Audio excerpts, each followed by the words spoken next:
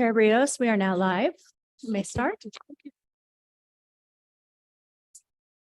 Good evening, everyone, and welcome to this meeting of the Historic Districts Review Board. Today we are September 12th, 2023. Melissa, may we have a roll call, please? Chair Here. Rios, Here. Vice Chair Guida, Here. Member Aguilar Medrano, Excused. Member Beachite, Here. Member Bienvenue, Excused. Member Mather, Here. Member Baldo. Here. Madam Chair, you have a quorum. Thank you very much. Are there any changes to the agenda? No changes. Thank you. Is there a motion to approve the agenda? Guida moves to approve the agenda. Do I hear a second? Beachside seconds. Roll call vote, please. Member Beachite, Yes. Member Guida, Yes. Member Mather, Yes. Member Baldo. Yes. The motion has been approved. Thank you very much. We have minutes of August the 8th, 2023. Changes to these minutes? Anyone? No changes. Is there a motion to approve? Guida moves to approve the minutes. Beachside seconds. Roll call vote, please. Member Beachite, Yes. Member Guida, Yes. Member Mather, Yes. Member Baldo. Yes. The motion has been approved. Thank you. We have 10 findings of fact and conclusions of law. Changes to any of these? It appears not. Motion to approve? Guida moves to approve. Beachside seconds. Roll call vote, please. Member Guida, Yes. Member Mather, Yes. Member Baldo, Yes. Member Beachite. Yes. The motion has been approved. Matters from the public. This doesn't have anything to do with the cases that are presently that we're going to hear this evening, but if anyone wants to speak at this time, you may approach.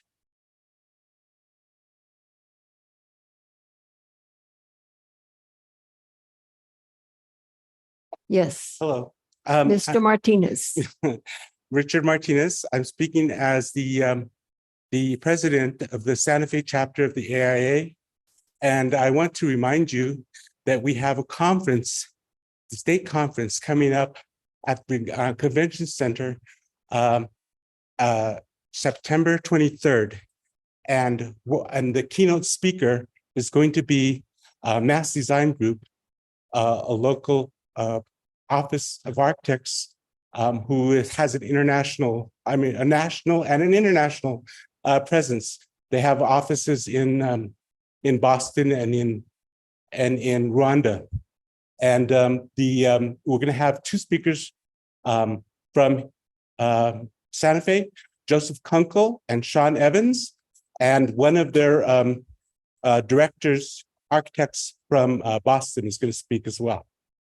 So you're all invited. The registration, if you go on the AIA Santa Fe site, the registration is there.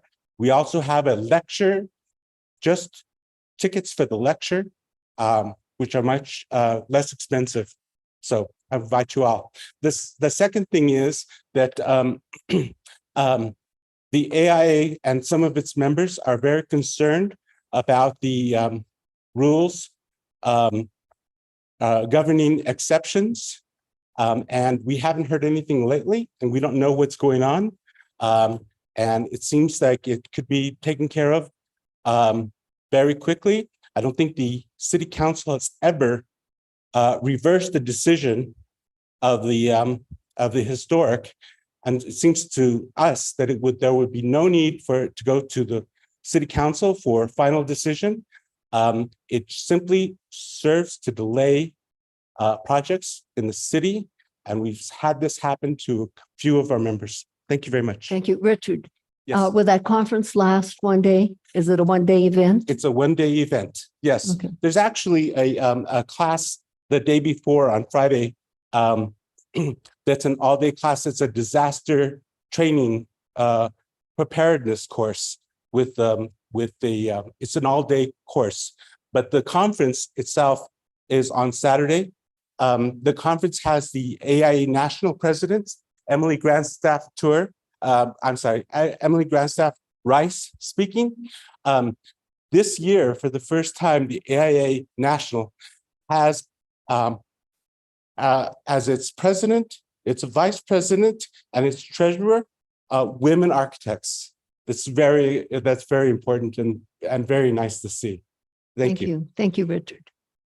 Anyone else in this room wishing to come to the podium at this time in reference to any matters regarding? Yes, ma'am.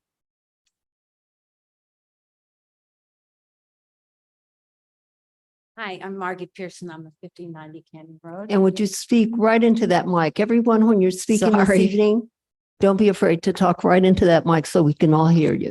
Yes, ma'am. So I'm Margaret Pearson. I'm at 1590 Canyon. And I have a question that I don't think would have ever come up in the paper. And you have, I think at your next meeting, a property next to my property that's coming up and I'm out of town. So my question is a general one. In light of the droughts that we've had of late, have there been in the last several years any restrictions on building of pools or numbers of pools on properties that are allowed? I just don't have any idea, and I thought something may have occurred in that arena. I don't know the answer to that, but perhaps Heather or Gary can comment in reference to that.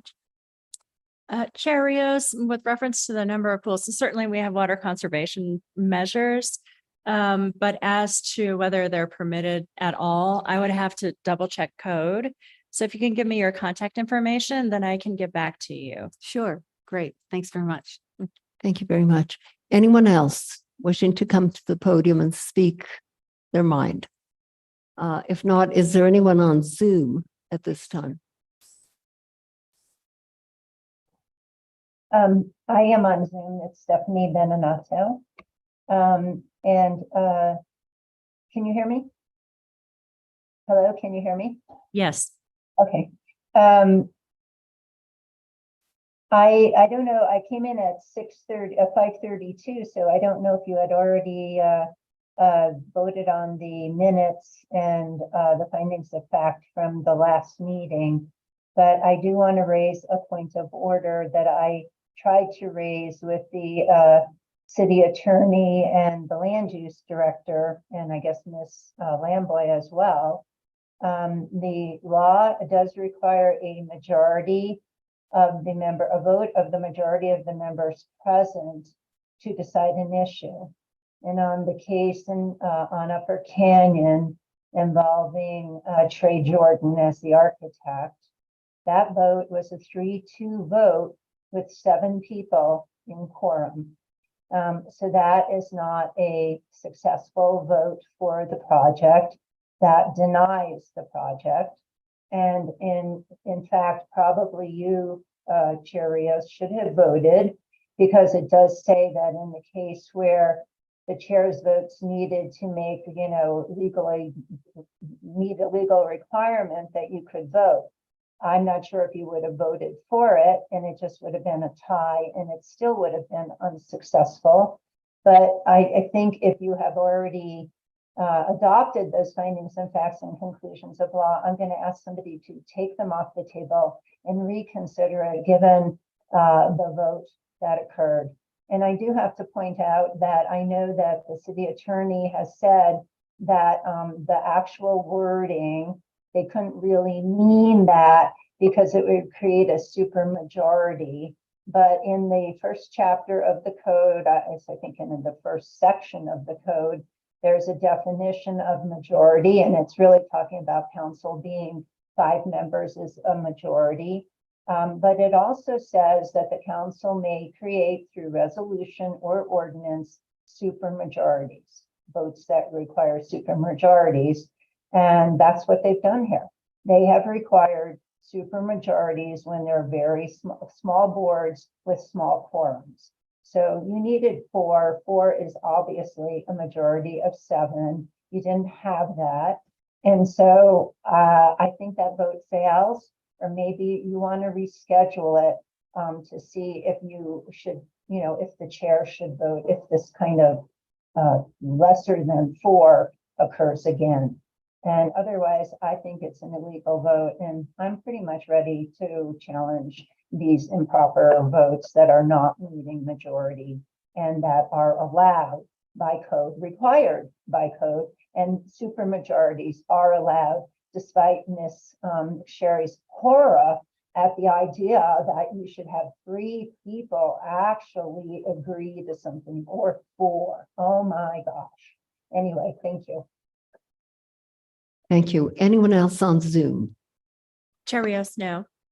Okay, we will move on to staff communications. Anything under staff communications? Thank you, Chair Rios. I'd like to remind or let the H Board know that our meeting next time on September 26, 2023 will be starting or will be delayed by 1/2 hour to 6 p.m. There was a scheduling conflict, and so we will be starting at 6 p.m.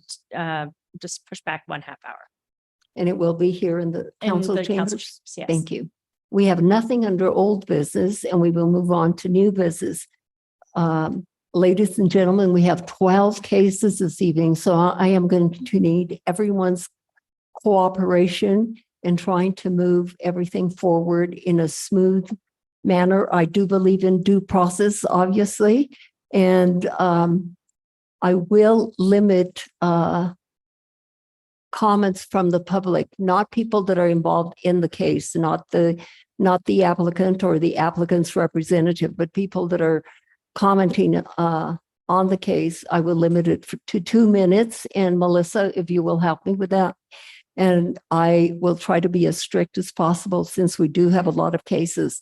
I do also have to tell you, if you disagree with the decision that this board renders this evening, you do have the option to appeal to the city council, and that can be done after the findings of fact and conclusions of law have been adopted. You have 15 days after that. So we will move on to the first case this evening, which is located at 717B West Manhattan. Is that applicant here? And the applicant is here. And Ramon, would you give us the case report? Thank you, Madam Chair, and good evening, members of the board.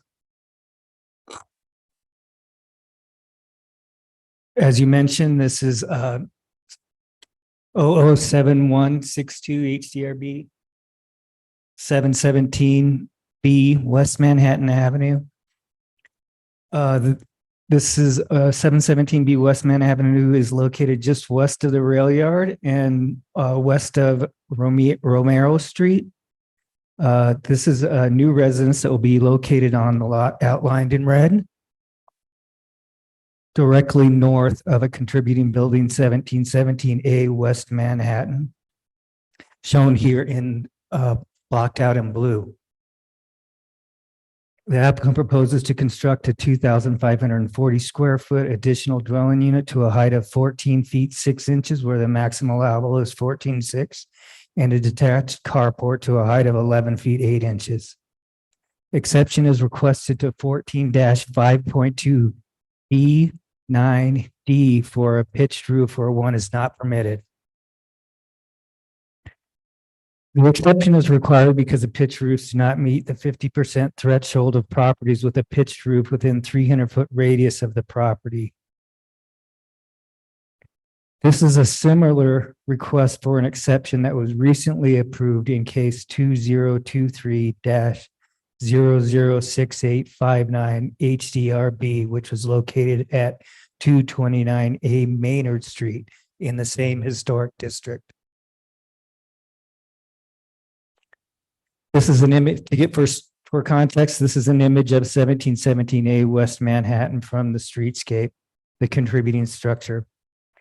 The new structure would occupy the north vacant lot, which would have limited visibility. You can see it would be just barely visible to that open space to the right. This is approaching the vacant lot, looking north towards the end of the property. And back on the other side of the property of the vacant lot looking south.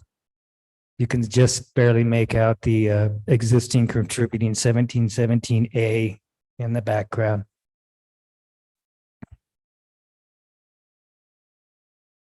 Both site plans, the new construction is outlined in red.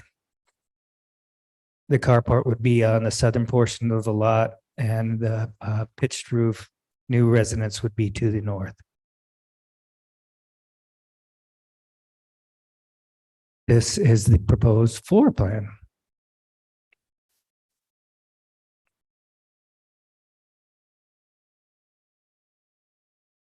The proposed south elevation.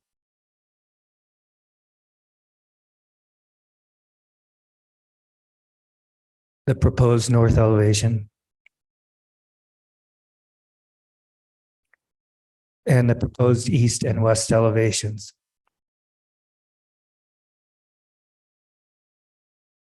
Materials and colors are outlined on this sheet, and if you have any questions regarding those, I will defer to the agent or applicant to go in more detail on those. Staff understands the West Side Guadalupe Historic District streetscape and roof types are eclectic. Staff is supportive of the pitch roof of the new building and the dialogue it engages in with the contributing residents to the south. Staff also appreciates the new structure is to be constructed of adobe. With that, staff finds that all the exception criteria have been met and recommends approval of the application as it complies with 14-5.2D general design standards for all H districts and 14-5.2I West Side and Guadalupe historic districts. Thank you, Ramon. There are 6 exception criteria involved that the applicant must comply with, and you agree that the applicant has complied with all 6, correct? Correct, and that is included in your packet, the responses, Yeah. the applicant's responses and staff's responses. And even though, as you stated, the 50% radius, 300-foot radius has not been met, there are pitch roofs in the vicinity. Approximately, I think 28%. And as we discussed in that previous hearing for 2020A, I feel that this, the architectural expression fits in well with this neighborhood and district and support. And would you say that the public visibility of this project is Very limited. limited? Board members, any other questions for clarification? None at this time. Would the applicant or applicants please come forward, get sworn in?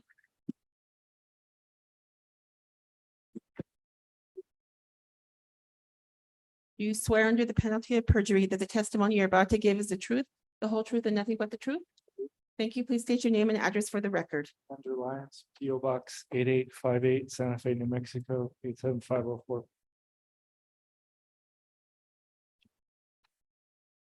Good evening, Mr. Lyons. In Hi. addition to what staff just told us, what do you have to tell us?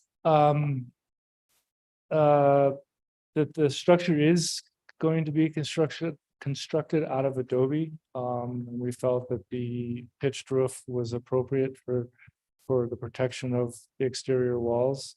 We feel that the pitched roof is wholly appropriate for the neighborhood. And there are several, there's a house across the street, pitched roof, there's one on either side. Yeah, we just felt like it really fit in to the lot. And when you consider that the house is being built behind the existing pitched roof house on the lot, we felt yeah, that this shouldn't be really an issue. We hope. What is the material and color of the pitch roof? It's a standing seam metal roof, and the color is I believe it's called evergreen. It's a green color. Is it one of those green colors that is showing up on the screen? Yes, it's yeah, it's the top row, second from the left. Board members, any other questions? Here's no other questions. Anyone from the public wishing to comment in reference to this case? No one in this room? Anyone on Zoom? One moment.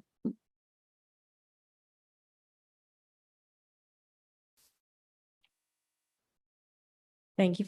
Thank you. I had to toggle the screen. Okay. Stephanie Benato, you may speak. Thank you. Shannon, Needs to get please. sworn in. Yeah. Do you Thank you. swear under the penalty of perjury that the testimony you're about to give is the truth, the whole truth, and nothing but the truth? Yes. Thank you. Please state your name and address for the record. Stephanie Beninado, PO Box 1601, Santa Fe, New Mexico. I'm not at all bothered by the pitch of the roof, given that there is a pitched roof right in front of, in the front lot. And you hear that there are several. What bothers me is the lack of actual application of the criteria to the application. I don't actually see how this could meet, like, say, hardship, for example, and the fact that it's Adobe, I don't see any criteria in there about the type of material somehow gets you an exception. So again, I'm sure you'll give this exception. I just find that the process and the procedure is really, really sloppy and not actually based on the law. Thank you. Thank you. Anyone else on Zoom? Chair Rios, no. Thank you very much. A motion is in order at this time. Member Guida? Thank you, Madam Chair. Case 2023-007-164 HTRB 717B West Manhattan Avenue. I move that the board approve the project as submitted, noting that all exception criteria have been met. Is there a second to this motion? Beachhead seconds. Roll call vote, please. Member Guida, Yes. Member Mather, Yes. Member Valdo, Yes. Member Beachhead. Yes. The motion has been approved. Thank you, Mr. Lyons. Your project just passed. Next case is located at 54 Lincoln Avenue, and I see the applicant coming forward. Heather, this is your case. Would you give us your report, please? Certainly, one moment.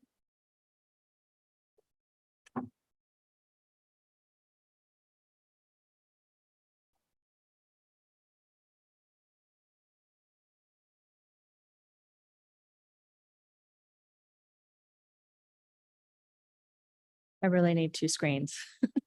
Hopefully we get this right.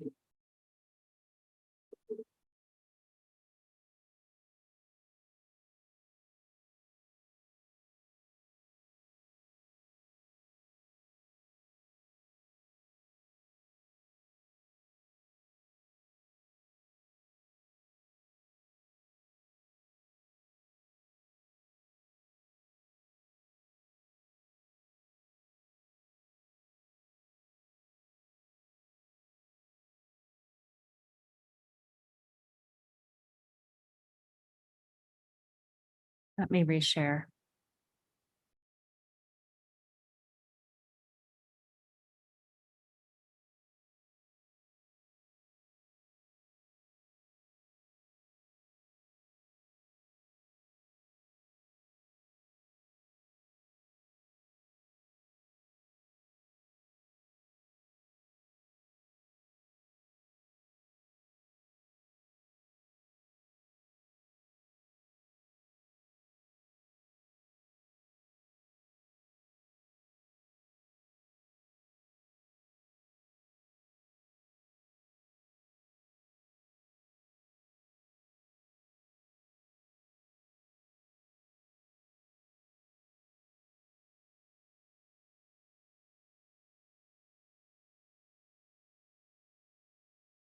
Thank you for your patience. My apologies.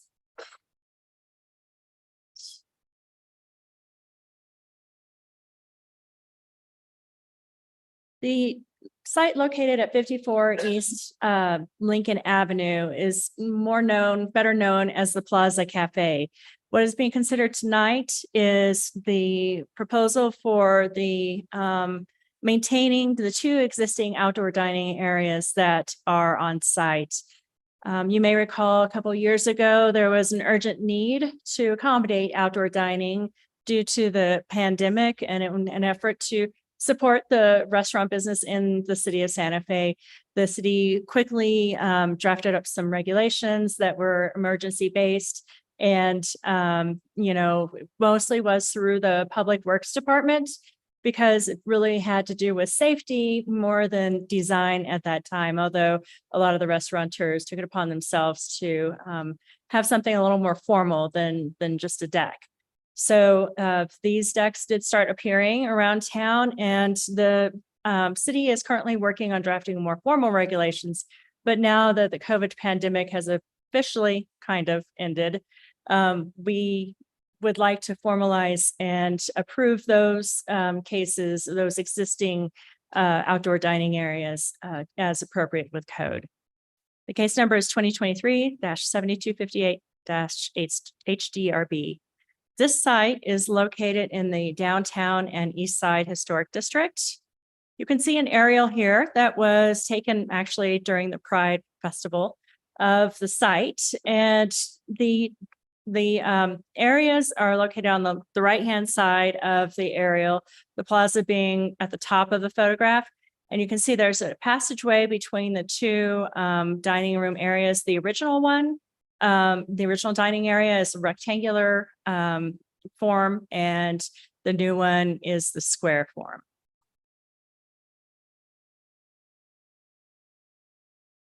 So Public Works works with these applicants and the restaurateurs to determine the area that is leasable. So at any time, because of public safety or some sort of public need, for instance, if a water main breaks or something like that, the applicant would have to remove temporarily their dining area and put it back. So this is all formalized in the lease, and this is the leased area. So the dark color represents Lincoln Avenue and is a fire lane. And then the two dining areas, plus the intervening area between the sidewalk and the dining area, and then the sidewalk immediately adjacent to the restaurant, that's all the leased area that has been included in the contract with Public Works. This is a floor plan of sorts, illustrating the relationship between the restaurant as well as the dining areas. I'll let Mr. Padilla go into more detail about the design and all of that, but I do want to point out that as part of our draft regulations, which this board will see and review and make recommendations to the governing body in the near future, but there is a required passageway if outdoor dining areas are larger than a certain size, and the applicant has provided that and has provided for Americans with Disability Act accessibility for wheelchairs and the like.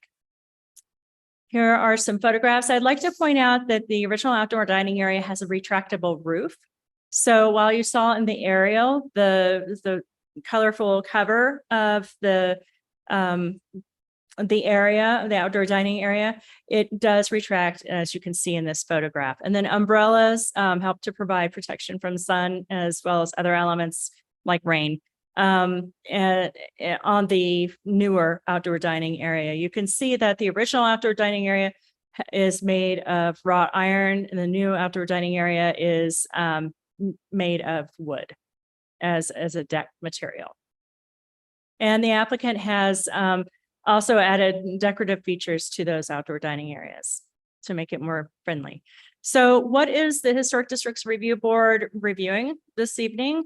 So taking a look at the code, I've provided the definition of a structure here. So the board has jurisdiction over all structures in the historic districts. So it's anything that is constructed or erected with a fixed location on the ground or attached to something having a fixed location on the ground, including buildings, mobile homes, walls, fences. And this would qualify as a structure in the historic district. Now, keep in mind that the HDRB will be looking at those things that are fixed to the ground. So for instance, umbrellas or decorative features don't count as part of that. So it would mostly be the actual structure of the enclosure.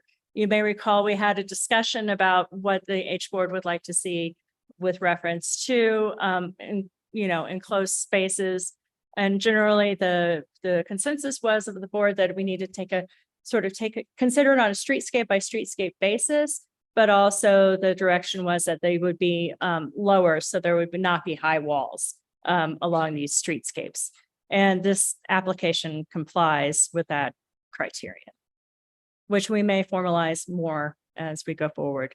So with reference to the approval criteria, The proposed outdoor dining areas and the structures that are associated with it meet the following standards for the downtown and east side historic districts, as well as the general standards for all historic districts.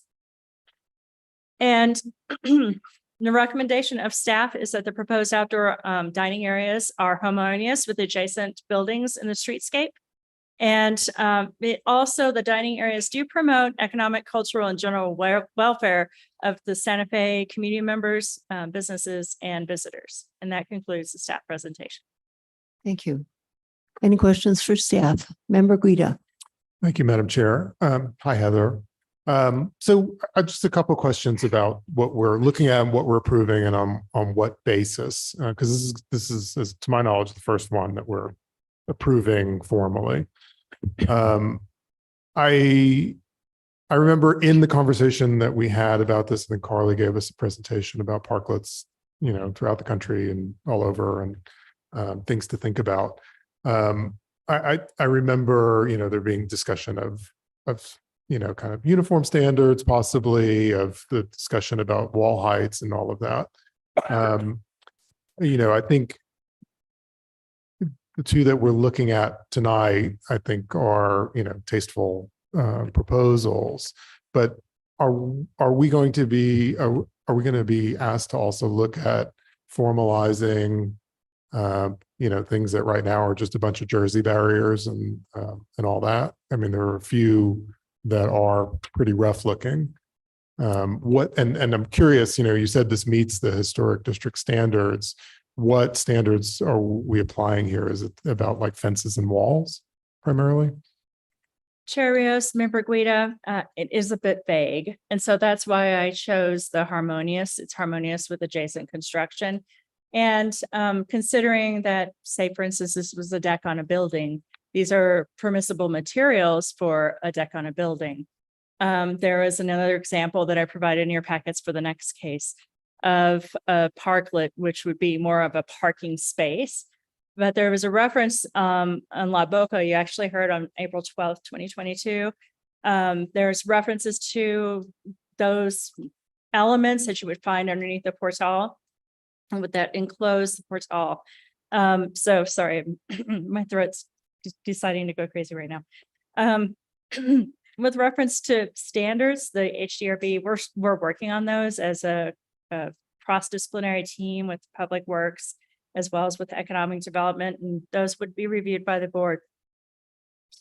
And, we need to formalize and do better with those standards, but we are really trying to get to a point where these folks can be formally approved. Okay, thank you. And a follow-up question, how long are we approving these structures for? I mean, is this in perpetuity? Is it the length of the lease? How long are these leases? Are these now subject to code enforcement through the Historic Division?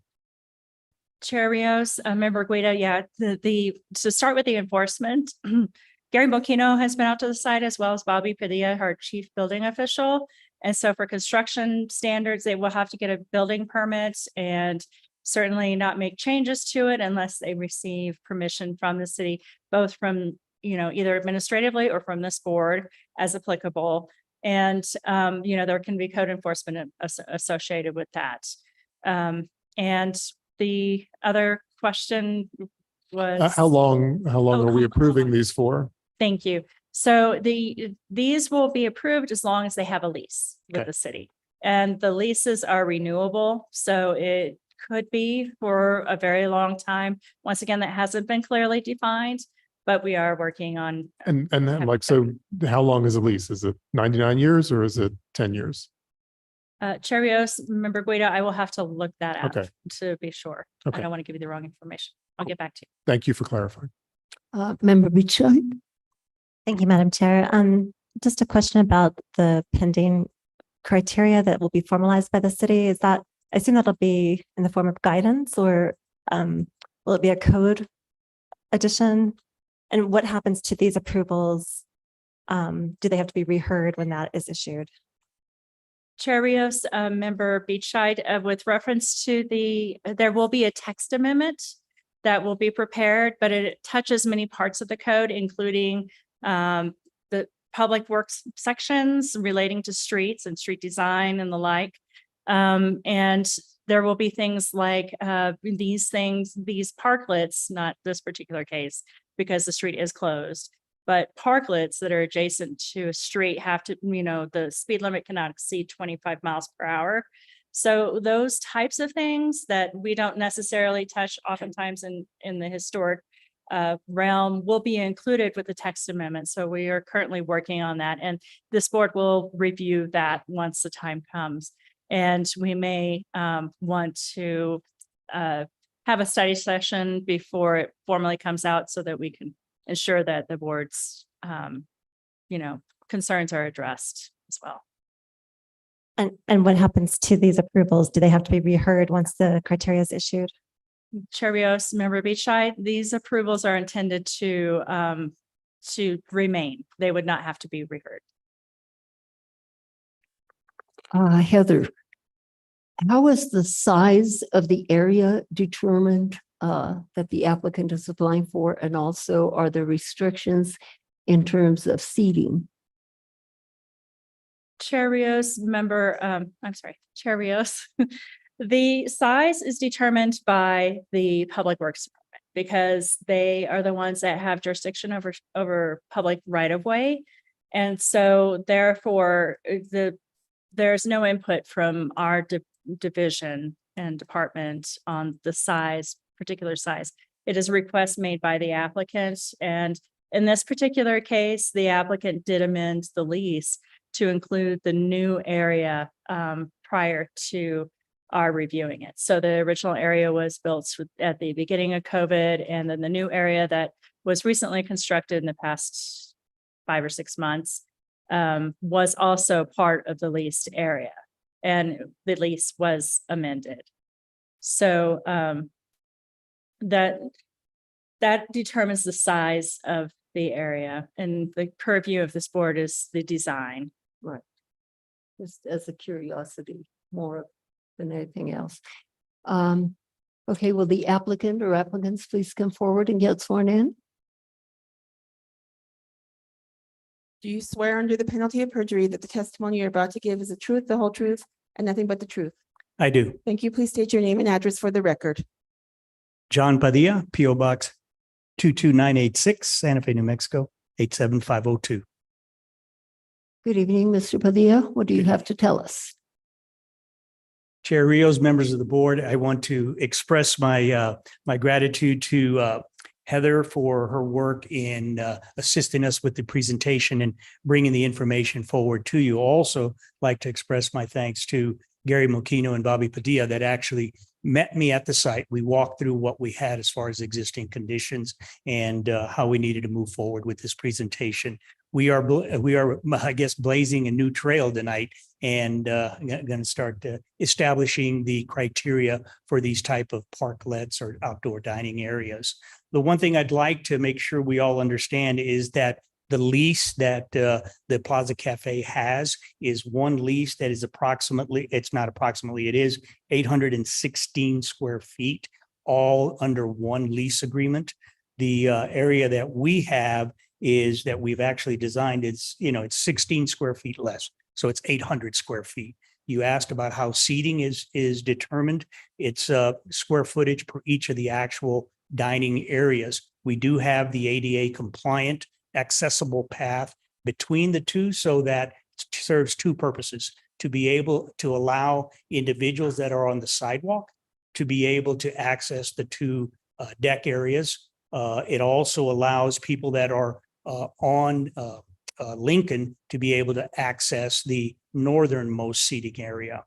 It also is critical that we had access to the second floor lease space, which is Christopher Webster, to be able to, people coming off of Lincoln could come straight through, up and into, and then to be able to access the Portal area directly in front of our, directly adjacent to our lease areas. This is a new venture for all of us, in not only in the design of it, but in the actual review and approval process. We've spoken with Public Works as to how we need to proceed. We are prepared it's kind of after the fact to be able to present to the authority, the appropriate authority having jurisdiction, be it the city of Santa Fe or construction industries. We are prepared after an approval to be able to take that forward. Again, it is an existing condition that we will be preparing documentation for submittal for review and approval, whether it's through Public Works, whether it's through your building department, or as I said, through construction industries.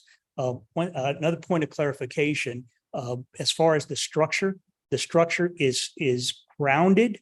It is anchored by weights. It is not, since the Lincoln Avenue has historic pavers on it, there's actually no permanent anchors that come through. It is weighted down so that it meets the requirement, the code requirements for uplift. So we are secured. The umbrellas, the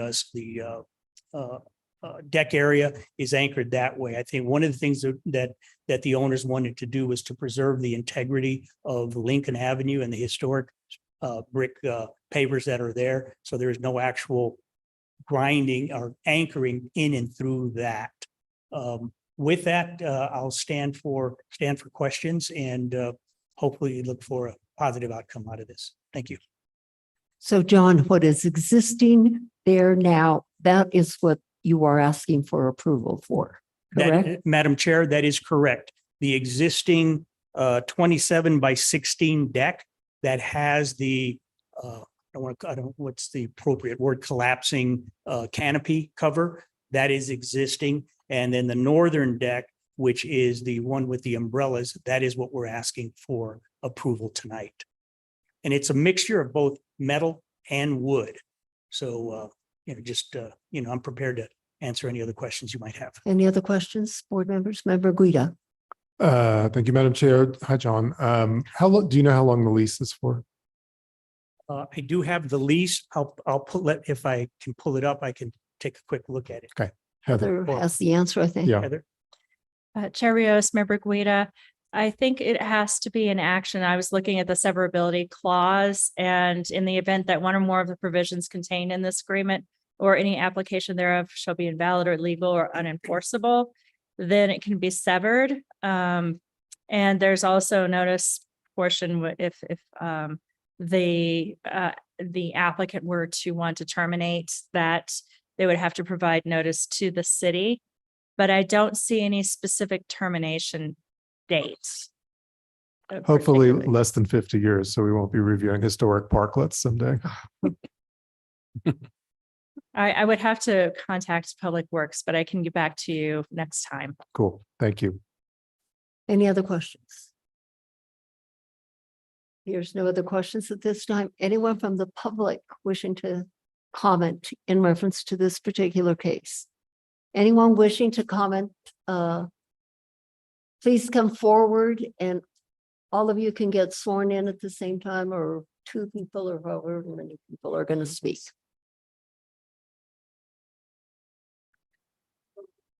Whoever's going to speak, I will. Swear you in at the same time.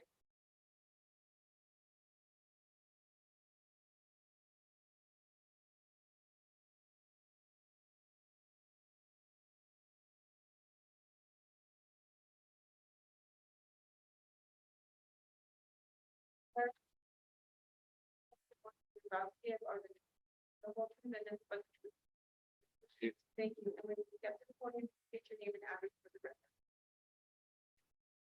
Good evening. My name is Rick Galligan, P.O. Box 8505, Santa Fe, New Mexico.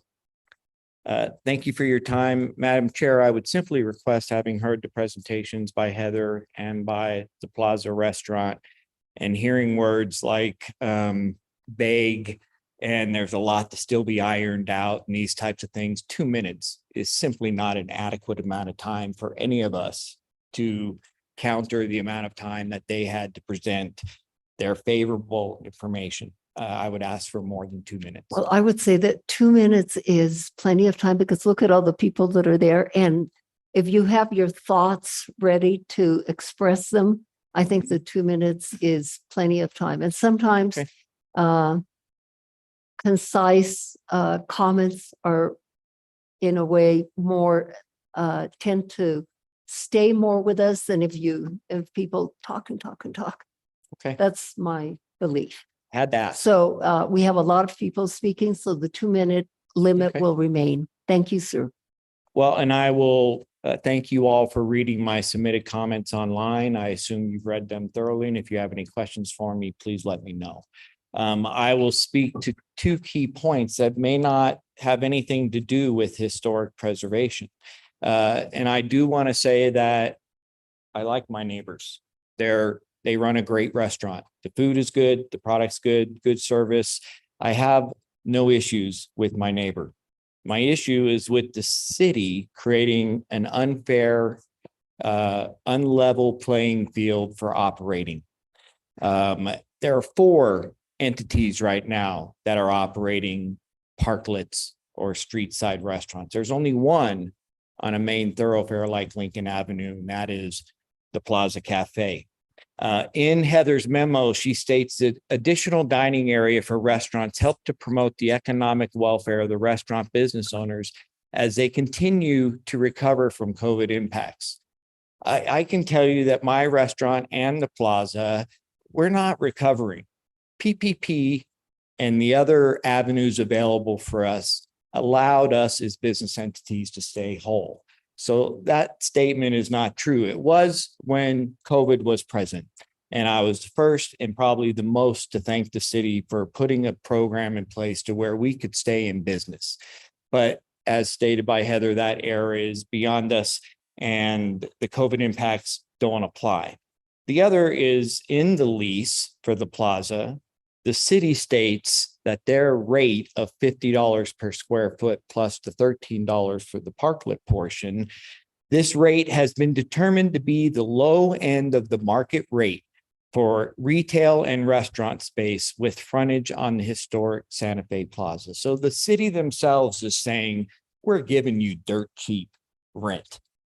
So they're creating, the city, the municipality should not be creating an environment that benefits one operator to the detriment of another operator or other vendors.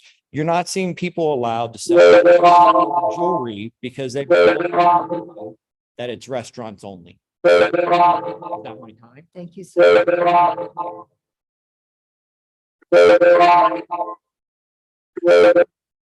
My name's Craig Allen. I own True West Gallery on Lincoln Avenue, just right down the street here. And I'm here to 130 Lincoln Avenue, Suite E. I'm here to speak out against the outside patios. I think they were a great idea the city had at the time they were needed, and that was during COVID. All of our restrictions are lifted now. We don't ever foresee us having these restrictions again. And these outdoor patios are giving an unfair advantage to the select few. There are a lot of restaurants in this town that can't take advantage of this. Also, too, you've got people with businesses making money using public domain area, i.e. the plaza. That belongs to the city, it belongs to the people and should not benefit only a few. This current expansion blocks the view of SunWest Silver, which talking with their owner today, they're off at least 20% because of this expansion. You want to talk about economic windfall for Plaza, it's at the detriment of other businesses, along with some of your Plaza vendors that you guys have had for years and the Plaza is known for. Some of them, it doesn't even pay for them to come out and operate right now because of the unfair competition that's there. We all, as business people, take into account what's it going to cost me to operate within our 4 walls that we lease. We need to get back to that. Cafe Artiste, another one on Lincoln Avenue, took unfair advantage of the market season, lied to the city, I understand, in order to get his permit to sell during the Indian market. Breakfast burritos off of the barricade. It was never given by SWAIA. The city needs to go after this person with full intent of punishment for filing a fraudulent permit application. Thank you very much, sir. The other two spaces are on Marcy. The barricades tend to sit there and inhibit the traffic a little bit. A lot of people can't judge the right side of their car. So now we've got traffic having to stop one way because people want to cross the double yellow the other. We Okay, weren't- thank you. Yeah. We have a lot of other people right behind you. Okay. Appreciate your comments. Madam Chair Board, my name is Nick Sanchez. I live at 2100 Calle Navidad. Ms. Lamboy said it herself that the structure was intended to be temporary during the pandemic. To my understanding, that's also why the road has been closed since then. I know that it's closed part-time during the summer for the tourists to have places to sit and eat their food, things like that. But before the pandemic, it was only closed sections of the year, and it stood as a staple for the vendors during fiestas, some of the other markets, car shows, and other events that happen on the plaza. I remember as a kid being able to see cars on all four sides of the plaza. Now that's being limited because of fire code. You can't have vehicles parked there. You can't have vendors parked there. Friends of mine who have booths for fiestas are not allowed to have booths or are limited to the size of their booth now because of that road being shut down for fire code. It's just not fair to everybody else that wants to use the plaza. Like the gentleman before me said, it is public property. It is the city, and it belongs to all of us, not just people that want to rent things that are public property. Thank you. Thank you very much. Richard Martinez, PO Box 925, Santa Fe, New Mexico. I have enjoyed this patio. I have also experienced outdoor dining that enlivens the city of San Francisco. I was just there in June. Enlivens the patio, the plaza and in Oaxaca, which if any of you have been there, is really beautiful, and everyone comes out and sits and outside the restaurants around the plaza at night. As I understand it, this is not two patios. This is one patio with a pathway that's centered on the door to the upstairs as per the request of the tenant. This patio is very beautiful, and I think it would be a mistake to try to make it fit with the Santa Fe adobe and wood style, because it's not that sort of building. The fact that it doesn't have any foundation is important, I think. And it ties in very nicely to the plaza. It has a sort of a garden feel with the plants all the way around, which the steel structure makes possible. And also, I have to tell you, me and my husband sat in the plaza and that patio during Pride, and we saw many people that we knew. We actually talked to a couple of people that we knew. Granted, we sat at the table furthest towards the plaza, so people were walking right by us because this road is closed. I think this is the sort of thing that we need to attract the local people back to the plaza. It's not a tourism thing, it's a local thing. Thank you. Thank you. Good evening, Madam Chair and board members. My name is Janelle Ortega. My address is 101 West San Francisco Street. I grew up in Santa Fe. I went to high school here. I got my PhD from UNM. I've been going to the Plaza Cafe since I was born. And one of the servers met me when I was a baby. They were the first restaurant to show me how to cut into your cereal box and pour your milk into there and actually eat out of it. On snow days, we'd go down, we'd sit in the Plaza Cafe, we'd look out the windows, see the beautiful plaza, people playing. After school, I'd eat chips and salsa, look out those beautiful windows. Now those windows are blocked by their patios, which is their prerogative. They can block those, it's their business. What I feel they cannot do is block the view from the street to the plaza. It's really not their right. It's a historic streetscape.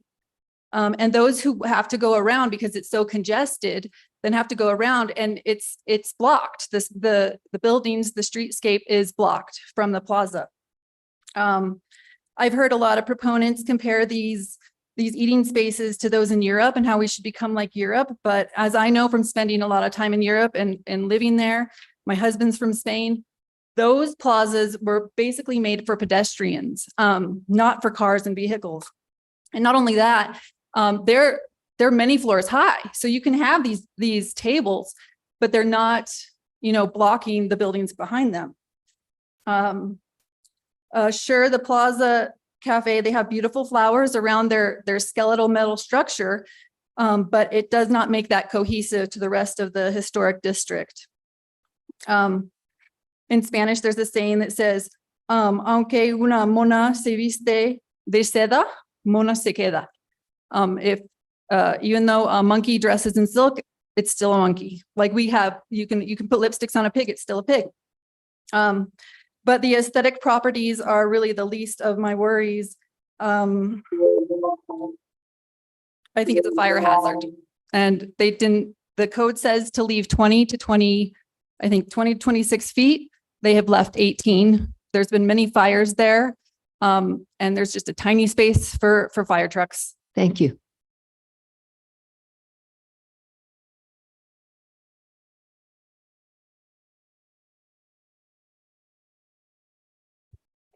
Hi, Christopher Webster, 54 and a half Lincoln Avenue. I am directly above the Plaza Cafe.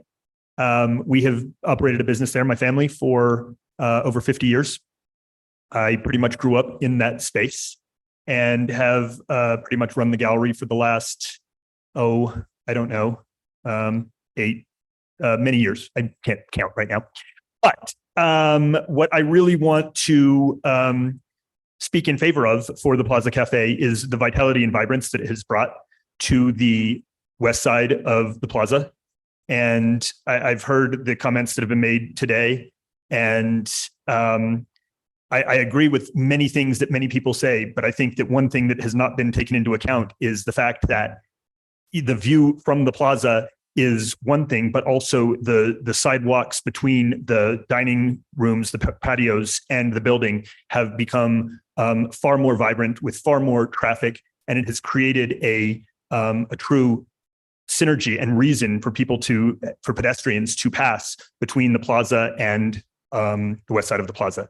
I think that everything they have done has been not only aesthetically beautiful, but also really a wonderful thing for the west side of the plaza. Also, neighbor across the hall from me, the Carolyn Siegel, has said that she also finds the outdoor dining to be the opposite of an eyesore, and I think that most people would agree with it really bringing a beautiful space to the plaza. Thank you.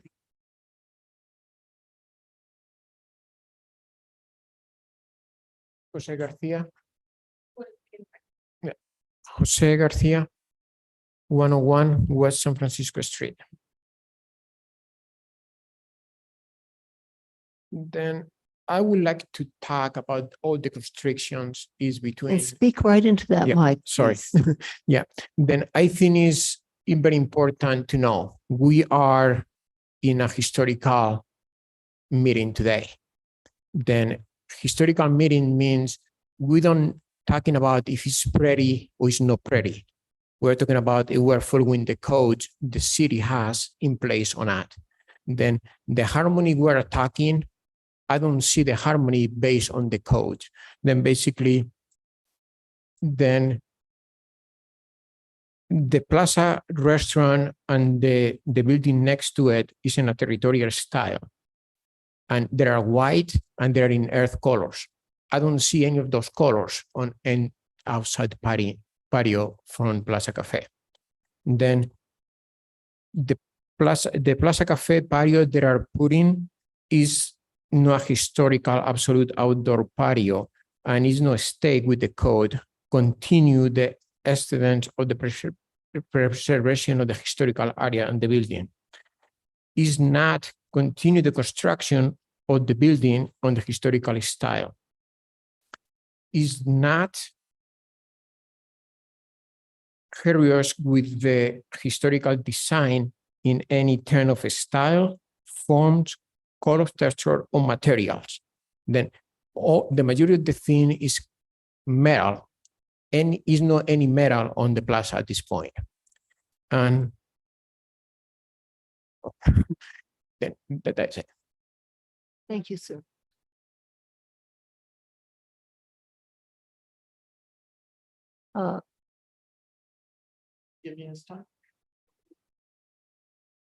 David Rodriguez, 50 Lincoln Avenue. Madam Chair, board members, thank you for having me here tonight. I would like to first praise the Rosado family and the brothers and their talented architect for the business that they have. Their architect, Mr. Padilla, in defending the outdoor structure, he used the word parklet. And the term parklet has been used since 2005 to turn traditionally unused parking spaces into outdoor seating areas. 3 restaurants in Santa Fe have outdoor dining in a parklet. But what is in front of the Plaza Cafe is not a parklet. This area, Lincoln Avenue, has been actively used for imperative things for hundreds of years. And the historic significance was recognized in 1960 when the Santa Fe Plaza was designated an historic landmark. And a big part of that is Lincoln Avenue. Lincoln Avenue is actually not an avenue anymore. It's not in use. And the proposal talks about how they have access, handicapped access. They've actually taken away a handicap parking, a police parking, a fire zone with this structure. And Lincoln Avenue is very much a part of a public space. This is a public space. Lincoln Avenue is a historic street around a historic plaza. And as Mr. Garcia stated, there's nothing harmonious about this structure as far as it's related to the rest of the historic plaza and all of its buildings. Thank you very much. Thank you very much.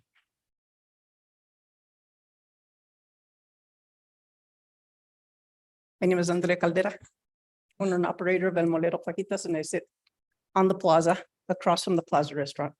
And I have quite a few concerns with this. It's a beautiful structure given, granted, what have you, but it's on a public street.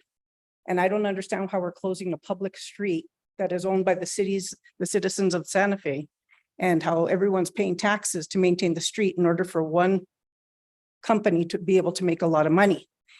As for COVID, we're also licensed by the city, but we were actually closed down and we're outdoors. So we should have been allowed to be out there. And the health department said that we were actually the safest, way to go about eating outside, but we were closed down. So we weren't even allowed to work. We weren't able to get the PPP. We weren't able to get the loans that everybody got. We weren't able to get any of that. No funding, nothing. So we sat it out. This was supposed to be built for people to make money during COVID. That's wonderful, but COVID's over. And we're still trying to play catch up. We're still struggling, trying to pay catch up on all of our bills, on all of the things. We have families too. We have kids, grandkids. I mean, we're just a small, tiny little business. It's just 4 of us, we're there every day. And the city's not taking care of us. So why didn't the city ask how it was going to affect us? This is affecting our income. We've lost so much income. The city took tables out there, and the plaza was using them to make money off of and serving their meals on them. So the city took the tables away from us because we were not. So now we don't have tables on our side because the plaza sit up there. How does that fair to us? We don't do fiestas anymore because we can't set up our booth on that side of the plaza where we've been for 33 years. Spanish market, Indian market, How is it that one entity is taking over all of this? And why didn't anybody ask how it affect us? And how it's affecting the businesses around us? That's what you should be asking. How is it affecting the public and the places and the businesses around? Not, is it a pretty place? Is it wonderful? It's gorgeous. How is it affecting the rest of us? Thank you.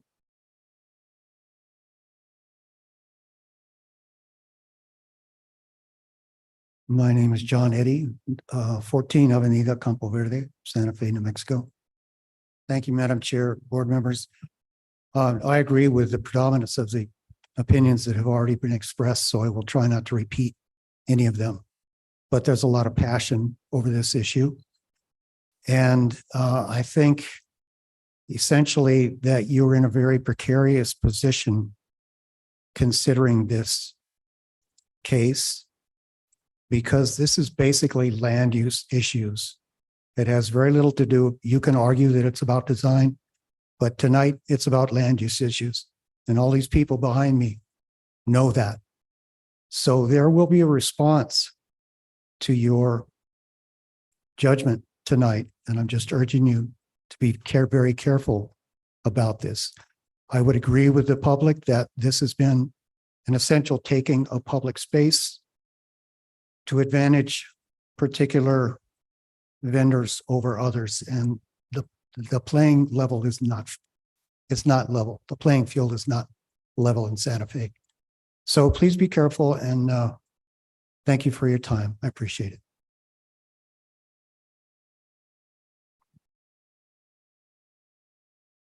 Jamie Schultz, PO Box 969, Santa Fe, New Mexico, 87504.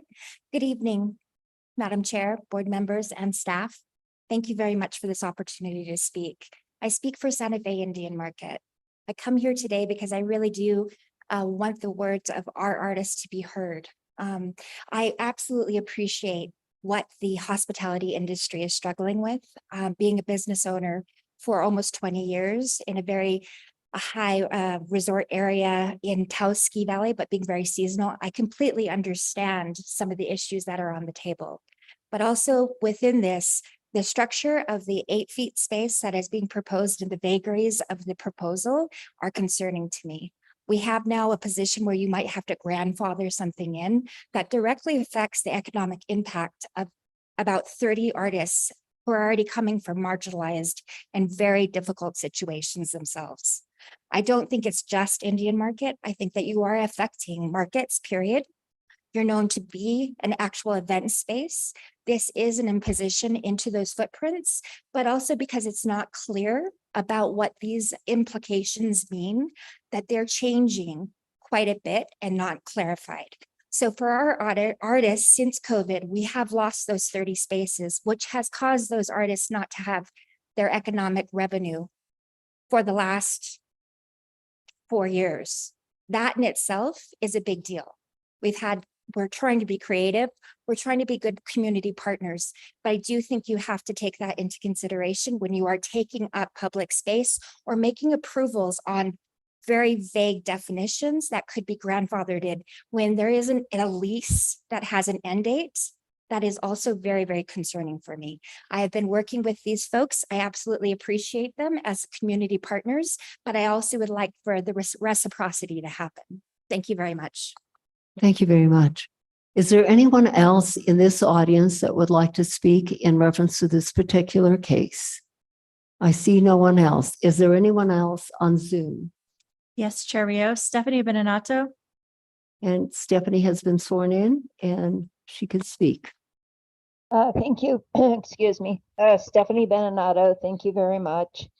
I won't repeat what everyone else has said. I do think it's a taking of public space for private benefit. And I was really unhappy that the city allowed an expansion of space beyond what was in front of their own restaurant. I find that sidewalk to be quite congested and people rushing in and out. And it's not really a conducive space to be walking in there. I also agree with the last speaker on all the points that she raised. I just think it's really disconcerting, the ambiguity of the ordinance. Like, it feels too fluid in a way. And really, although these structures might be okay someplace else, they're not even harmonious within themselves, because part is wood and part is metal. I heard something about they're there in the plaza, but really, I don't really see that kind of juxtaposition of metal and wood. And I really don't see that much or any really at eye level. So I really wonder about that. I don't think the colors are harmonious with the larger streetscape.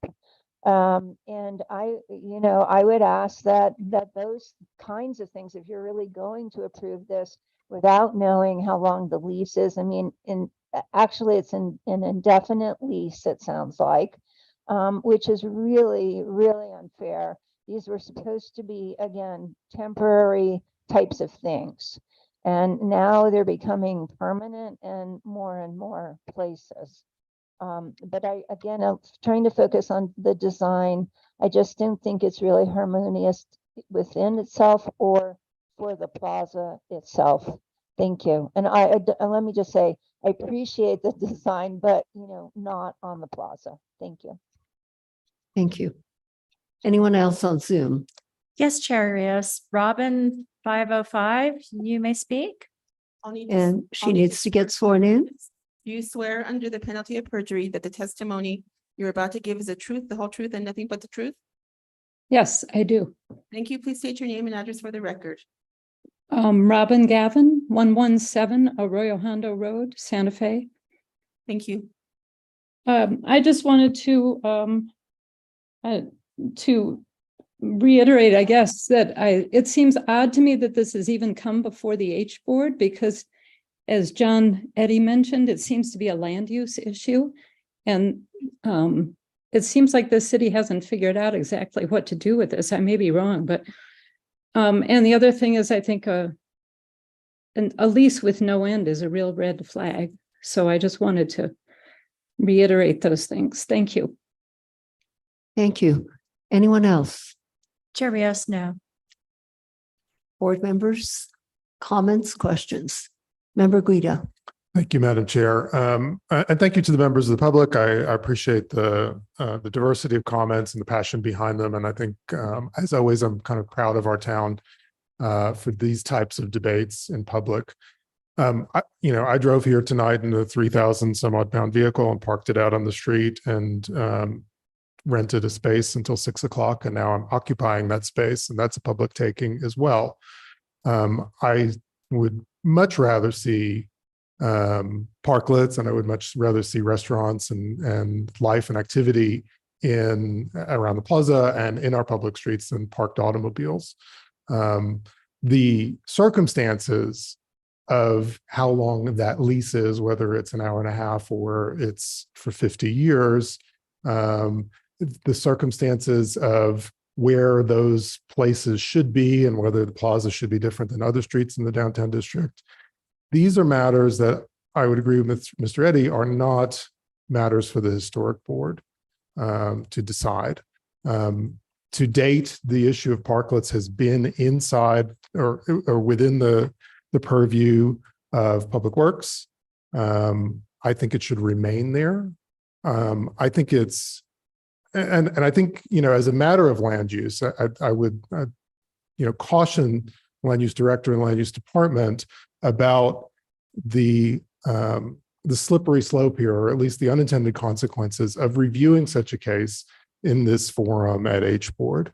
Some of it was hinted at in my questions before, like in 50 years, are we going to be looking at and statusing historic parklets? I don't want to do that. I'll be dead. So it really won't matter. But that seems like a path we don't want to go down. I'd say too that, that the idea that we would have to review each and every one of these particular cases as they come in, as they change owners, as the lease expires and somebody else new comes in, or as changes are made, is also absurd. I think it's equally absurd that, not outside of historic, a building and safety officer has to come out and inspect these things as well.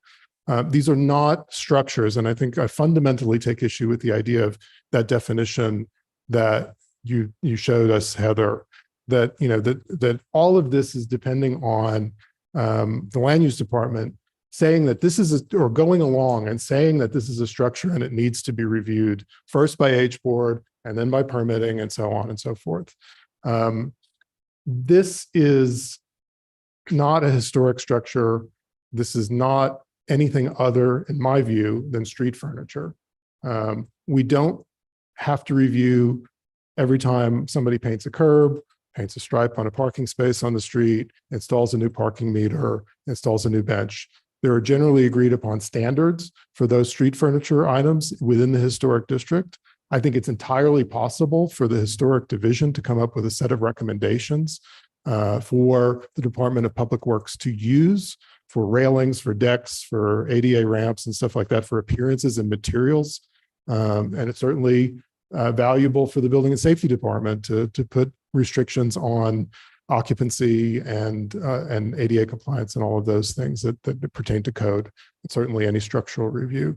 But I think it would benefit the division's time, it would benefit the public's time, and it would benefit this board's limited time to not have to review these cases.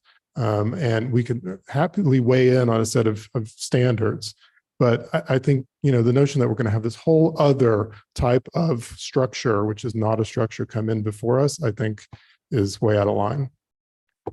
Thank you, Member Guida, for your comments. Other members of this board wish to make comments at this point? Member Beachhead. Thank you, Madam Chair. When we discussed the possibility of guidance being formalized by the city in an informal board meeting, or it was a formal board meeting, but we had an informal discussion. Most of our comments were to protect the view of the historic building that we're charged with preserving. And some of the speakers tonight alluded to the view of the building. So we weren't so fixated on elements of the parklets, other than to say that they needed to have low railings or walls or adequate fenestration so that you could actually see the building that they're supporting. So I agree with Member Guida that we don't really have a good way of applying our building standards to these parklets. We are more fixated on the buildings that we have already designated as contributing to our streetscapes.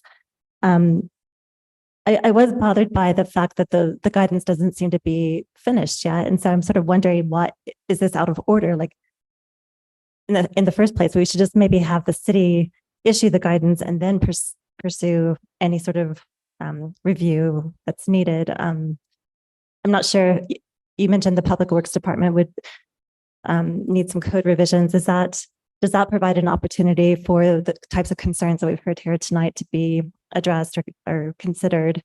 Because it's really, we don't, in the realm of our scope of historic design doesn't address the land use issues that are underlying most of the concerns we heard.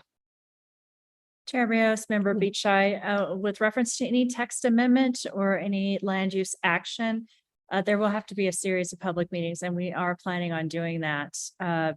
And we're just in the process of trying to establish standards and working cross-departmentally to make sure we dot the i's across the t's. And then, of course, Public Works Committee of the City Council would have to review it, as well as this board and any other applicable board, likely the Planning Commission. So there will be lots of opportunity for input from the public at those more formal hearings, but also there would be community outreach as well. With any land use action, we have to have something that's called an early neighborhood notification meeting. And I would imagine we would schedule at least that, but it may be more as well. So can I ask why the land use department has decided that we need to review these cases now, as opposed to waiting for all of that to happen? Chair Rios, Member Beachside, the land use department felt it was important to formalize these cases. It's a code enforcement issue in a way, because they're not permitted at this point. There is a lease through Public Works, but there's been no public voice, nor has there been any public action on them through the Historic Districts Board or any other board. So as we felt it important that the H Board have input on these particular both parklets, and this is an outdoor dining area for the Plaza Cafe. So it's not, that's why I kept referring to it as an outdoor dining area. It does not qualify as a parklet. We felt it was important to bring it to the board and also have opportunity for public comment. Thank you. Yeah, Yes, I can Member appreciate Bichette? that, but I think this is sort of a pattern we're seeing with the way that we're being asked to extend the authority of this board prior to city council decisions. This is the second sort of major one that we've seen, the first being what Richard Martinez alluded to in his comments at the start of the meeting, that the exception process is still, we're still waiting for the city to formalize that, although we've implemented it as a board prior to that. So we're sort of always getting ahead, and I think on rather tenuous ground to accommodate these requests. And I would rather see us methodically pursue the approvals through city council and through the other city organizations before it comes to this volunteer design review board. Sure, yes, Member Bichette, I completely understand your concerns. And certainly if that is the pleasure of the board, you can postpone this case until there's more formal direction. You can have a conditional approval that they must return after formal guidelines have been adopted. Or there's also an opportunity for the applicant to withdraw pending the ordinance. With reference to the timing of that, we've prioritized that, Richard Brown, with our community development director, John Blair, who's our city manager, and the mayor has found that this is an important issue and needs to be advanced quickly. So we are hopefully going to do much better than we are with the exceptions text amendment. Thank you. Anybody else, other board members? Did you wish to make any comment? I think that in this particular issue, there are too many questions that are up in the air that have not been answered. The city is drafting regulations. So how can this board act on something that hasn't been solidified? And is this board going to be the ones that are really going to make the decisions, or is this going to be a land use issue that is not going to come before this board or will come before this board? I think there are many questions that are up in the air. I know in reference to your restaurant, I think there is no question in reference to your restaurant that you offer good service, very good food. You've been in business forever. And I don't think that that is the question this evening. I think the question this evening, and I think that you would agree with us, is that for us, if you put yourself in our shoes, in the shoes of this board, that they have to make some sort of decision, it's difficult to make a decision when we don't have anything that is concrete or solid to base the decision on. That is what I have interpreted from what has been indicated this evening. But this board has to make a decision, and it looks like Mr. Padilla has been wanting to say something. I don't know. No? Board members? Yes, Member Guida. Thank you, Madam Chair. Heather, can we decline to hear this as being outside of our purview?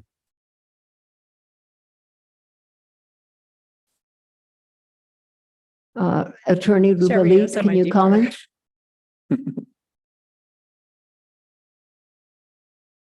Chair Rios, with reference to declining, we would have to have an interpretation on a structure, and certainly the points are well made with reference to, does this qualify as a structure? And the more thought needs to be given to that. The team's consensus was that it should come to the H board, as there is jurisdiction over all structures in the historic district.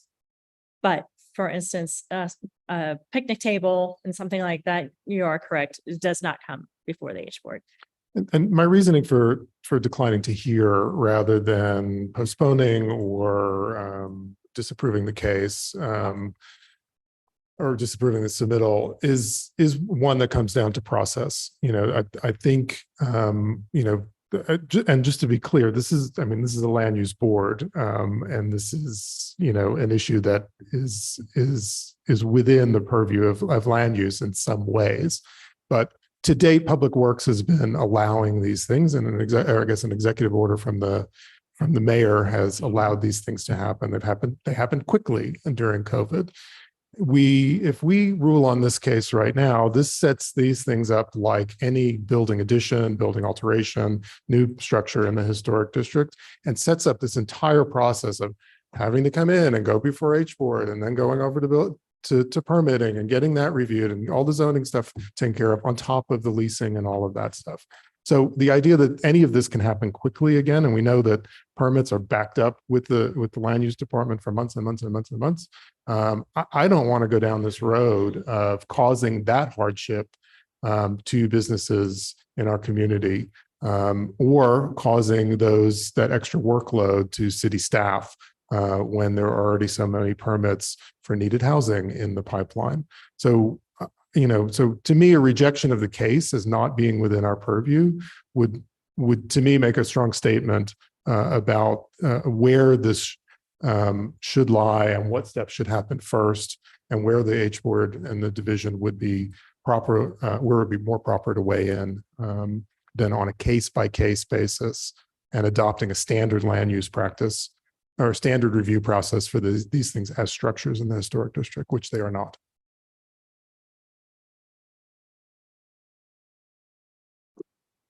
Well, Member Guidi, you asked a question that I have never before been asked to research, whether the board can just decline to hear a case.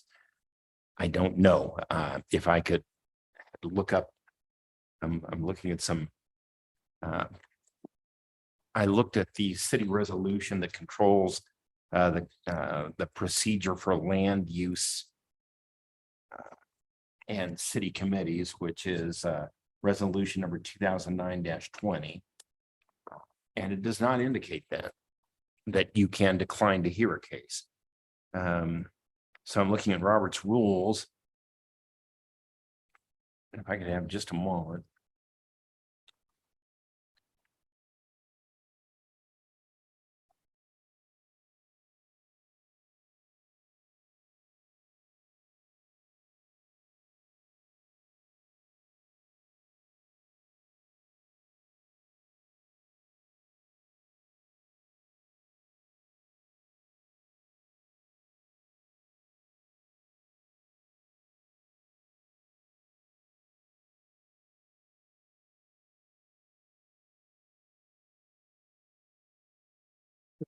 Right, I get it. Something doesn't fly. Here we go.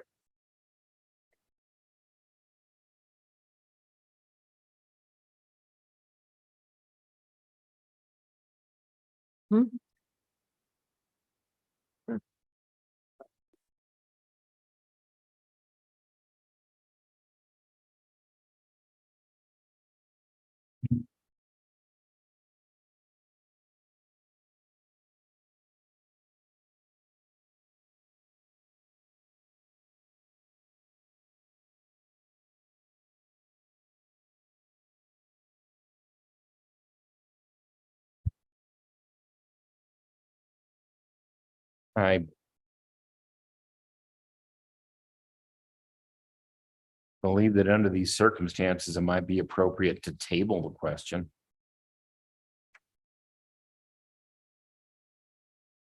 And bring it up under old business. But it depends on, that requires a vote. Okay. And So I can make a motion to table. yes, and I need to see.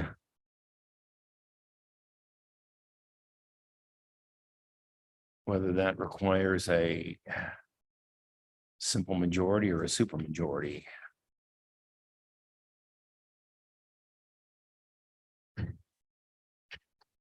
requires a simple majority.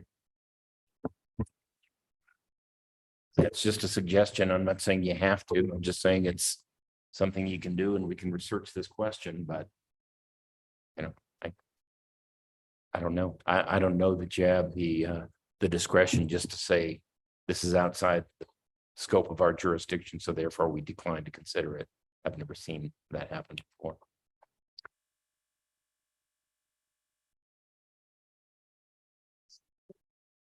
Thank you, Madam Chair. Madam Chair and members of the board, as you do make a decision, whatever that is this evening, I think in the interest of my client, the owners of the Plaza Cafe, they need to know how they continue from here. How do they proceed in utilizing that space that they have a lease agreement with? Does that mean if you do not take action tonight, they continue business as usual? Or do they close all that up, move it out, or you know, that would be the extreme. So as you make a decision, please know that it does impact the client and they need to know how they proceed from this evening on. Correct. And I think that is a decision that is also plays into the picture and that the city should have recognized or should have thought of that.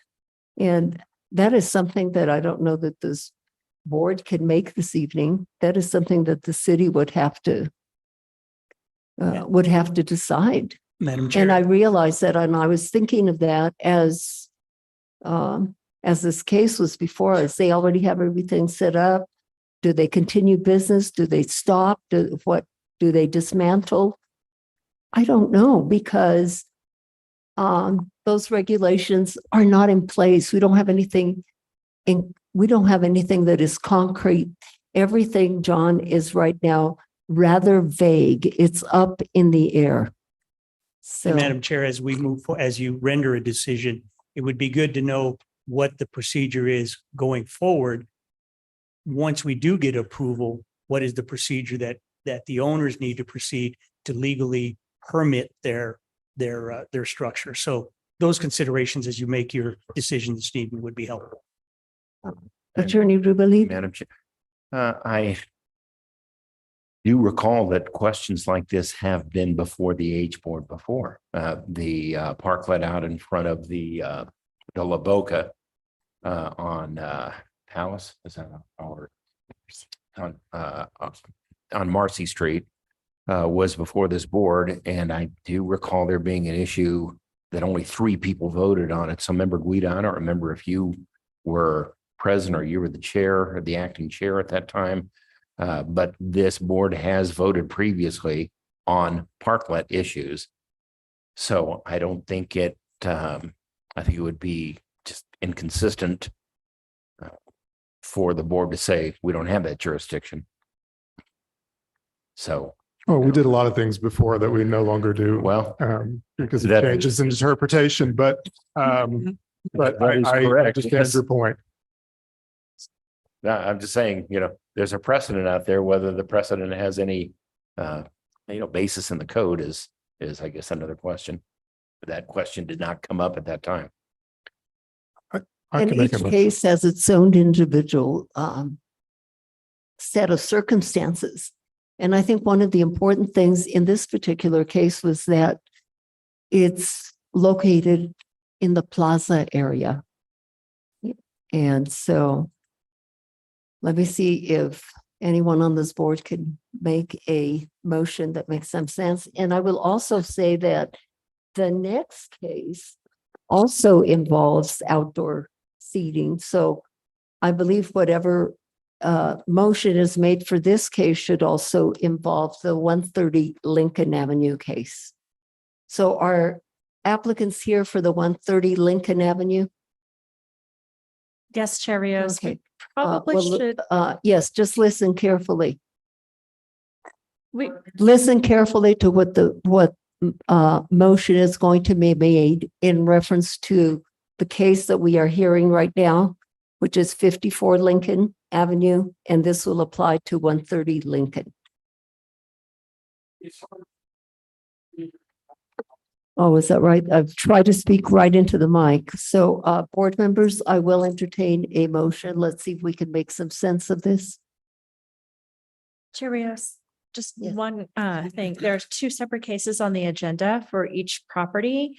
And so while the action may be similar for each of the individual cases, we do need to have two separate hearings for those two. Are you different items. indicating that we have to go forward with the next case, or can we just make a separate motion?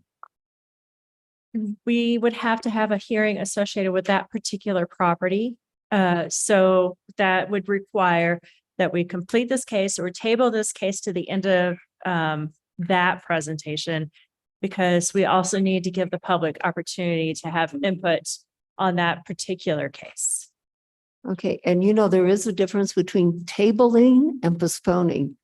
Tabling, as I understand it, means that you would be hearing the case, you would hear it at the end of the meeting.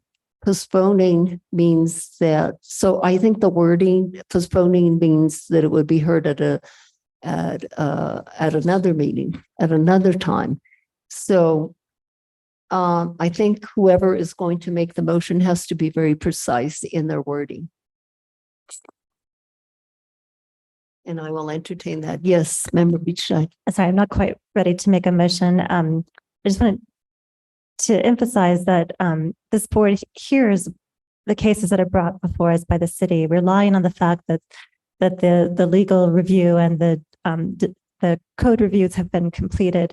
In the La Boca case, as the case would be with any of these parklets or outdoor dining spaces, we're limited to a design review. So the La Boca case was approved based purely on design, had nothing to do with the taking of public lands or the land use issues that are being raised now. Those were not raised at that meeting.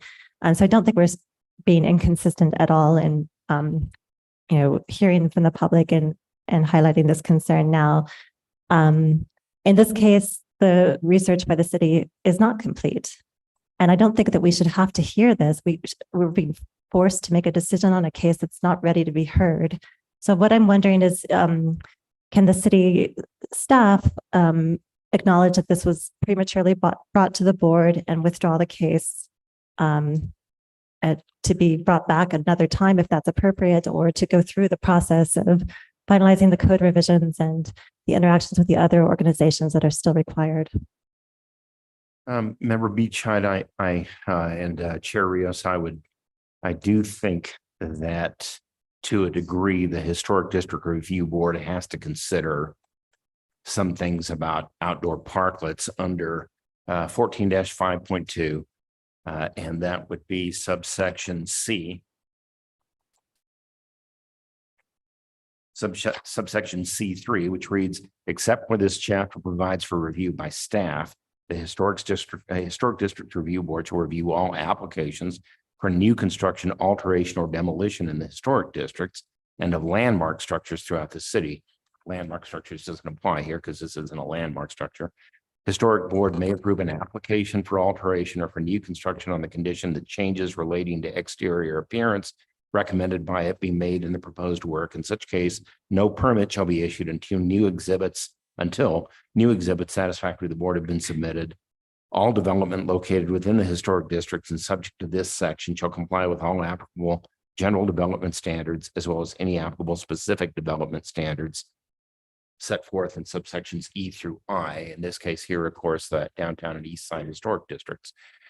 I caution the board against making a decision whether this is an appropriate use of public property, because there's nothing in various use of land, review of land use statutes, the New Mexico Constitution, and other authorities, that there is anything that prohibits a city or a state or any other municipality from leasing property to a private user.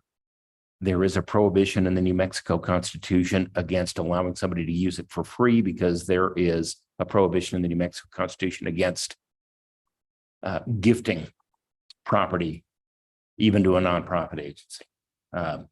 So leasing city property for private use is not unconstitutional. There's no law that says that can't be done. That goes on, like, for example, here in the convention center, they lease that space for private users to hold conferences and conventions. And I don't know that the term of the lease is something the Historic District Review Board can consider either. I think that those issues are things that have to be decided by planning and zoning and by the staff. I would encourage the board to consider simply whether or not this meets the design standards under the Historic Districts Code. Whether it meets the general design standards, whether it meets the specific design standards for the downtown and historic downtown and east side historic districts. Structural issues are not before this board. So whether or not the structure is sound, whether or not it's properly footed, whether or not it's properly weighted down, those are not before this board. And the use of public property for a private benefit is not before this board. Thank you, Attorney Rubelee. Heather? Chair Rios, there is a provision in the code in section 14-3.1G, and these are the general provisions under review and approval procedures. And that item is application completeness. So an application shall be considered complete if it is submitted in the required form, includes all mandatory information, including exhibits specified by the land use director, and is accompanied by a fee. The land use director shall make a determination of an application completeness. And so in this particular case, the land use director delegates the authority to Gary Molchino as Historic Division Historic Preservation Division Manager, and me as the Assistant Director. And Mr. Klug also did review this report. You, as the board, may find that it's not complete and disagree with the land use director's determination and postpone the case until which time you deem appropriate. So that was just another option to consider. Heather, can we postpone the other Parkland case without hearing it? Well, she's saying that we should start the case. I'm asking. Chair Rios, Member Guida, I might have to confer. I think we do need to give them an opportunity to speak. Okay, so board members, I will entertain a motion at this time.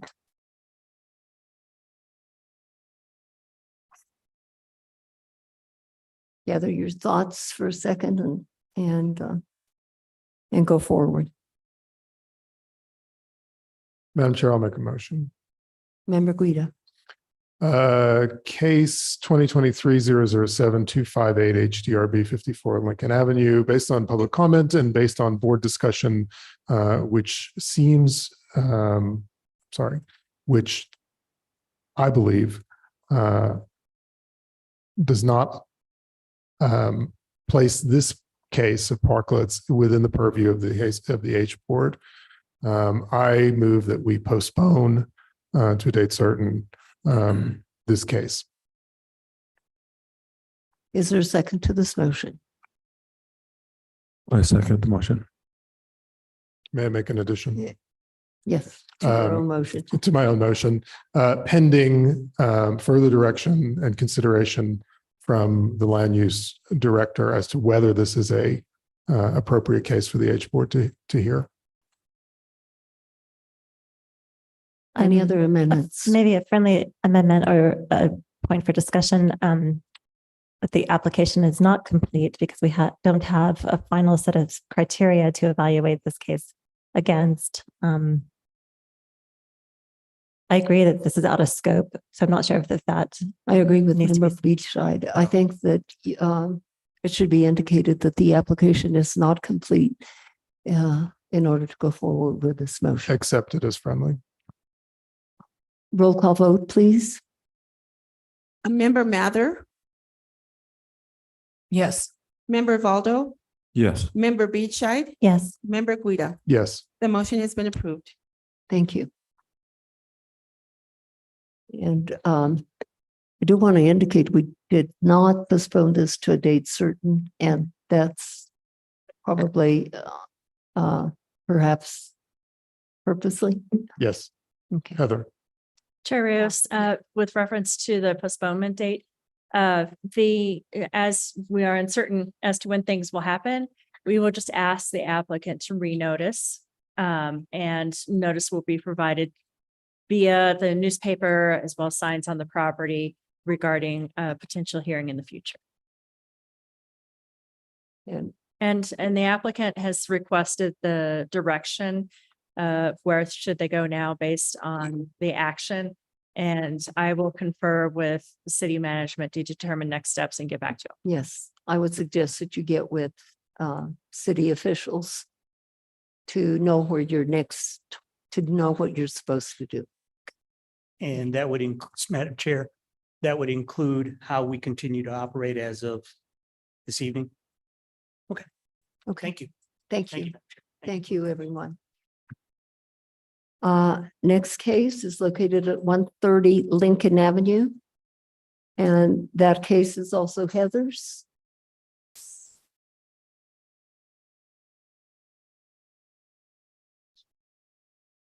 And Heather, may we hear this case? May we hear your summary? One moment, let me share my screen.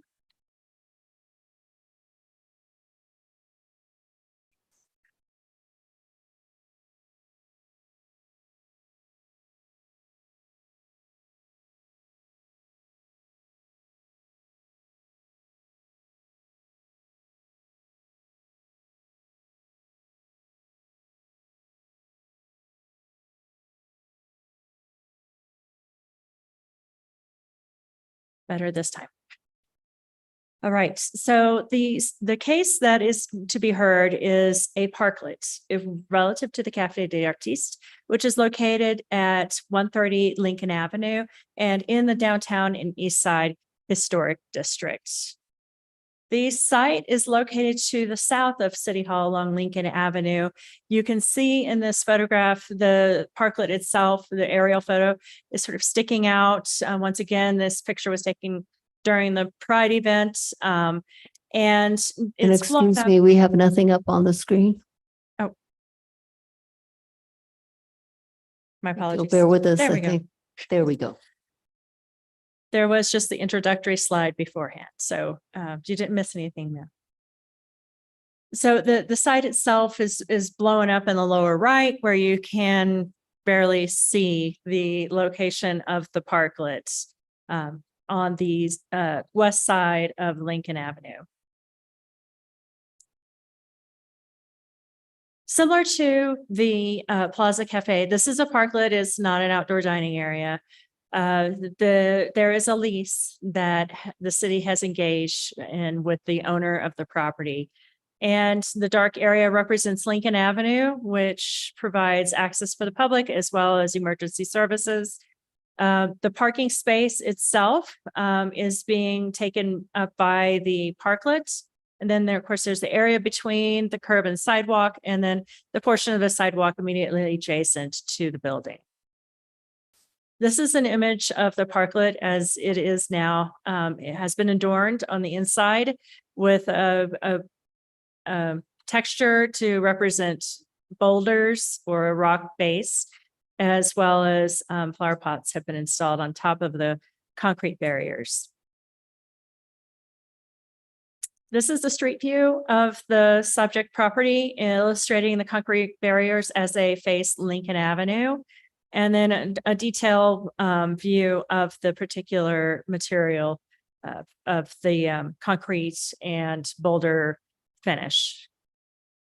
Once again, with reference to the structure definition, we've had substantive discussion about this, but the structure is constructed or erected with a fixed location on the ground. We can get further direction on that pursuant to our discussion tonight. And with reference to the approval criteria, the applicable standards are the downtown and east side historic district standards, as well as the general design standards for all historic districts. I'd like to illustrate some historic photos. This top one was taken in 1985 of the structure. It had already been renovated from the Sears, which you can see a sidewalk view of the subject property when it was Sears. And then just as testimony to things that change over time, this used to be part of the Fort Marcy Reservation. So on the left-hand side or post, on the left-hand side, you can see there were a series of homes like the Edgar Lee Hewitt House immediately adjacent to the Fine Art Museum. So this was originally a residential street, which has been converted into a commercial street. And in the 1942 Sanborn, you can see some of the changes happening already to the blocks. The homes associated with Fort Marcy have been demolished, and shortly thereafter, the building that housed Sears was constructed. So similar to the previous case, staff finds that the proposed outdoor dining area is harmonious with the adjacent buildings in the streetscape, and it helps to promote the economic, cultural, and general welfare of the Santa Fe community members. And that concludes my presentation.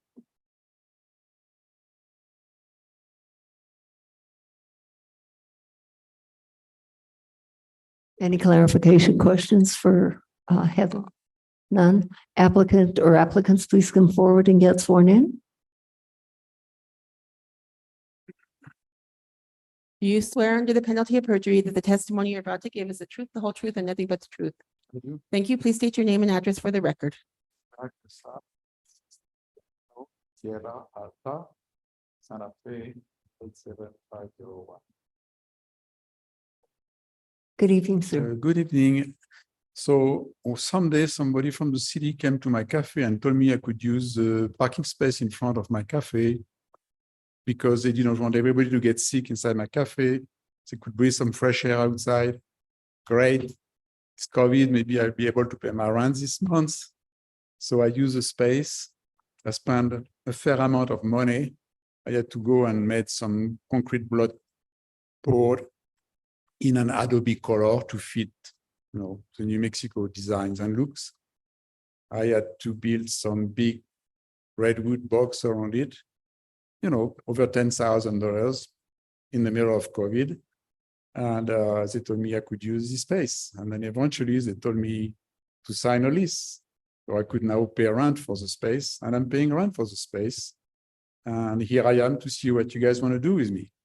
Okay, thank you. Board members, any questions or comments at this time? No questions or comments. Anyone from the audience wishing to comment, please come forward. And I believe this young lady has been sworn in. Again, thank you very much for the opportunity. Again, I'm very concerned about the vagaries of this lease, but also down there on Lincoln, because we are one of the largest art fairs. We lose 10 spots for our artists because we have to adhere to the egress of allowing any type of safety measures for anything happening on that space. My other concern around this is that you are creating a precedence for potential retailers to do this as well, because it's so vague. This grandfathering in that happens is now grounds for other people to actually come onto the market space. Do you just have to have a coffee maker or an oven? That can be easily done. So there are many different things about these pop-ups that potentially, or parklets. There are safety concerns, but also, are they easily removable? Can we somehow have accommodation for that?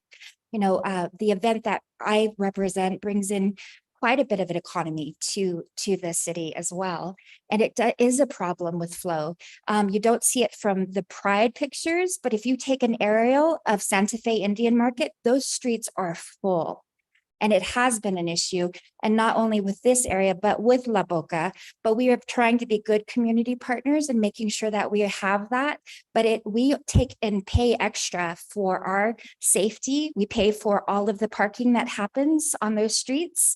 So he may be paying for a lease, but at the same time, we have an ordinance that gave us the streets for this 100 years. It's a really fascinating thing where we want to work, we really want to work with this, but there are several different concerns around it, especially with economic values and what this does to my artists by displacing them for that one event one time of year. If they were removable, that could be something that we could work on, but these conversations haven't been happening with us as an organization. Thank you. John Eddie again. Thank you, Madam Chair, board members. I appreciate the comments that were just made. I think all I wanted to add to this is that this movement that was indeed set up to be a temporary measure to protect our community for all the right reasons is in danger of locking itself in. And what is at stake is our streetscape downtown in one of the most historic towns in America. There's a severe impact on our streetscape, both looking towards the buildings, the historic buildings in the area, and from the buildings into the street, such as the case with the previous case, extremely badly impacted. So again, I think you have a tough one, and this is land use issues, and it's very squirrely. And I don't think you can move forward on squirrely ground. Thank you. Thank you, Mr. Eddy. Yes, sir. Let me just finish public comments. Anyone else in the audience wishing to comment? No? Anyone on Zoom? wishing Yes, to Chair comment? Rios, Stephanie Beninatto, you may speak. She's Thank been you very previously much. sworn. Thank you very much. I agree with the last two speakers about economic impact and that these again were supposed to be temporary structure or parklets. I don't even like that name. And that it is a land use issue. And again, it is about streetscape. It really changes the streetscape. It changes the views. And it doesn't take into account the blocking of particularly historic facades that people are supposed to be able to enjoy. I appreciated the dialogue, the discussion on the last case, and I hope that your vote will be similar to the last case to postpone. I'm sorry, I went out of the room while you actually made the motion, but to not hear the case or not make a decision based on design tonight because of the ambiguity, incompleteness of the standards that you're supposed to be using. Thank you. Anyone else on Zoom? Chair Rios, no. Okay, sir, applicant, you can come forward. I don't understand how I can affect 10 vendors of the Indian market when I take one parking space. That will be very, very small booth. I also would like to tell that all the concrete blocks that I have around my in the space that I occupy was actually required to be put by the city. They told me I have to put some concrete block for safety. So it's not like I just choose to put these. I was told that if I wanted to use it, I had to do that. I actually made sure to make them fit the look. I did not put the typical concrete barriers that you find along the highway, but I had those specially made to look more appropriate to the space. They are removable. They are not. They weigh 2 tons each, so you are not going to carry them on a dolly. But they are removable. They are not bolted to the ground. If you hit it with your car, you probably will damage your car. So I would say they are removable, but they are not light. Yeah. Thank you. And another thing is everybody loves it. People love to be outside. People love to sit out there and enjoy a little fresh air instead of being confined inside a cafe. I am not a competition with anyone. There is not anybody else around. Everybody seems to enjoy it.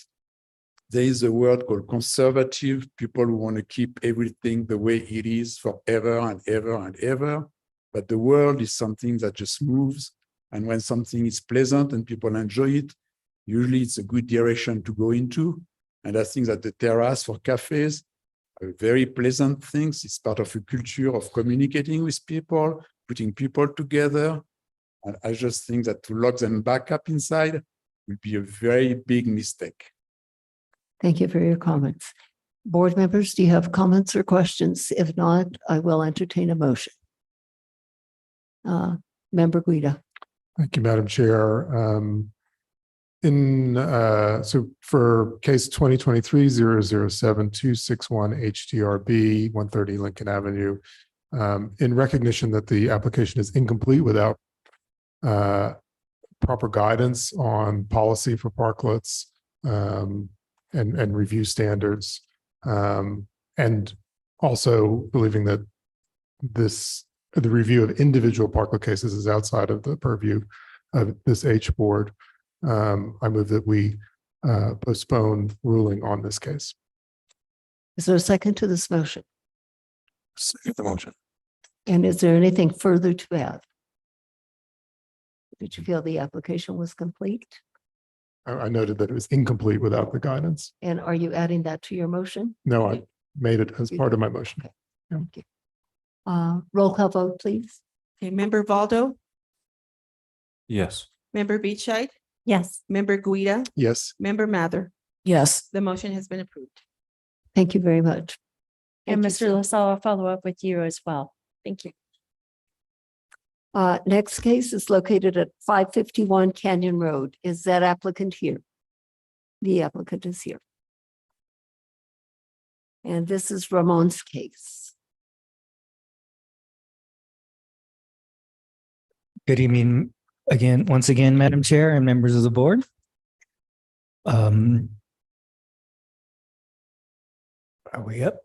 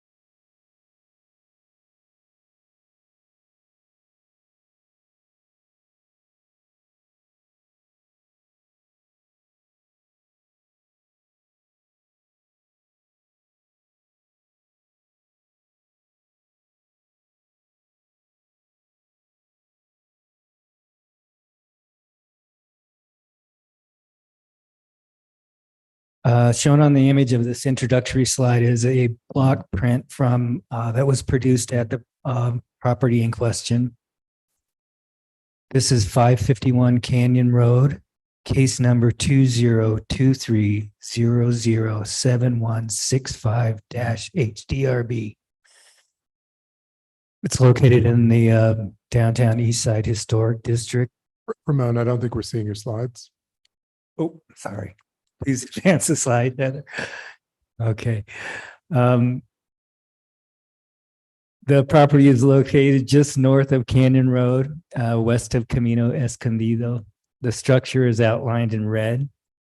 The applicant now requests a status review and primary facade designations. Next slide, please. 551 Canyon Road is an apartment and studio space in the Santa Fe vernacular style and listed as non-contributing to the downtown and east side historic district. It was erected approximately in 1945. The roughly 1,560 square foot adobe structure once held a studio, gallery, the first gallery on Canyon Road, and was a cultural gathering place that was run by the artist and printmaker Dorothy Newkirk Stewart.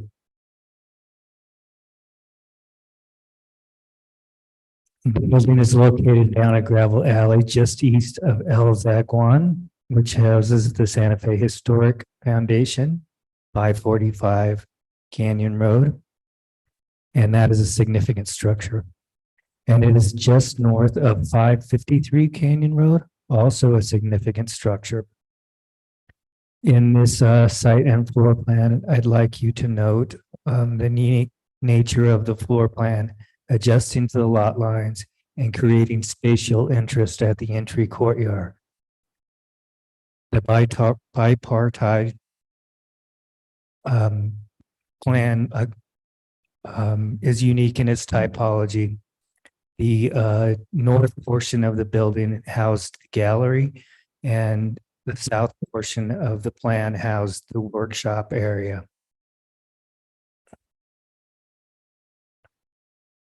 It is a very interesting building with a humble structure and a significant cultural history. This is the west elevation with camera facing northeast.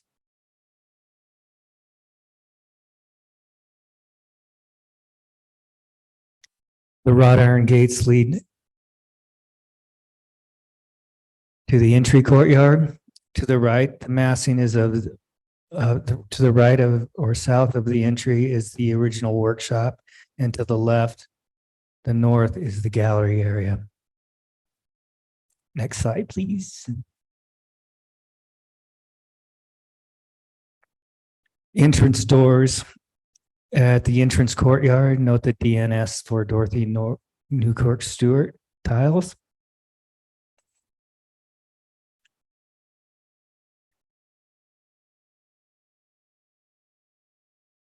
The entry courtyard with the camera facing west.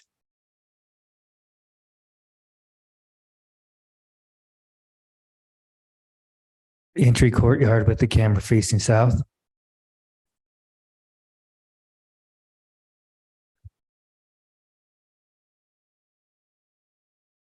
The east elevation, the finished floor level inside the workshop is approximately 3 feet below the exterior grade. Next slide.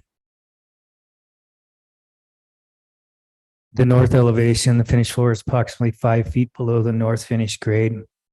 3 chimneys, 2 for the Kiva fireplace populate the roofscape.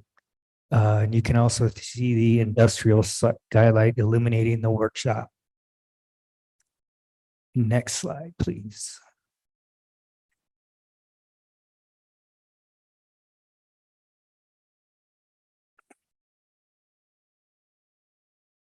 The architecture is very humble on the exterior and is of a unique typology, an entry vestibule dividing the workshop. Only later was the restroom and kitchenette introduced to create a living space. The integration of the spaces within the slope of the site is also a defining characteristic of this building. Next slide, please. The architecture, well, here we go. Let me get my slide going. These images are imported from the Historic Cultural Property Inventories form researched by John Murphy and included in the public submittal package. I encourage all to read this HCPI. The architectural and cultural significance of this property is deeply tied to Canyon Road and the artists and activists at the time of profound change in this historic district in Santa Fe. The relationship with the Santa Fe Indian Club Association, established to support Native American servicemen, and the Inter-American Council, an organization promoting cultural exchange between the U.S. and Latin America, and a gallery owned and operated by an unconventional woman, establishes a structure may be designated as significant as defined by, I wonder if I can get this to go down for me.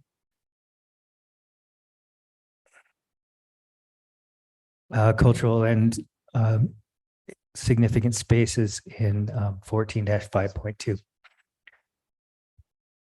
Considering the structure's architectural and cultural importance, staff recommends the historic status of the structure be upgraded to significant per 14-5.2C. With that, I'll take any questions you may have. Thank you. Any clarification questions in reference to this project, board members? Member Guida. Thank you, Madam Chair. Ramon, thanks for the presentation. I'm sorry I missed the field trip to see this. So your recommendation is for upgrade to significant. Are there, I noticed that the Higbee, or maybe it's the window assessment, noted that windows E, F, G, H, and I are non-historic. Would you recommend excluding those from, or noting that in the in the designation? Yes, I didn't feel, I felt that the windows on the east facade, which are designated according to the window assessment as non-historic, in my opinion, those are historic windows. However, the windows to the north, the large windows that illuminate the gallery space, I believe those are non-historic. Thank you. Thank you. Any other questions? Thank you, Ramon. Applicant, please come forward.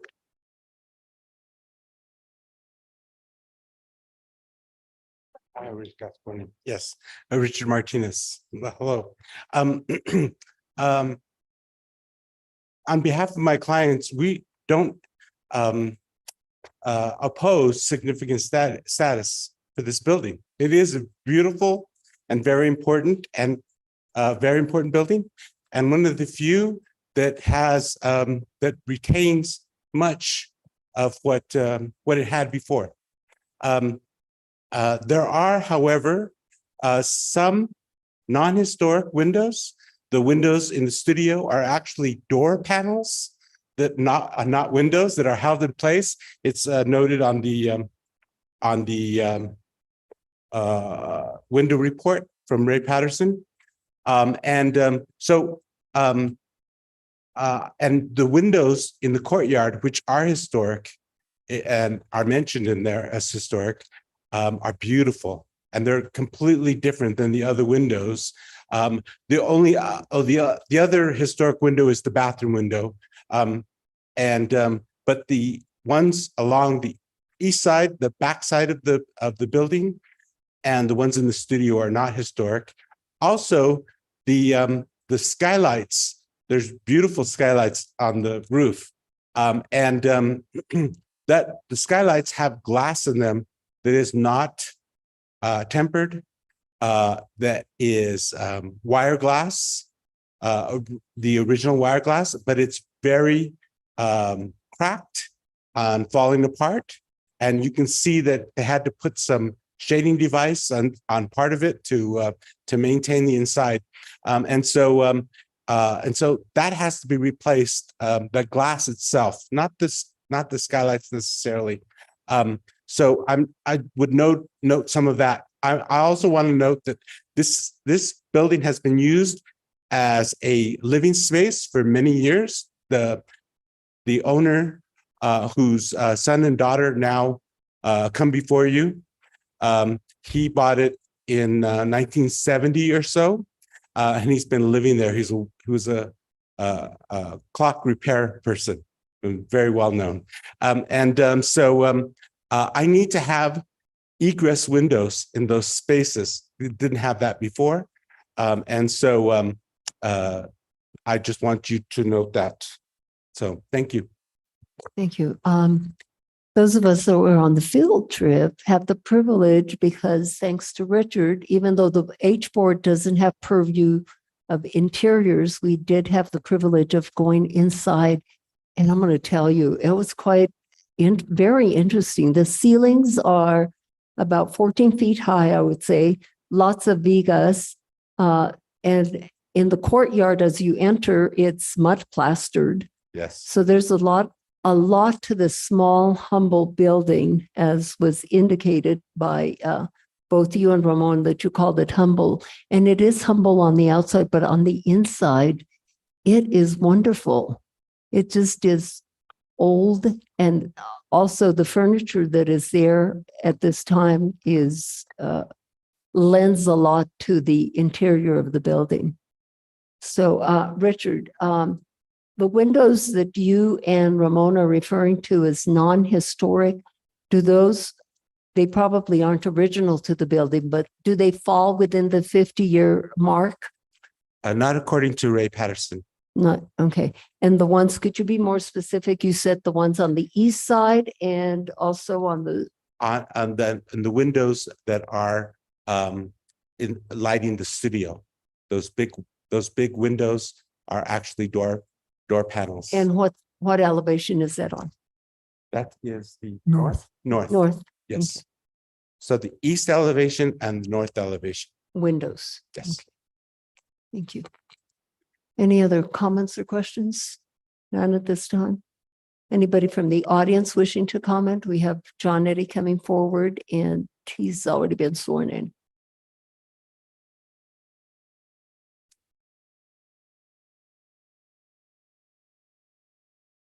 And by the way, if no one has read, I encourage everybody to read the report. It was really interesting on Dorothy Stewart. Thank you, Madam Chair. I'm very grateful that they did a Hickby on this building. Excuse me, it's a very important building. I do think that it deserves significant status, but I think obviously there are issues, structural issues, et cetera, with the building that will need to be addressed. So I leave that to you folks to figure out how you want to status this building. Chester Johnson was the individual clockmaker that worked in that building and lived there for many years. He was an old friend of mine.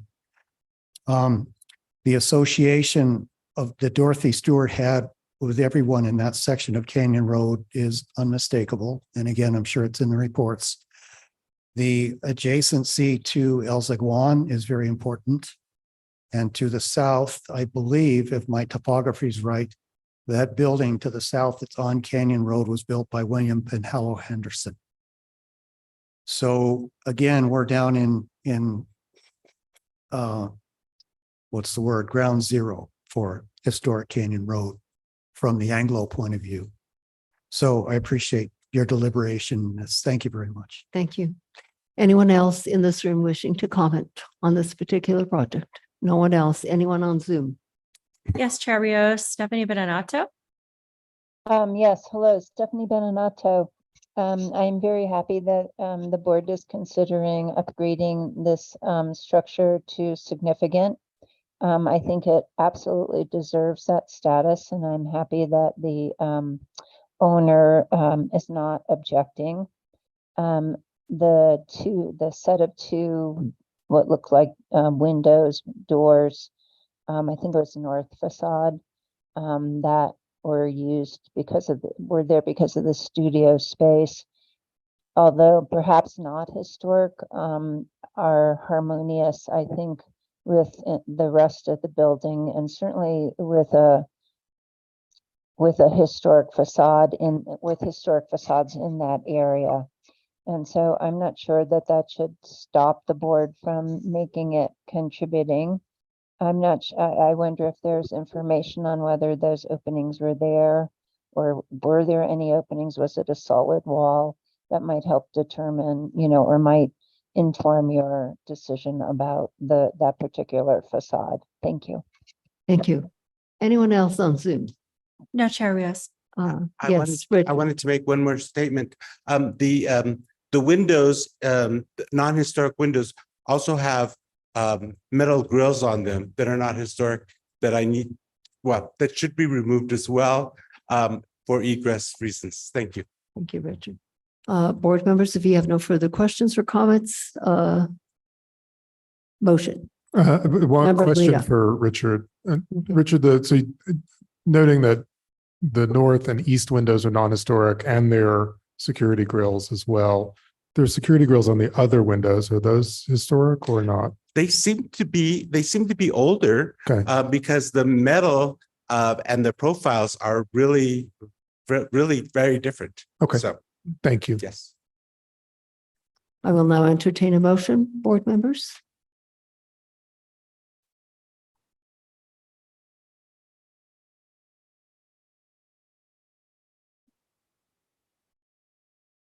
Thank you, Madam Chair. In case number 2023-007165-HDRB at 551 Canyon Road, I move to approve to designate the status as significant, noting the exclusion of non-historic materials, which include the windows and or the window openings, because I think some of these windows may have been added at a non-historic date, as noted in the window assessment. Windows E, F, G, H, and I are non-historic. also excluding the non-historic grills and anything else that has been added after in more recent times. And noting that the building retains a high degree of historic integrity and deserves a significant status for its association with Dorothy Stewart. Is there a second? Guido will second. Anything further to add? Nothing further to add. Roll call vote, please. Member Beachite, Yes. member Guida, Yes. member Mather, Yes. member Valdo. Yes. The motion has been approved. Thank you. Thank you, Richard. Next case this evening is. Excuse me, Madam located- Chair. I'm sorry to interrupt, but I did not hear a designation of primary. Do you make, does, Once the building is designated significant, all facades oh, you're are right. primary. Thank you. Next case is located at 407 West Buena Vista. Is that applicant here? The applicant is here. Ramon, may we hear the case?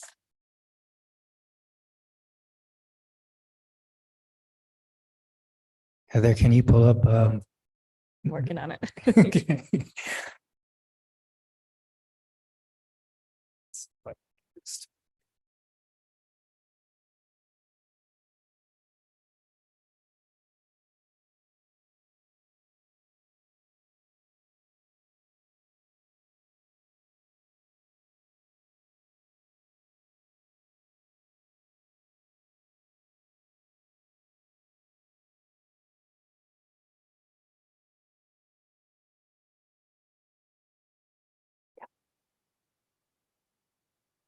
Let me see if I can get mine to work here.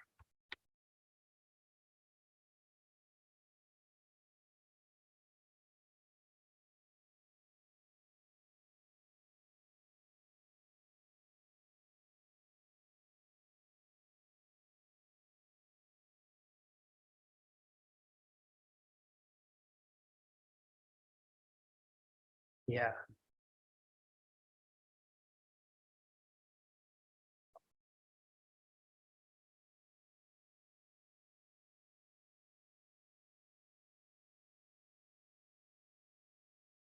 There you go. Thank you, Lanny, and thank you, Heather, with the technology. This is case 2023007214-HDRB 407 West Buena Vista Street. The status is contributing in the Don Gaspar Historic District. 407 is located on the north side of West Buena Vista between Gregory Lane and East San Diego Avenue to the west. Next slide, please. This is the site plan. It's an unofficial survey from the HICP. This shows the original garage before it was added onto in sometime in the 80s, and essentially the floor plan or the footprint of the existing residence remains the same. This is a 1969 aerial showing both the residence and the contributing garage as they are currently located and exist. Erected around 1920, 407 West Buena Vista Street is the transitional Mission to Pueblo style revival bungalow. Made of adobe, it sits over a basement and is finished in brown cementitious stucco with a stone foundation and basement. In form, it is rectangular, flat roof, box with porches at the front and rear. Including its porches and basement, the attached laundry room, it holds approximately 2,830 square feet. The property includes an altered two-car garage and a street wall that was built at a later date, which is not statused. The wall, it's the yard wall. The house and garage are contributing, as I mentioned. This image shows the 1982 south elevation with the original tapered columns on the entry patio. That's highlighted in red. This is the west and south elevations. Note the bumped window sills and the batwing parapets. Post 1982, there was a wholesale replacement of the historic windows with aluminum over and unders.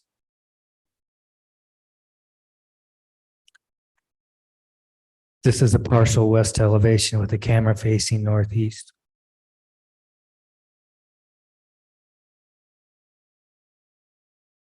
North elevation, the camera facing southeast.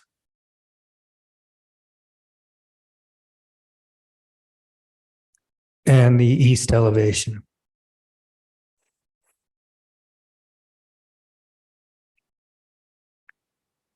This is the contributing garage, the south and east elevation. You can notice the shed roof indicating the framed addition to the original masonry garage.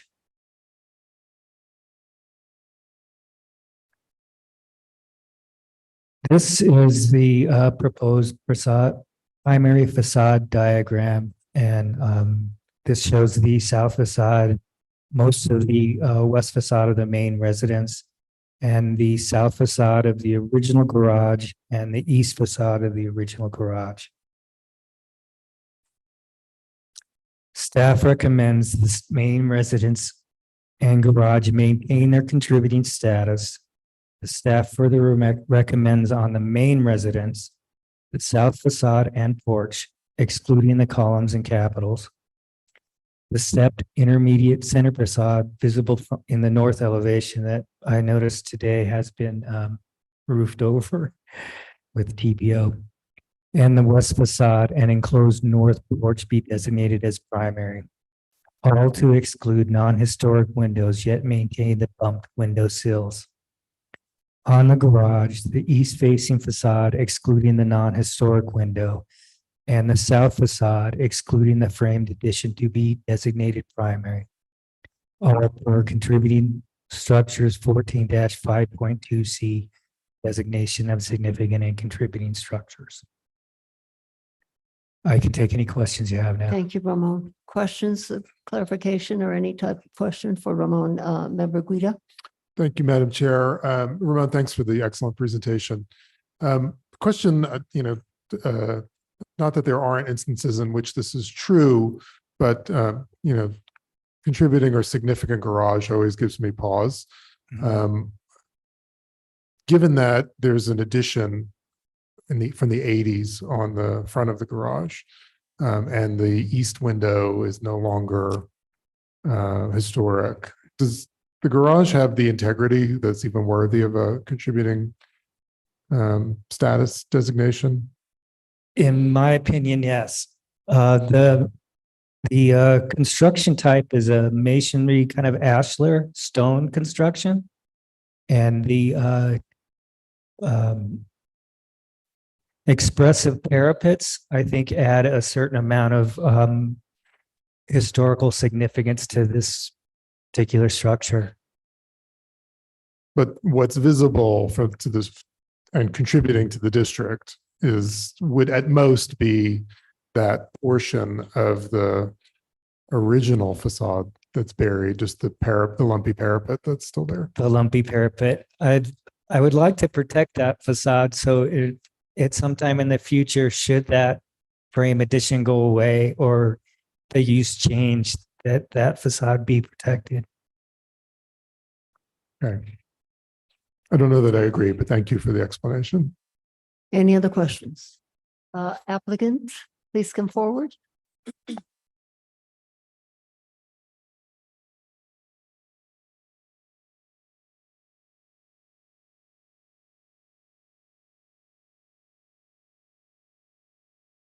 Do you swear under the penalty of perjury that the testimony you're about to give is the truth, the whole truth, and nothing but the truth?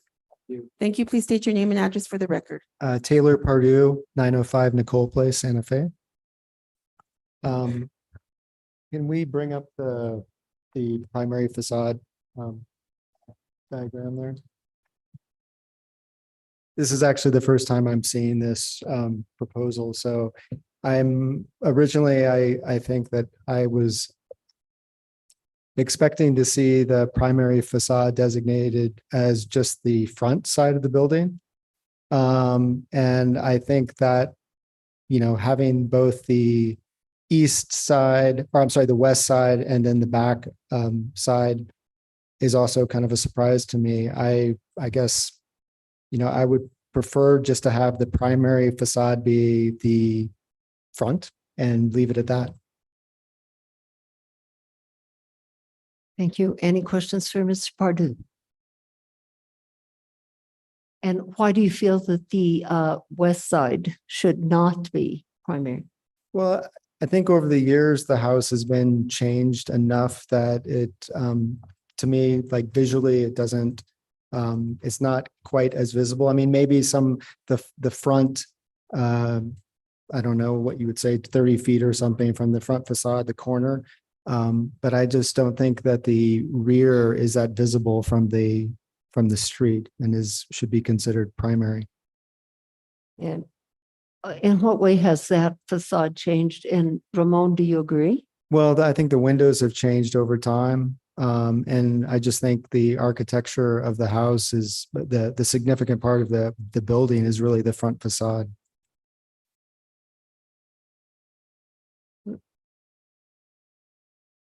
Heather, can you bring up the elevation that we were discussing? There you go. This facade has a little bit of sculptural quality with what was, I'm assuming, was a chimney for a kitchen area. And the base, the window openings themselves have not changed. The stone base is visible at the foundation. And what was the enclosed, or the patio that is now enclosed as the north patio, was kind of like a outdoor patio area that has been enclosed, but is an original condition with its stone base and masonry raised wall. If you can go to the previous slide. There, yeah, there's the there you see a little bit of the sculptural quality of that west elevation, which I felt was still had its historical integrity. Thank you, Ramon. This property is over, if it was built in 1920, it's over 100 years old, and it's very, very well taken care of. Oh, it's beautiful. It's in pristine condition. Any other questions or comments for us at this time? None being, I will ask for public comment.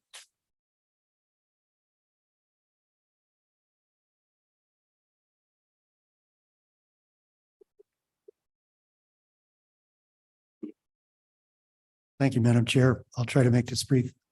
I agree with you entirely. The character of this building is really remarkably intact.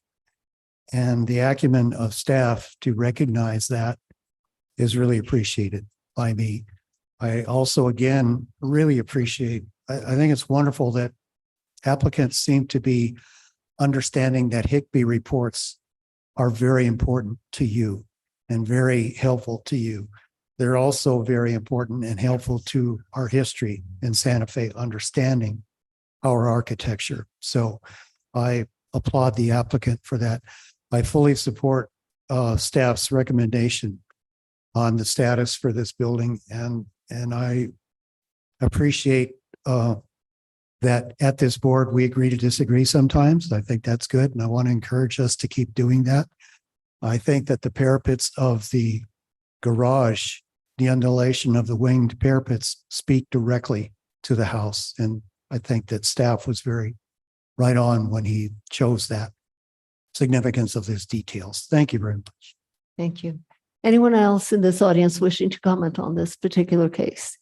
It appears not. Anyone on Zoom?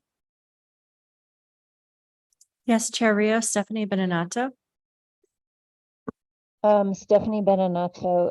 Yes, I also think this house has been incredibly well preserved, and I appreciate staff's work and the reasoning used, and I pretty much agree with Mr. Eddy's comments about the undulation at the parapets and that the reflection in the garage of that, with the main house is important. I think more than the street facade should be preserved or designated primary on the main structure. So I hope that at least two, if not all three facades will be designated as such. And really just follow, I would ask that you follow staff's recommendation. Thank you. Thank you. Anyone else on Zoom? No, Chair Rios. Board members, motion, please. Member Guida. In case 2023-007214 HDRB 407 West Buena Vista Street, I move that the board maintain the contributing status of the main house and designate the south facade and a portion of the west facade as follows. On the south facade, the entirety of it, including the portal, excluding the columns on the portal and the non-historic windows, as staff has noticed, or as pointed out. On the west facade, excluding the non-historic windows, including the original or historic window sills, but excluding the entirety of the porch enclosure in the back. I believe that's not original to the house and not historic and not contributing to the status of the house. And then I would also recommend or move that the status of the garage be downgraded to non-contributing for lack of historic integrity. Each I have a second. Is there anything further to add? Roll call vote, please. Okay, Member Guida, Yes. Member Mather, Yes. Member Valdo, Yes. Member Beachide. Yes. The motion has been approved. Thank you. Next case is located at 616.5 Galisteo. Is that applicant here? The applicant is. And Lanny, that is your case. So may we hear your report, please?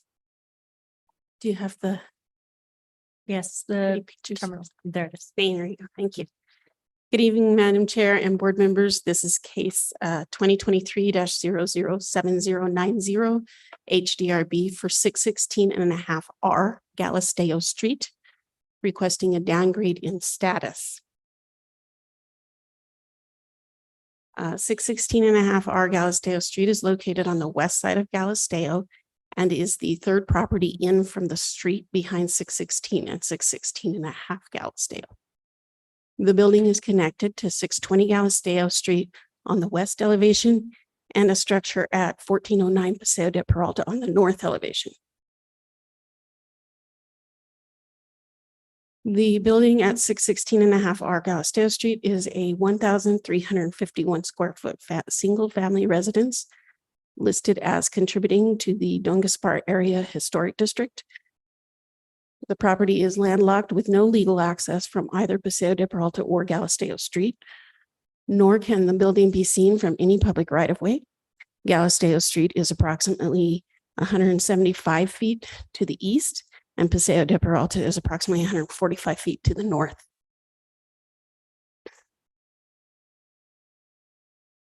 The building known as the Hammer House was constructed somewhere between 1935 and 1940 in the Spanish Pueblo Revival style with a front portal with header and wood slat ceiling on the east facade.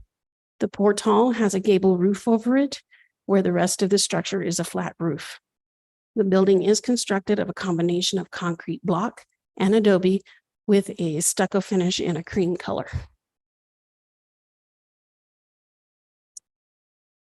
There is a mix of windows, including vinyl and wood, with some fixed casement and double hung. 3 exterior doors consist of 2 6-panel wood and 1 9-panel wood with glass doors. There are no recorded cases for the structure, and while the building has some historic character, it does not contribute to the Don Gaspar Area Historic District. The applicant requests a downgrade of the building from contributing to non-contributing status. Staff recommends the historic status of the structure be downgraded to non-contributing per section 14-5.2C designation of significant and contributing structures. I stand for questions. Board members, questions, comments? None at this time. Applicant, please come forward. My name is Kurt Summer. I'll go ahead and swear you in. Do you swear under the penalty of perjury that the testimony you're about to give is the truth, the whole truth, and nothing but the truth? I do. Thank you. Please state your name and address for the. My name is Kurt Summer, 2000 Old Pecos Trail. I'm here on behalf of the applicant, Jamie Clements, who's agent for Belinda Orr. Miss Orr inherited this property from Elizabeth Hemmer. She's a niece. Unfortunately, Ms. Hemmer did not keep this property up, and it has fallen in total disrepair at the time of inheriting it. As you can see from the photos, the wall's actually falling down on would be the north side of that property. It poses a significant safety hazard both to adjacent neighbors and to anybody who might try to enter the property. It has significant deterioration on the interior, as you saw from the photos that you can see there. The roof is falling in various places. The plumbing doesn't work. All the windows are a disaster. They're not historic in any respect, and therefore we are requesting that you please downgrade the status of the structure so that it can be properly dealt with. I stand for any questions that you may have. Questions for the applicant? Anyone in the audience wishing to comment on this particular project? No one? Anyone on Zoom?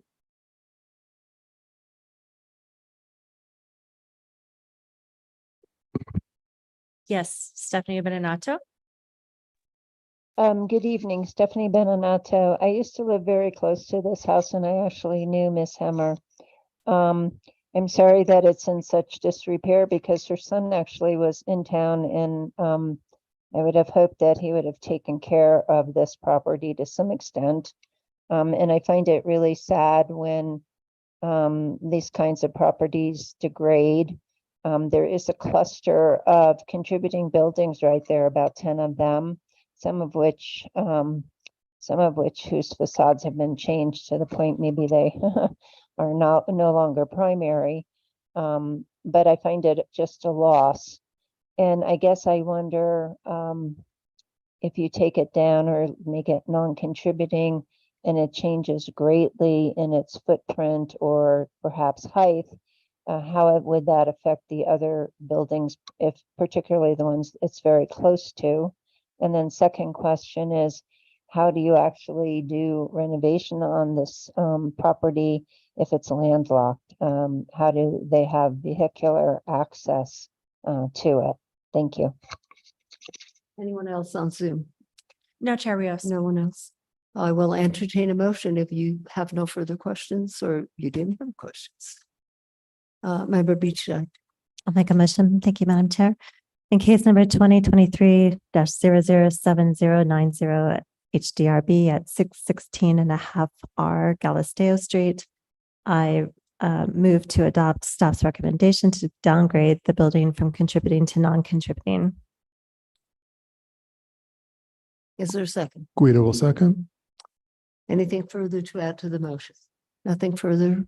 Roll call vote, please. Member Mather, Yes. Member Valdo, Yes. Member Beachside, Yes. Member Guida. Yes. The motion has been approved. Thank you. Next case is located at 578 West San Francisco Street, and this is Ramon's case.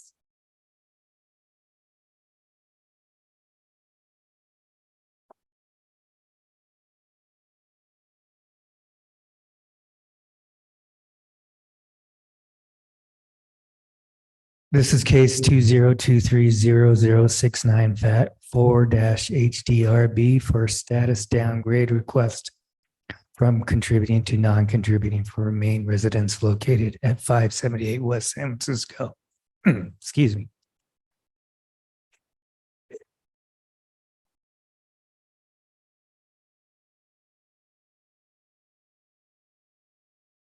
The property is located on the south side of West San Francisco Street, and one property to the east of the Candelario Street corner.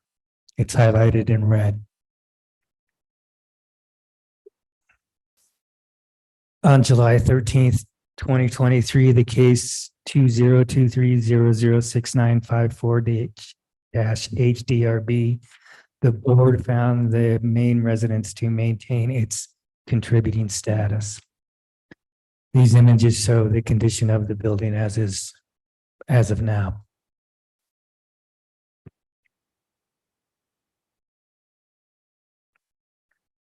.578 West San Francisco Street was a single-family residence that was constructed in the Spanish Pueblo Revival style by 1940. The building featured rounded parapets and corners and a northeast corner porch with corbels, exposed headers, and a square post. The porch entry was a wooden picket fence and wooden baluster installed on the west side of the porch. Two narrow trellises were attached to the front of the porch. Window and door are non-historic. These images show the property prior to the fire that destroyed the roof and led to the degradation of the adobe walls.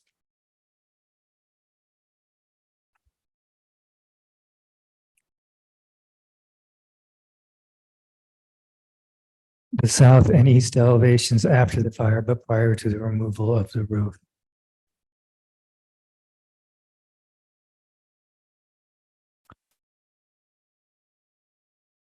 This shows the site plan and includes a casita and garage that is on the south side of the property that has also been at this point essentially demolished.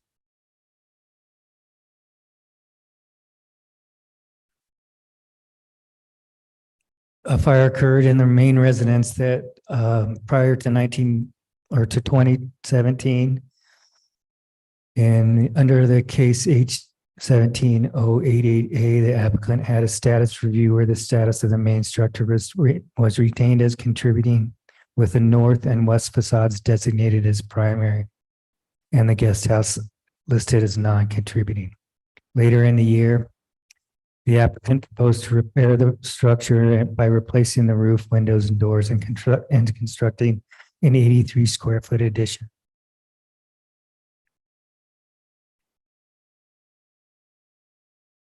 These are elevations of the building as it existed prior to the fire and degradation of the adobe walls.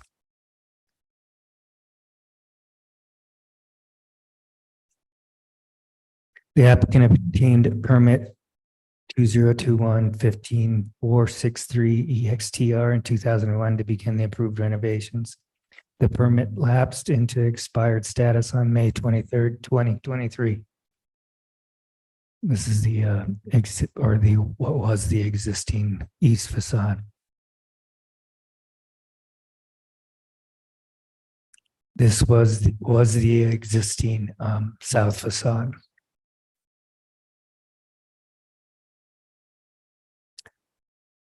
Due to the lack of the original structure, the applicant requested a downgrade of the status from contributing to non-contributing.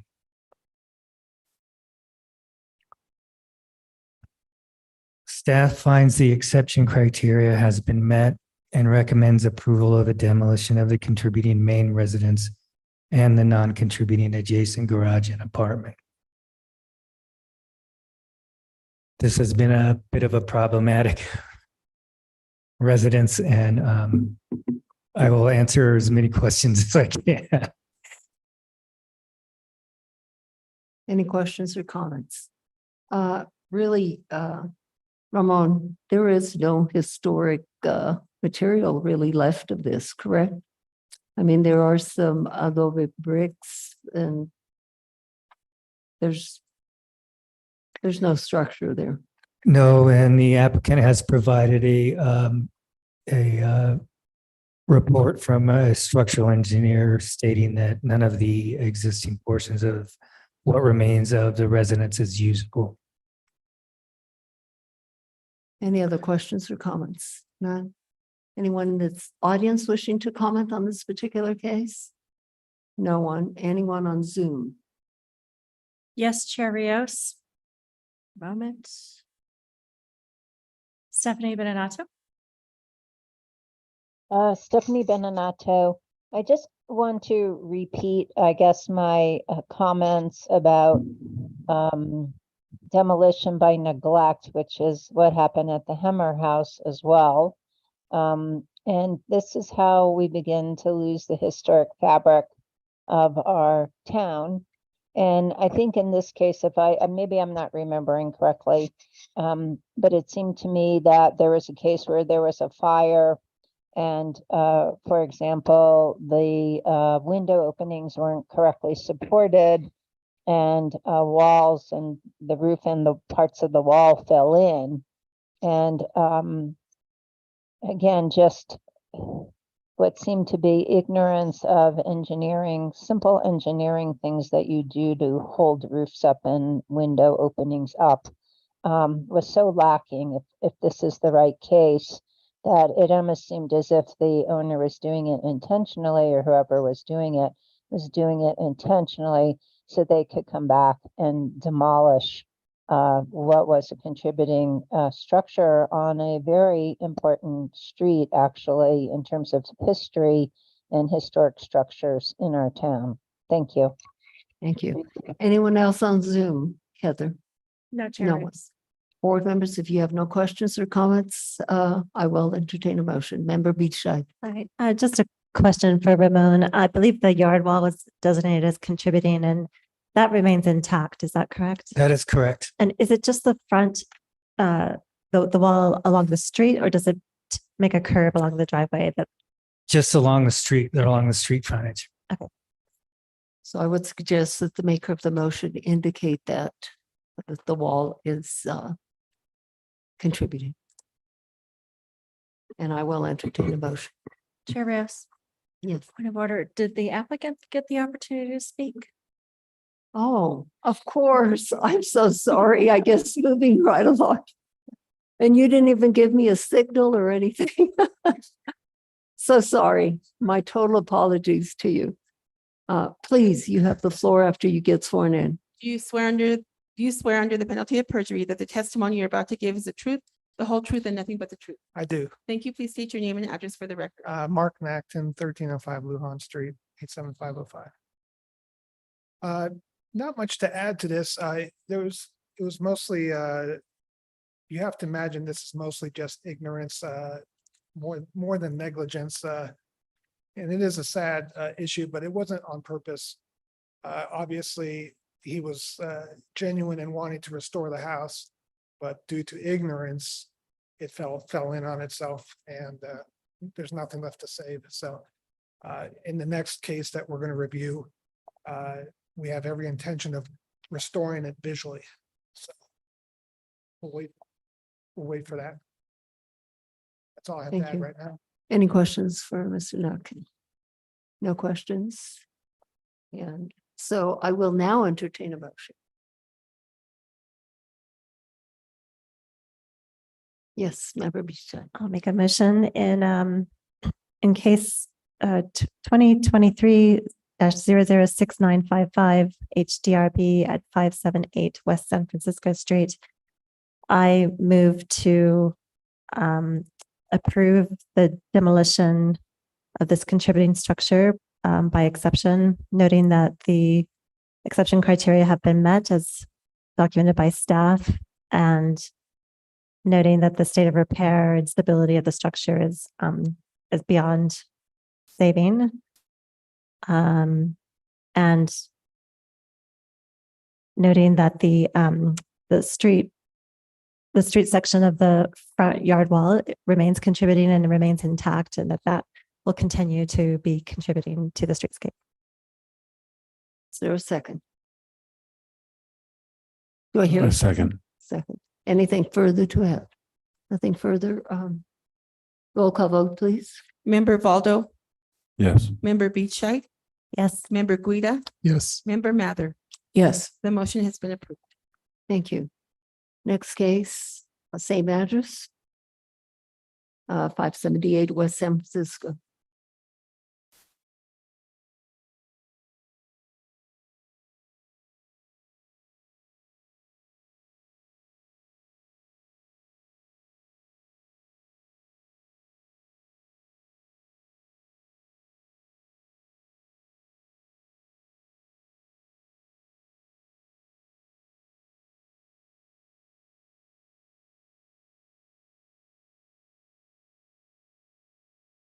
This is case 20230069667-HDRB, again, 578 West San Francisco Street, contributing to the West Side Guadalupe Historic District. And Heather, if you can advance the slides to the site plan, because we've kind of been over this before. The new construction would consist of the residents only and not include the proposed casita that you see on this site plan to the south. Next slide, please. This is the proposed floor plan. It's identical to the one that was previously approved by the HDRB and would rebuild the structure in its form and elevations. Next slide, please. This is above is the was the prior existing elevation, and below is the proposed. You will note the divided light windows, historic divided light windows. This is the that is the north facade, right? Yes. Next slide. This is the existing north elevation, or former existing north elevation, above and below the proposed north elevation. You note the rock wall that is contributing and would remain. Next slide, please. Above was the east elevation and below is the proposed east elevation. And the next slide is the what was formerly known as the south facade and the proposed south facade for the new construction.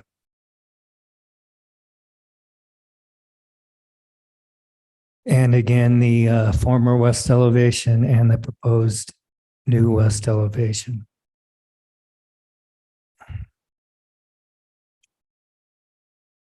Let's I don't have my notes in front of me, but staff recommends approval of the new construction and noting that in order to maintain the contributing status, the staff recommends that the building be rebuilt of adobe.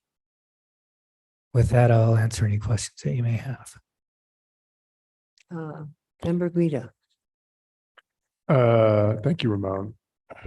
Two questions. That last point you just made, is there an issue with I mean, is this building required to maintain a contributing status after it's been demolished?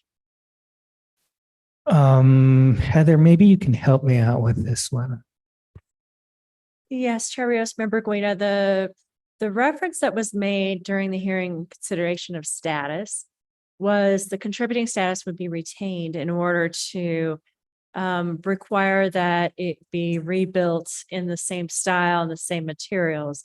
For instance, over on East Palace Avenue, when there was the fire at that residence, and the property owner rebuilt it exactly the same way as it was previously, even though it was destroyed. That was the overall intent of maintaining the contributing status, which can only be done by using, similar materials as to was the original. I understand. Thank you. Heather, excuse me, what reference did you make this building to? What building? Chair Rios, it's to the building. I don't have the address on East Palace Avenue that Okay. burned several years ago. Two very different circumstances. This, there was a lot more, the building, the Hinojo House on Palace that is over there across the street from La Posada. It had a fire, but most of the building remained. And the board indicated that to them that they should rebuild it as closely as possible to the original, which that is what was done. However, in this case, I did not agree, nor did I understand the assessment of the board making what little remained of the original building due to the fire and due to the neglect of the owner. That what remained basically adobe, a bit of adobe, should be designated as contributing. That being said, I don't understand how a brand new building that is going to be built, and yes, it's going to simulate the building that was there, how that could possibly be given the designation of contributing when everything is brand new. I am not understanding that. Member Beach. Yeah, thank you, Madam Chair. I agree with you. It was my understanding. Well, I think there was some disagreement about whether or not we should have restatused the building, which we did. We retained the contributing designation after the almost full collapse of the building in order to approve a demolition by exception rather than downgrading the status of the building to non-contributing and then allowing for demolition to proceed that way, because I think that was perceived as a bad precedent to just downgrade contributing buildings because of the circumstances and then allow the demolition without an exception, which is a higher bar. In the previous demolition cases where we've required some sort of in-kind or spatial preservation of a building in relation to the streetscape to be recreated, we've made that condition part of the demolition motion. We did not do that in this case. And so I think we've allowed the demolition. There's no strings attached to recreating a building in the same in-kind or in the same design per the motion. And so, yeah, I think the new building would have to be restatus when it's eligible after 50 years. Member Vita? Yeah, I would agree with that. And I missed the July 13th hearing, so I don't remember or wasn't here to know what happened. I mean, this discussion makes tremendous amount of sense to me. I think I would add too that, you know, it's conflating the historic dimension of our code with the style requirements of a district portion of our code. And so, you know, yes, a kind of significant or historic structure that's damaged in a way that can be retained and can be rebuilt and saved, I think that makes a certain amount of sense. That's a repair scenario, I would say, more than anything. Mhm. But given that we've just approved demolition, I can't imagine that a recreation would be contributing. And so we could certainly have a building that conforms to district standards, but it's not the same building. Mhm. And so, I mean, it's a bit of a nuanced discussion, but I think Madam Chair and Member Beachhead are absolutely correct in this. The second question to you and or the applicant was stucco color and window finish and color. Yes, those were to match the previous building exactly. Okay. And while I have the floor, you know, if we're throwing out this idea of it's a contributing building still, which I think is ridiculous, you know, those things don't have to continue. And I certainly don't think an applicant should be forced to reconstruct a building and materials that are original to a structure that no longer exists. Mhm. I think the same district standards would apply in that case.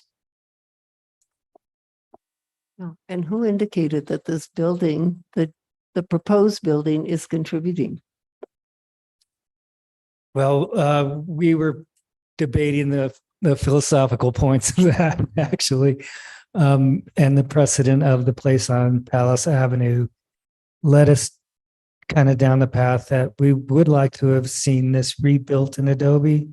As far as the contributing status, I completely understand how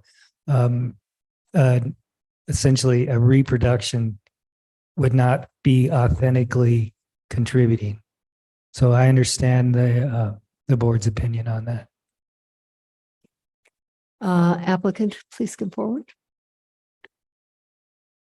And what do you have to add? Well, I agree with, there's no point in building it out of Adobe anymore. And the whole point of that was, it's historic material, but if the historic material is now gone, there's nothing to preserve. The owner originally intended to restore this house. That was the objective, and now he has a much more expensive, he didn't want it to fall down, obviously. So now he has to rebuild it from scratch. So he has an approved set of plans already that he's, basically this exact same house. The only difference is that now we would like to build it out of frame, copy the bull noses, copy everything that was originally there, the stucco color, the trim, and run with it. So that's basically what we're here to ask for, is just can we rebuild the house as it originally looked? And that's basically it. Any questions for Mr. Neckin? Yes. Thank you. Mr. Natkin, under the current proposal, as you've just talked about, do you have a stucco color for us and a window proposal? I mean, given that this is not going to be a contributing building. Well, technically, the original approvals had all of that when he got his approval to restore the building, which I believe was, the painted white wood and that buckskin color that's shown in the photographs. Okay. So that's the direction we were headed, and that was previously approved. Now that, it's a clean slate, I don't think he's going to want to hire me to completely redesign the house. We already have a set of plans. So yeah, we're just going to copy what was there. So you were right before when you said nobody notices that you were here. Yes, yes. I know the feeling sometimes. Well, it's not that exciting, wasn't that exciting of a project. It was just to restore a building. Now it's to rebuild a building. So Got it. Thank you for that. you betcha. Okay, no further questions. Anyone in this audience wishing to comment? Mr. Eddy is running to the podium.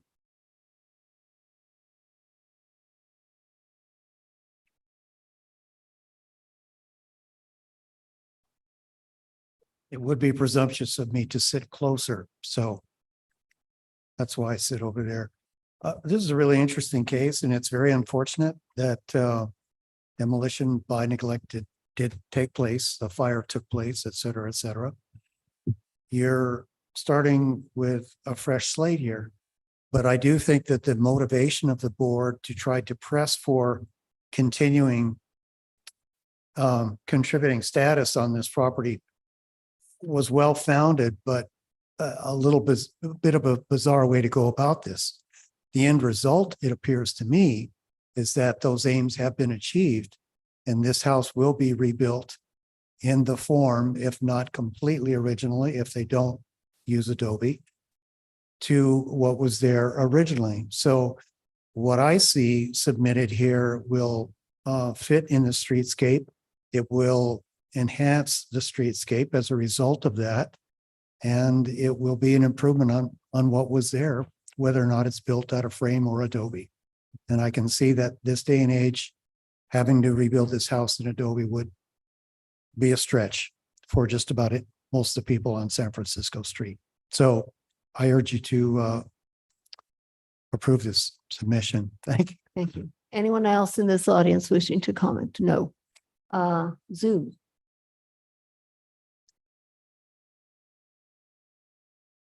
Stephanie Benenato would like to speak. Stephanie Benenato. I appreciate that the owner is going to reconstruct this building so that it at least looks like it used to look. I agree with board members that I don't really think that you can call it contributing if it's not 50 years old. Although there was a case that you had, I can't remember, it was on the east side. And there had been at least a significant demolition of a wall, maybe more than, maybe the whole wall.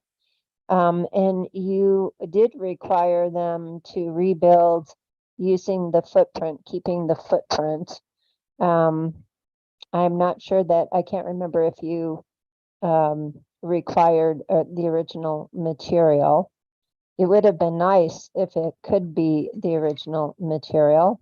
And I just wonder if perhaps they could consider those forms, I don't know, like foam, they almost look like foam forms, because they provide a thickness, a look of thickness, and also would give you a lot of, I think, insulation and quiet inside your house.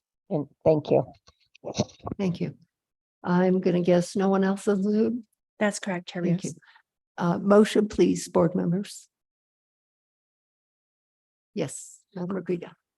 Case 2023-006-967 HDRB, 578 West San Francisco Street. I move that the board approve the project as submitted, that this is a reconstruction of the original structure on the site. There will be no requirement for recognizing that the new structure will not maintain contributing status as a reconstruction. There will be no requirement on the applicant to reconstruct it out of the same materials or to use windows exactly as they exist in the current structure. But otherwise, they are to conform to the district standards and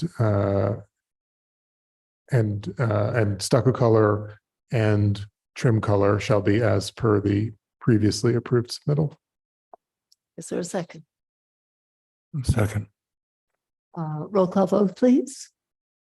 Member Beachai, Yes. Member Guida, Yes. Member Mather, Yes. Member Valdo. Yes. The motion has been approved. Thank you. Next case is 135 Grant Avenue. This is Paul's case, and Paul, go ahead and give us your case.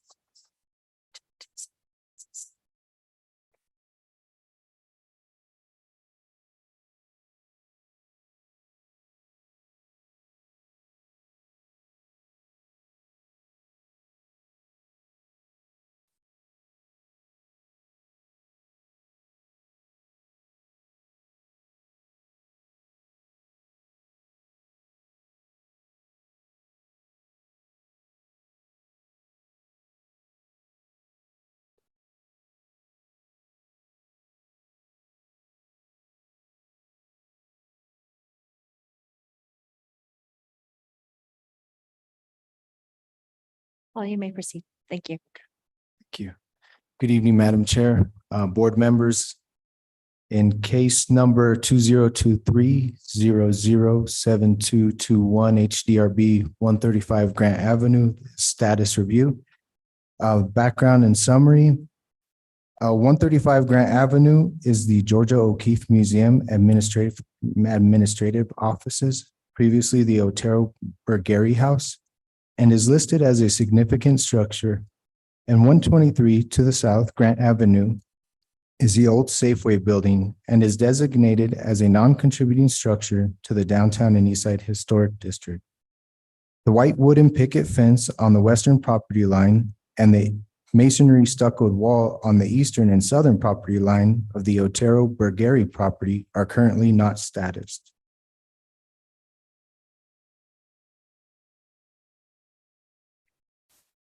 The white picket fence was constructed between the 1870s and 1880s and was initially established as a property boundary marker.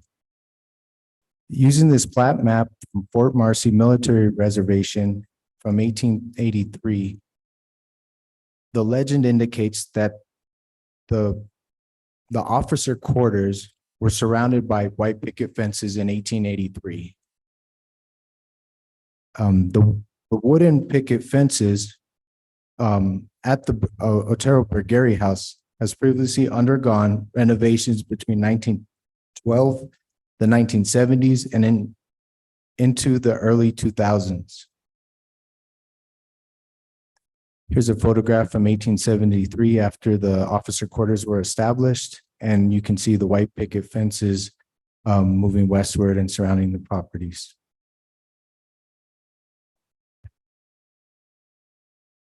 The masonry stuccoed wall was constructed pre-1958 and established the eastern and southern property boundaries. The wall has undergone previous maintenance and construction between 1958 and the early 2000s, as seen by the height variations on the east and south sides. The white wooden picket fence and the masonry stuccoed wall represent an old historic reference point, which is significant and contributes to the sense of place, which is an essential part of the Grant Avenue streetscape and the downtown and east side historic district. So I'm going to define significant structure here. A significant structure is a structure located in a historic district that is approximately 50 years old or older, and that embodies distinctive characteristics of a type, period, or method of construction. For a structure to be designated as significant, it must retain a high level of historic integrity. A structure may be designated as significant, A, for its association with events or persons that are important on a local, regional, or national or global level. Or B, if it is listed on or is eligible to be listed on the State Register of Cultural Properties or the National Register of Historic Places. A contributing structure is a structure located in a historic district approximately 50 years old or older that helps to establish and maintain the character of that historic district. Although a contributing structure is not unique in itself, it adds to the historic associations or historic architectural design qualities that are significant for a district. The contributing structure may have had minor alterations, but its integrity remains. So for 135 Grant Avenue, and I'm using a comparison, 116 Avenue, Lincoln Avenue, are the only two remaining structures constructed by the U.S. Army in the early 1870s as part of the Fort Marcy Military Reservation in Santa Fe. For more than a century, 135 Grant Avenue and 116 Lincoln Avenue have been an integral part of the environment surrounding the historical downtown complex. The Fort Marcy officers' residences have played a prominent role in the U.S. military history in the Southwest, as well as in the development of the historic Santa Fe downtown. The officers' residences housed military officers and their families, were utilized by political leaders, housed prominent New Mexican dignitaries, and served as museums and education centers. The white wooden picket fence embodies the history of the Grant Avenue streetscape and contributes to the significant status of the Otero Burgeri House. The fence serves presently, as it did historically, as the western property boundary marker. The fence displays architectural design elements consistent to when it was first constructed and established by the U.S. Army and their entourage. These new Santa Fe residents brought with them their unique architecture and implemented these characteristics surrounding their residences along Grant Avenue.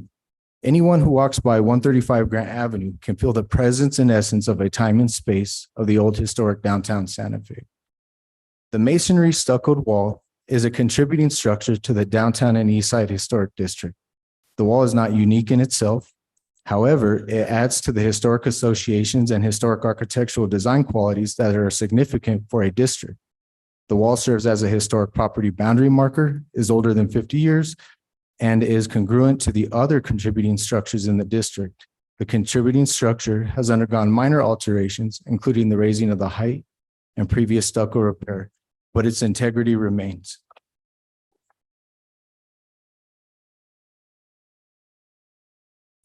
Staff recommends the historic status of the fence be designated as significant, with the west as the primary facade and the wall be designated as contributing, with the south being the primary facade per 14-5.2C designation of significant and contributing structures.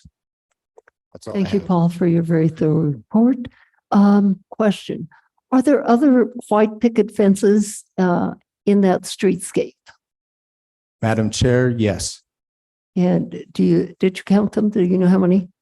I believe there's 2 other properties. Thank you. Any other questions? Member Guida. Paula Higbee, I'm, you know, I mentioned my worry about a trigger word is contributing garage. I really bristle at significant picket fence. The Higbee indicates that the entire fence was rebuilt 20 years ago. So is there any historic material in this fence? Madam Chair, Member Guida, I believe there is historic elements to this fence. One, I'm not stating that all the material isn't older than 50 years. Okay. I'm stating. But the report points out evidence indicates that the earlier structure was replaced to a great extent in 2001. Its design did not follow the earlier fence, but a design created by the architect. That doesn't sound to me like a very original fence. Yes, Heather. Chair Rios, Member Guida, the approval that the DRB at that time rendered was that members should only be replaced if it was necessary. It was not supposed to be a wholesale replacement according to that approval. Okay. So if it was done wholesale, that was not done with permission. Okay. Thank you for Member clarifying, Guida. Heather. I believe in John Murphy's report does show historic construction on that fence, whether it be nails, whether it be the implementation on the base. There are materials that are historic in that Okay. fence. Yeah, it's not coming through in the text that I'm reading. The other thing is the concrete block parking lot wall from the old Safeway.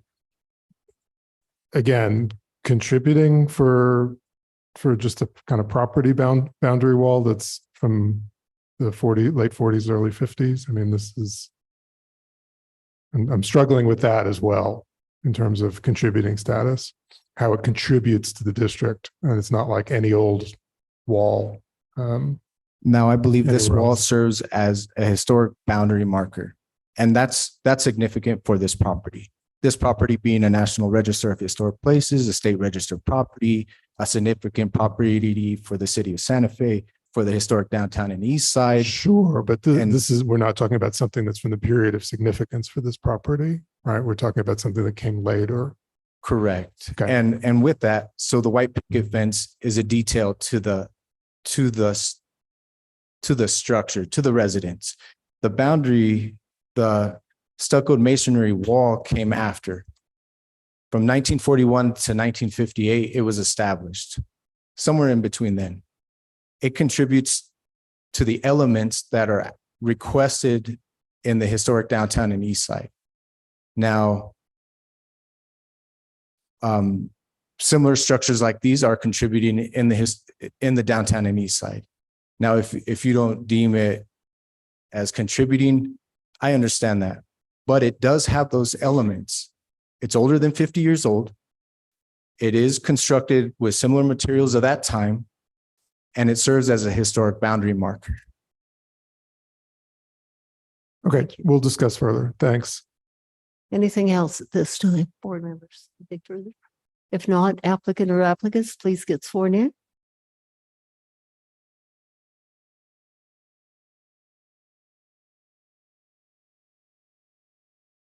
Do you swear under the penalty of perjury that the testimony you're about to give is the truth, the whole truth, and nothing but the truth? I do. Thank you. Please state your name and address for the record. Lisa Gavioli, 130 Grant Avenue.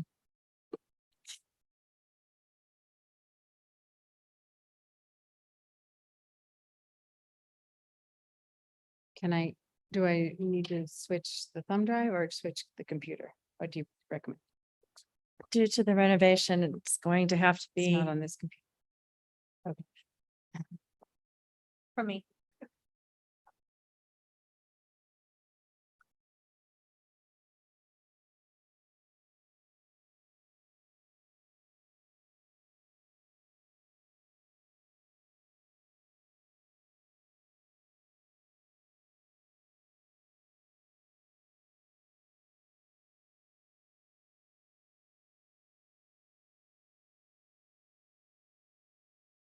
Good Hi, evening, Lisa. Madam Chair, members of the board.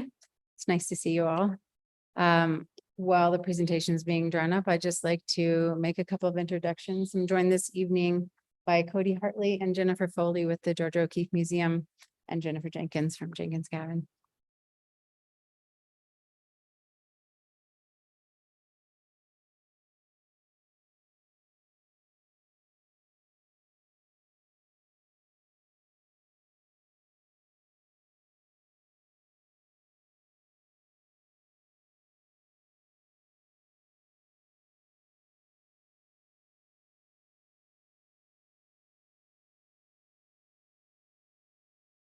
Okay, thank you, Heather.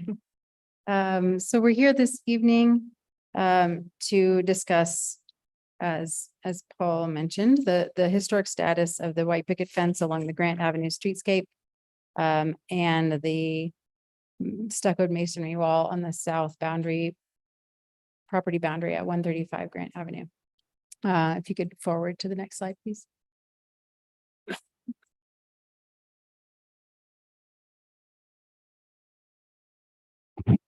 Somebody can help with the full screen status so we can run it like a PowerPoint. Do you know how to do that? Thank you. Thank you. Okay, so I'm starting here with just the location, just to orient where we are in space. You can go forward again, Heather. And again, the site is in the downtown and East Side Historic District. Forward again, Heather. Existing site conditions. You'll see the site just to the north of the old Safeway building. There. And you can forward once again. The existing site plan. This is just identifying the location of the east-west boundary wall, the south property line, and the white picket fence along the west property line at Grant Avenue. Forward again. These are existing elevations of the fence and the wall. Forward again. And just a little project background. I think that this is it's important to situate our request this evening within the context of other cases that have come before this and other appointed bodies with the city. In July of 21, the HDRB performed a historic status review of the former Safeway building at 123 Grant Avenue. The building and the parking lot kiosk were determined to be non-contributing at that time. In August of 21, there was a preliminary design review of the proposed Georgia O'Keeffe Museum at 123 Grant Avenue and the associated landscape design spanning both 123 and 135 Grant Avenue.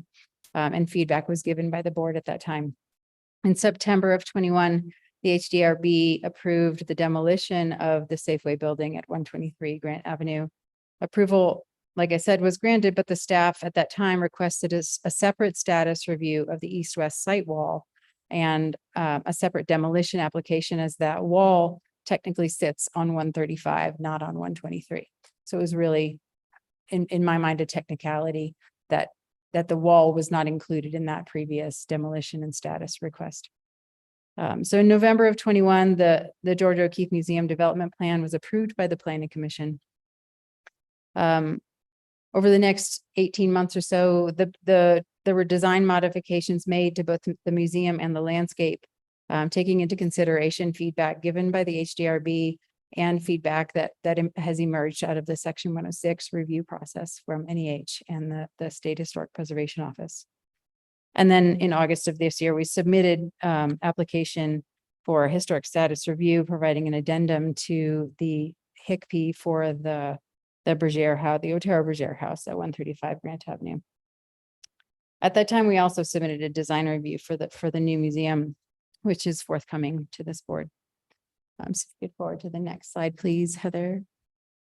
And so just a summary of the findings in the HICP, just to be really clear, because I believe that the way that I'm reading the HICP, and John Murphy should be online to speak to this as well through Zoom, that the way that we are reading the research and the documentary evidence is quite different from what was being presented by Mr. Duran this evening. So In the 1870s, the house was constructed as one of 6 officers' quarters in the Fort Marcy Military Reservation. In 1904, the house became a private residence. Around 1924, the house was renovated in the Pueblo Revival style that we see today. In 1912, there is a historic photo that shows a white picket fence in a similar location to the white picket fence that exists today. And in 1976, the house was converted from a residence to a law office. A photo from that time shows the picket fence in a different design than in the 1912 photo, suggesting that the 1912 fence had been replaced.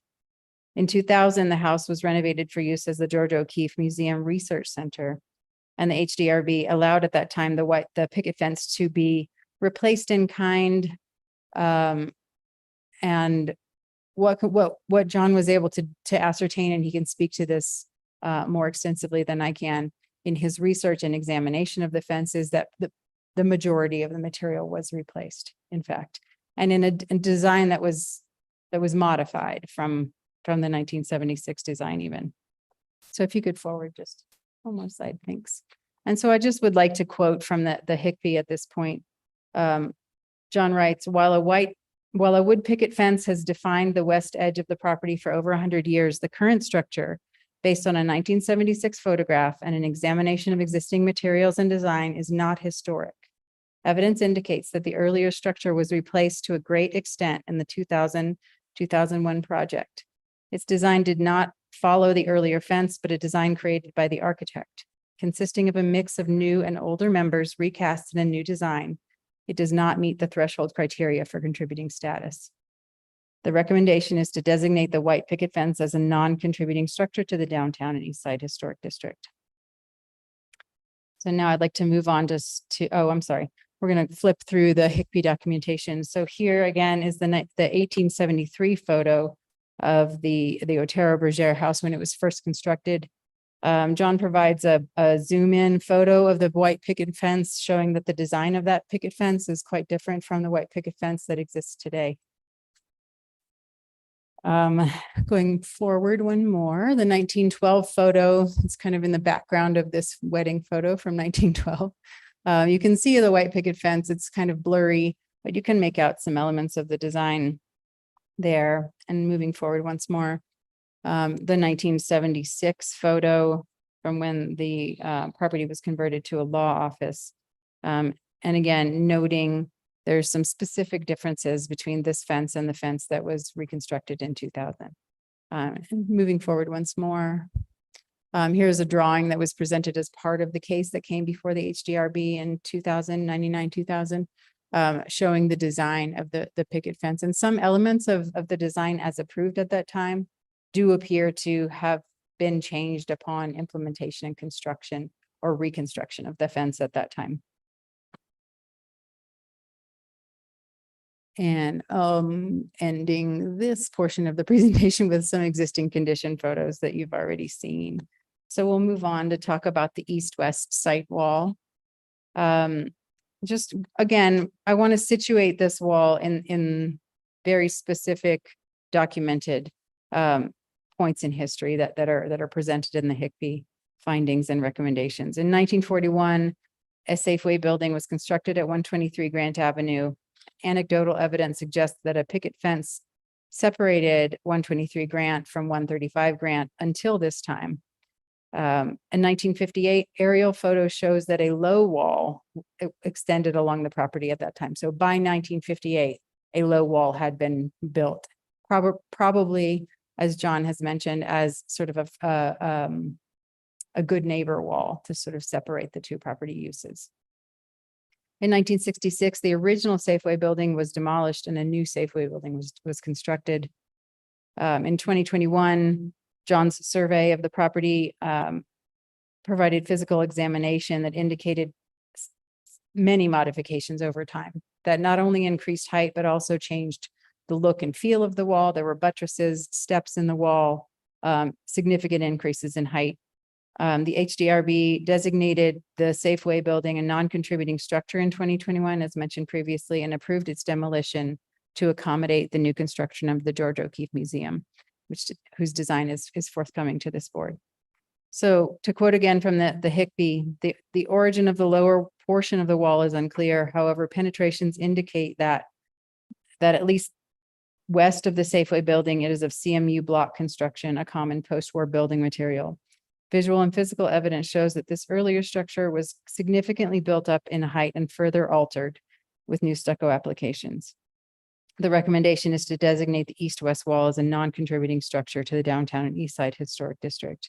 I would just like to point out at this moment that just in response to Paul's presentation, that although this site wall designates a property boundary, it would be a little bit interesting that this board would designate the building that the wall is associated with as non-contributing and allowed its demolition, but then designate this wall to be contributing. That to me is a little bit incongruent. So let's just move through the imagery really quickly, because I know you guys have a lot of cases to get through this evening. So this is the 1958 aerial photo indicating the low wall. Of note in this photograph is that the shadows cast on the cars adjacent indicate that it is a very low wall. It is not at the height that it is today. And by the way, the height that it is today is completely non-conforming and could not be constructed in that manner per zoning. Moving on to the next slide, 1973 aerial photograph also indicates that there is a site wall. This is after the new Safeway building was constructed in 1966. And then just some existing condition photos of the wall at the next slide. And so I'd just like to conclude also with running through the definitions of status that are in our ordinance. If you could switch to the next slide. And I would just want to really point out that historic integrity is an important component of each of these definitions and must be considered when determining historic status of any structure. So for a non-contributing structure, is less than 50 years old or that does not exhibit sufficient historic integrity to maintain and establish the character of the district. Contributing structure, also located in a historic district, approximately 50 years old or older, helps to establish and maintain the character of the district, not unique in and of itself, adds to the historic associations or architectural design qualities that are significant for a district, but importantly, the contributing structure may have had minor alterations, but its integrity remains. Significant structure, we're talking cathedral, we're talking Scottish Rite Temple. We're not generally talking about walls and fences. A structure located in a historic district that's approximately 50 years old or older embodies distinctive characteristics of a type, period, or method of construction. For a structure to be designated as significant, it must retain a high level of integrity. High level of integrity. I don't believe either of these structures have done that, retain that. And just on the last slide, our code does not define integrity. However, I would like to just present definition. If we could just move to there we go. The definition of historic integrity provided by the National Register of Historic Places, the National Park Service is an accepted definition of historic integrity on which the status designations that our code uses is based. Historic integrity is the ability of a property to convey its historical associations or attributes. An evaluation of a property's historic integrity is based on 7 aspects: location, the place where the structure was constructed; setting, the physical environment in which the structure is situated; design, the combination of elements that create the form and style of a structure; materials, the physical elements and features used to build a structure; workmanship, the physical evidence of the crafts of a culture or people; feeling, the structure's expression of aesthetic or a historic sense of a time period; and association, the direct link between a structure and an important person or event. Without a high degree of historic integrity, a property cannot adequately convey its significance and should not be designated as significant to a historic district. In other words, it cannot accurately tell the stories that have meaning to a community. This is a very important concept in historic preservation. I can't stress this enough. And with that, I'm going to stand for questions. Thank you. Lisa, questions for Lisa at this time? No questions, but stand by. Anybody, I'll ask for public comment this time. Anybody wishing to speak on this particular case?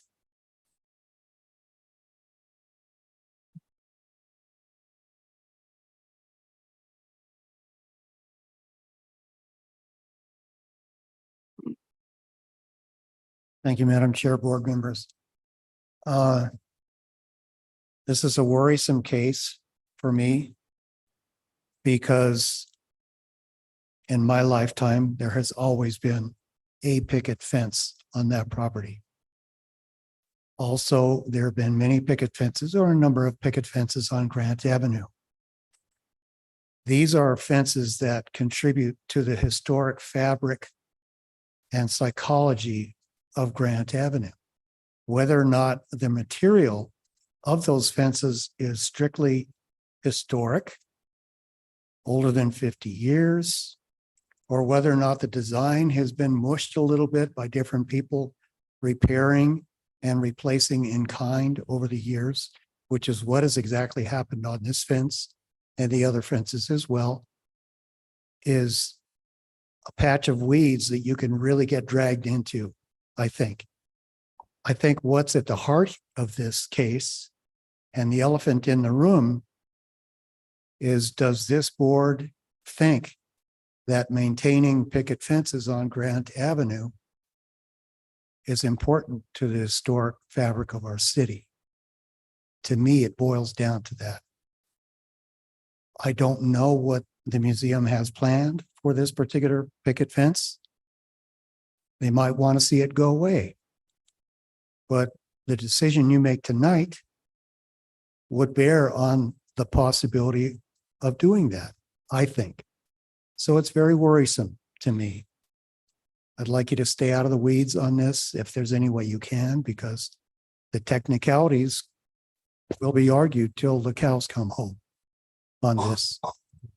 So I'll let you go. Thank you very much. Thank you. Anyone else in this audience wishing to comment on this case? Anyone on Zoom? Yes, Chair Rios, Stephanie Bedonato. Excuse me. I lost my voice. Stephanie Benenato. I agree with John Eddy's remarks.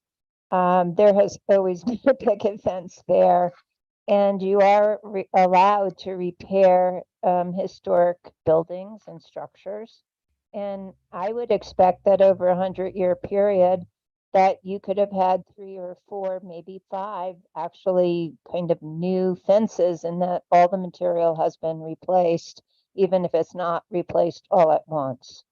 I think it's important to keep that fence. I think it helps define that property, and it helps contribute to particularly that streetscape.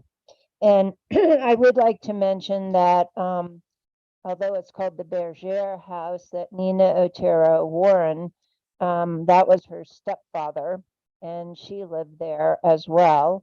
And she convinced them to renovate when they needed to renovate, because her mother and her stepfather had 8 children, that they do it in the new Santa Fe style. So there is a historic personage, as you might know, Nina Otero School on the south side of town. She was the first woman to run in a Republican primary. She had things to do with education. She was a realtor. She was very connected because she was part of the Luna Otero family. So there's a lot of importance in terms of personage associated with that. And again, if the picket fence has been there, it was there when Nina was there, and I hope you keep it. In terms of the wall, I understand it's associated with the old Safeway building, which I always loved, Safeway. Free parking in the downtown when it wasn't really busy. But I'm really concerned that this very large museum is going to start overtaking the Bergère House. And I understand that the museum has said they're not going to connect to it and there's a separation. But I really think that wall will enforce that separation and will keep the house prominent because you don't have to touch it to overwhelm it. Thank you. Thank you. Anyone else on Zoom? No, Chair Rios. Lisa, I think you were dying to say something. Thank you, Madam Chair, members of the board. I just want to stress that this is not a demolition hearing. This is a status hearing. And since everyone's talking about what is the O'Keefe Museum's plan for the fence, the plan is to replace the fence in kind and move it 5 feet to expand access for the new museum campus. There's no intention to get rid of a white picket fence in that location. There is absolute acknowledgement of the importance of the visual connection to the past and the association of a white picket fence to the Bergère House. Well, even though we're not hearing what will come before us, even though you just indicated, I'm glad to hear that, if that is the case. I think it would be detrimental if this picket fence or a picket fence was removed, because it, without a doubt, in my mind, contributes to the streetscape, and it is in harmony with the house that is there. It has been there, whether it wasn't this specific fence.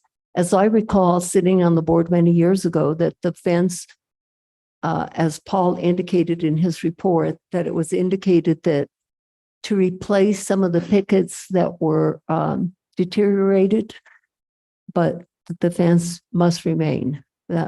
And in reference to the wall that separates the old Safeway and this property, I don't know if I have a huge, strong feeling about it, but I definitely have a very strong feeling about the picket fence, that it should be given historic status. And that is my view. Anybody else? I will entertain a motion.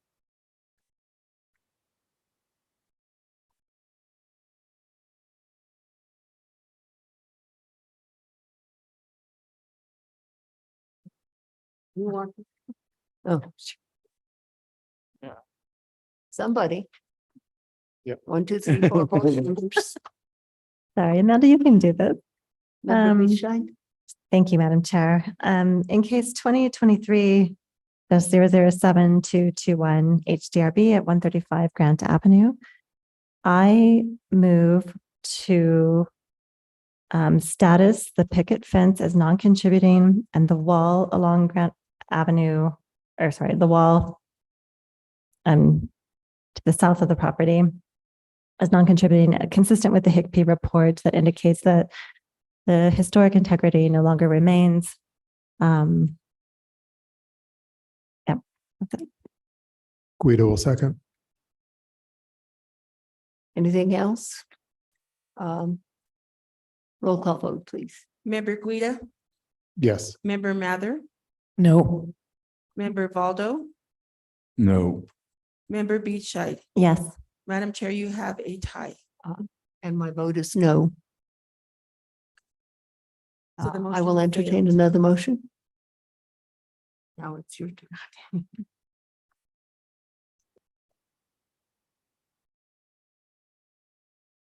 Case 2023-007-221 HGRB 135 Grant Avenue, downtown and East Side Historic District. I motion to maintain historic status for the fence along Grant Avenue.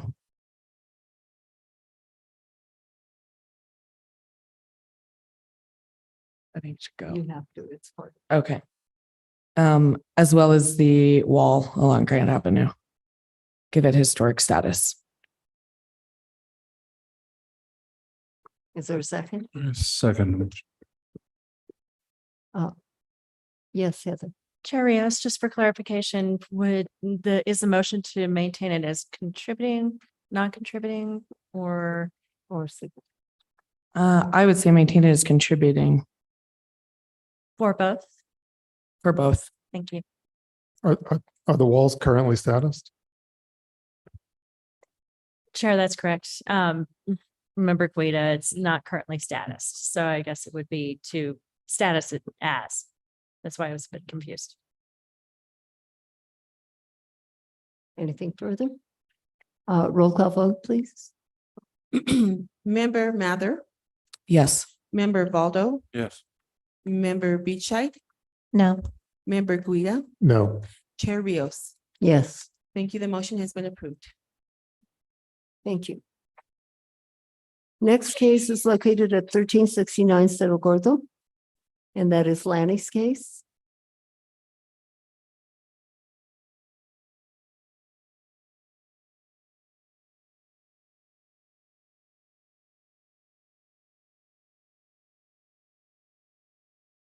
Thank you, Heather.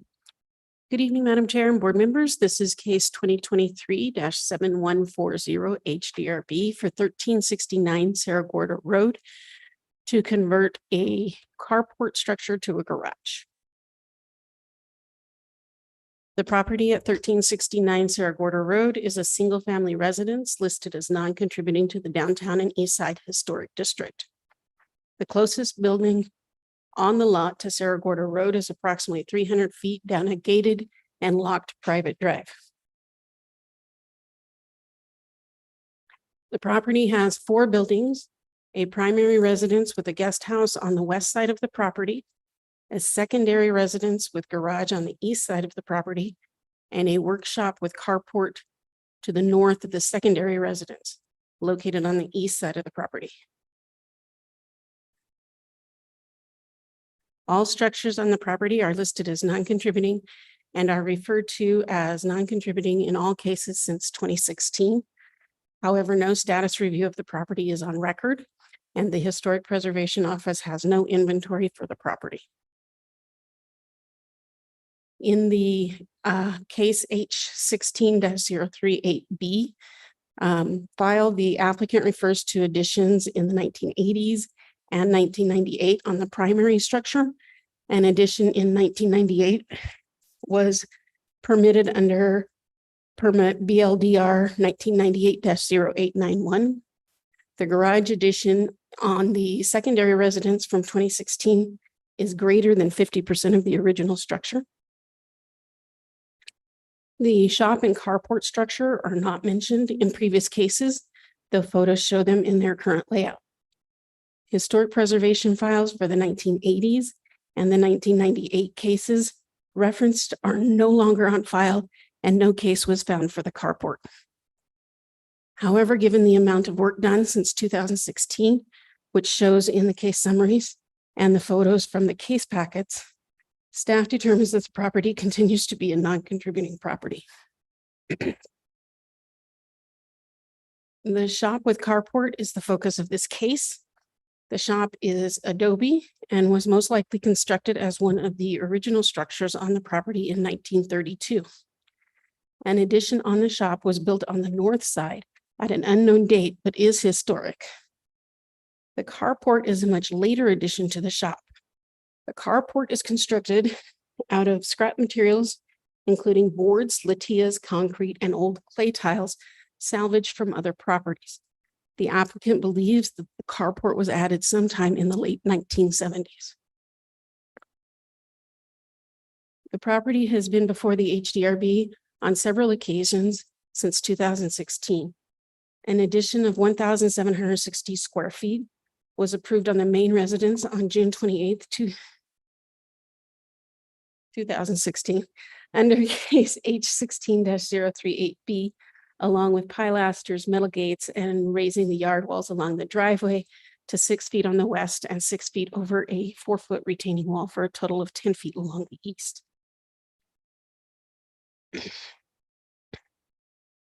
A 1,250 square foot 2-car garage addition in Spanish Pueblo revival style and a yard wall and pedestrian arch were approved at the secondary residence, referred to as the studio in previous cases. on November 14th, 2017, under case H1638C, and then in 2019, under case 2019-001519 HDRB, the 2016 case was amended to raise the height of the freestanding garage from 13 feet 6 inches to 17 feet 6 inches, where the maximum allowable height was 14.7. The exception request to raise the height was a result of issues with the slope of the property. An addition of 260 square feet with a portal installation of windows and a patio at the primary residence, and a 148 square foot portal addition, and a gate entry and yard wall realignment, hardscaping, and exterior lighting at the guest house were approved under case 2020-2820 HDRB. We are not on the same slides. I'm only on 9 of 14.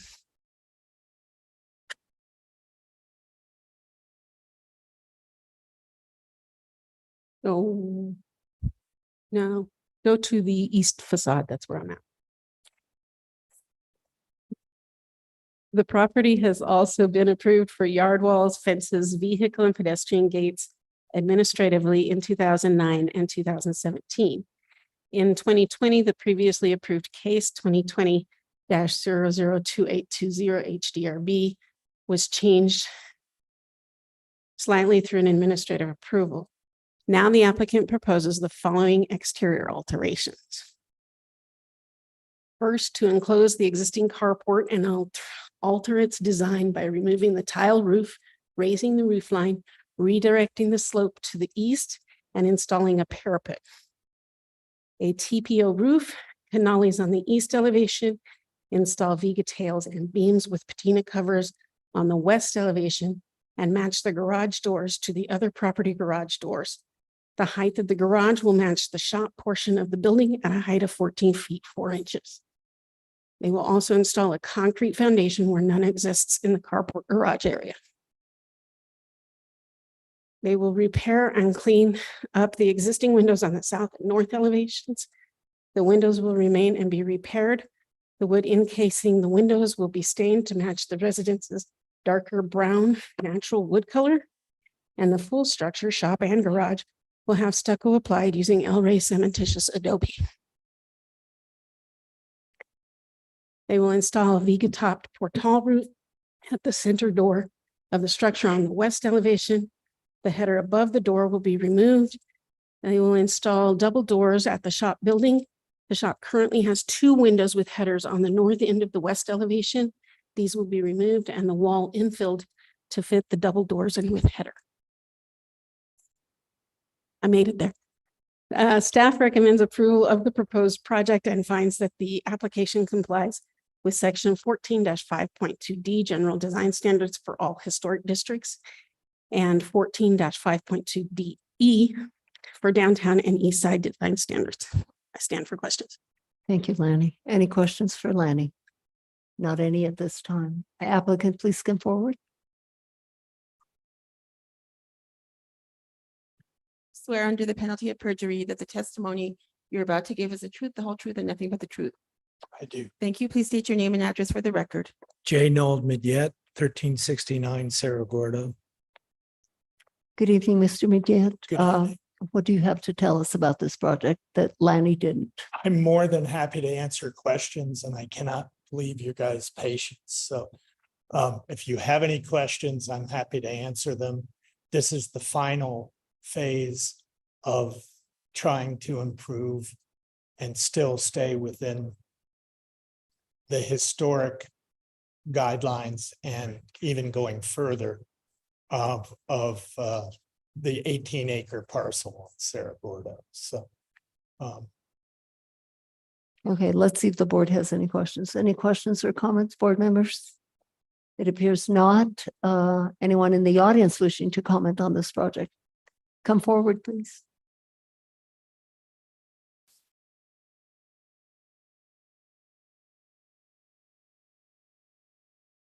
Do you swear under the penalty of perjury that the testimony you're about to give is the truth, the whole truth, and nothing but the truth?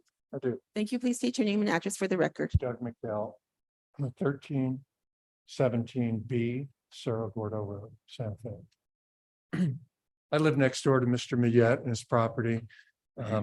He's done a wonderful job over the years of restoring the property and the buildings there too. It's a family property and nothing there actually can be seen, or very little can be seen from any public right of way. And I just commend him for being a great steward for property.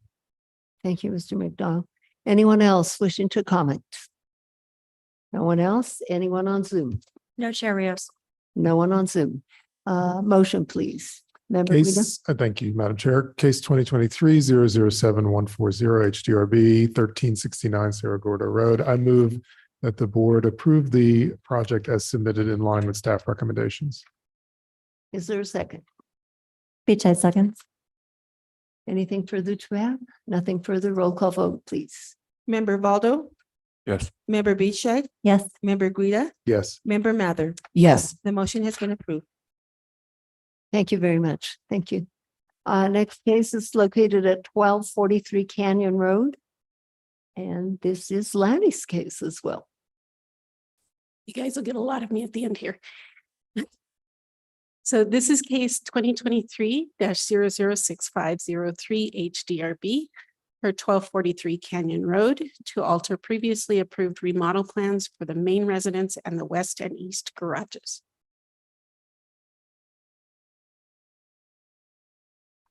Thank you. 1243 Canyon Road is located on the north side of Canyon Road, just east of the intersection at Apodaca Hill. The property at 1243 Canyon has a single-family adobe main residence in the Spanish Pueblo Revival style that is listed as non-contributing, and a hollow core ceramic tile guest house in the Spanish Pueblo Revival style that is listed as contributing to the downtown and east side historic district. The main residence was originally constructed in 1932 to 1933 and has been significantly altered from 1992 through 2000. The guest house was constructed in 1950, and a concrete masonry addition was constructed on the west elevation in 1988, and all windows replaced at an unknown date prior to 2004. On November 30th, 2004, the HDRB held a status review for the property under case H04-161A. The HDRB downgraded the main residence from contributing to non-contributing and upgraded the status of the guest house from non-contributing to contributing. They then proceeded to approve a remodel under H04-161B for additions, changing wall layouts, replacing windows and doors, and installing a fireplace and exterior lighting on the main residence. On September 8th of 2020, under case 2020-2421 HDRB, the board approved partial demolition, new additions, and window replacements on the main residence. Later, on May 26, 2021, under case 21-3674 admin, an administrative approval was issued granting changes to the HDRB case for the main residence and guest house. These changes included eliminating an addition, increasing the size of the portal, reconfiguring the layouts of the other additions, windows, doors, terraces, and skylights, altering the number of doors and windows and their locations, enclosing a portal, and other major alterations to the previous approval. This approval also included changes to the contributing guest house, including changing the interior configuration, reconfiguring the exterior doors and windows, eliminating an addition, and so forth. A construction permit for this work was issued in 2020 and revised in 2021. On July 27th, 2021, under case 2021-3907 HDRB, the HDRB approved construction of a 550 square foot garage on the east side of the property and alteration to the existing garage on the west side of the property and gates. No construction permit has been issued for this approval yet. Now the applicant is proposing alteration to the design of the west garage by altering it to an exercise room and open carport, and make minor alterations to the main residence and east garage approvals. The following are changes to the previously approved drawings from case 2021-3907 HDRB for the east garage. They include the small portal and door on the west side of the east garage have been moved over. The portal has been decreased in size and the buttress has been eliminated. And the yard wall has been reconfigured to avoid removal of a tree. The following are changes to the previously approved drawings from case 2020-2421 HDRB and the administrative approval 21-3674. These changes are being requested as a change during construction for the main residence. The fixed door panel on the east elevation has been changed to a window. The portal overhang addition located at the old master bedroom sitting area has been eliminated. A square 2x2 awning window was added to the closet to allow for more light on the north elevation. A window was added to the hall, which is under an existing portal on the north elevation. The laundry closet was made smaller to accommodate the window. The steps in the courtyard have been reconfigured and a planter has been added. Again, on the north facade, the changes consist of removal of a portal in the center of the structure and alterations to the openings. The corbels under the vigas that stick out from the entry portal addition have been eliminated on the east facade. The following are changes to the previously approved drawings from case 2021-3907 for the west garage. They are reconfiguring from a two-car garage to a carport with an exercise room by enclosing the southern portion of the unit into a single car garage size unit, altering the openings of the southern portion of the structure to include a smaller window on the west and a window and door opening on the north. On the northern half, the applicant has removed the previously planned walls on the northern and western sides to create an open carport for a single vehicle. They have reconfigured the layout of the northern portal and eliminated the yard wall and gate between the carport and walkway to the pool. The applicant plans to install a gate between the pool stairs and the bathroom doorway, install a stacked stone planter wall to the east of the carport and exercise room building, and alter the swing of the gate to the south of the exercise room to swing toward the stairs. Exterior finishes are planned as previously approved. I'm actually way ahead of you now. I'm on slide 22. This one? No, I'm actually at the stucco colors. And then I'm going to go ahead and go to the last slide. Staff recommends approval of the proposed project and finds that the application complies with section 14-5.2D, general design standards for all historic districts, and section 14-5.2E for downtown and east side design standards. I stand for questions. Any questions? Nothing at this time. Richard.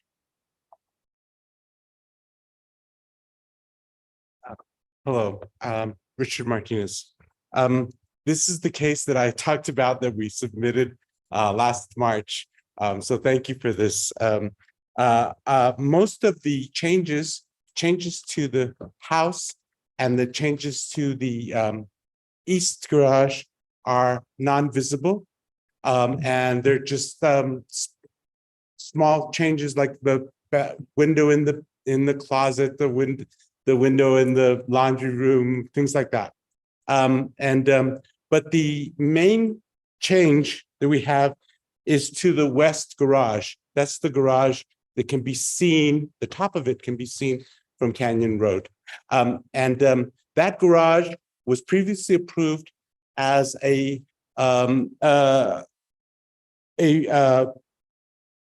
just a two-car garage. It's enclosed. It's like a big box.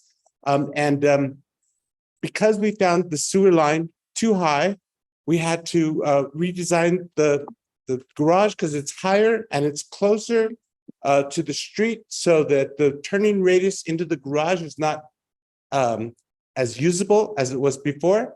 And so what we did was we made part of it not a garage and part of it a carport. So I don't know if you have seen, but it's the south elevation of that garage. You can pull that up because I saw oops, right there. The west garage, south, so that's like This one. 21. This one, yeah. This one. Right there. So the top elevation shows what you had approved. That's with the two garage doors. And the bottom elevation is what we're asking for now. It's hard to see, but on the right-hand side is the exercise room behind those three tall windows. And then next to it is open carport that goes back, 20 feet from the facade. So unlike what it was before, it's a box. It was a box and now it's not. It has more movement and it's more open. And then you can sort of see on the very right-hand side, the stair that comes down from the garden behind it. You can see that the stair is cut in half, and that's because the whole garage is lifted up to a little lower than the existing ground level. We were hoping to have it significantly lower than the existing ground level, but because we found this sewer line, we weren't able to. Thank you. Is that it, Richard? That's it. Questions for Richard, board members? You understand the whole project, I'm assuming? So no questions. Anyone in the audience wishing to comment on this project? No one? Anyone on Zoom? No, Chair Rios. No one on Zoom. Can I say Yes, one more thing? Richard. The photographs, like this photograph, no longer exists because we're almost finished with construction of the house. It's going to be a beautiful house. I'm going to put it up for a prize for recognition after it's completed. Thank you. Thank you. Then I will entertain a motion, board members. Yes, Member Guida. Thank you, Madam Chair. Case 2023-006503 HDRB 1243 Kenyon Road. I move to approve the project as submitted and per staff's recommendations. And is there a second? A second. And is there anything further to add? Nothing further? Roll call vote, please. Member Beachside, Yes. Member Guida, Yes. Member Mather, Yes. Member Valdo. Yes. The motion has been approved. Thank you. Thank you, Richard. Last case on the agenda for this evening is located at 621 Garcia Street. I'm going to guess the remaining people are part of this case. No, liaison Lanning? planning should be on Zoom. Yes, that's correct. So liaison planning is actually the applicant. Oh, okay. Okay. So this is case 2023-007231 HDRB for 621 Garcia Street to construct a residence on a vacant lot. Before we get into the case details, I would like to let everyone know that there were some addressing issues with this property. It was originally 623D Garcia Street. The owners had the property readdressed to 621 Garcia Street. The case was filed under this address and then posted in the newspaper, on the posters, and on PrimeGov as 621 Garcia Street. It was later discovered that the neighboring lot was also 621 Garcia Street.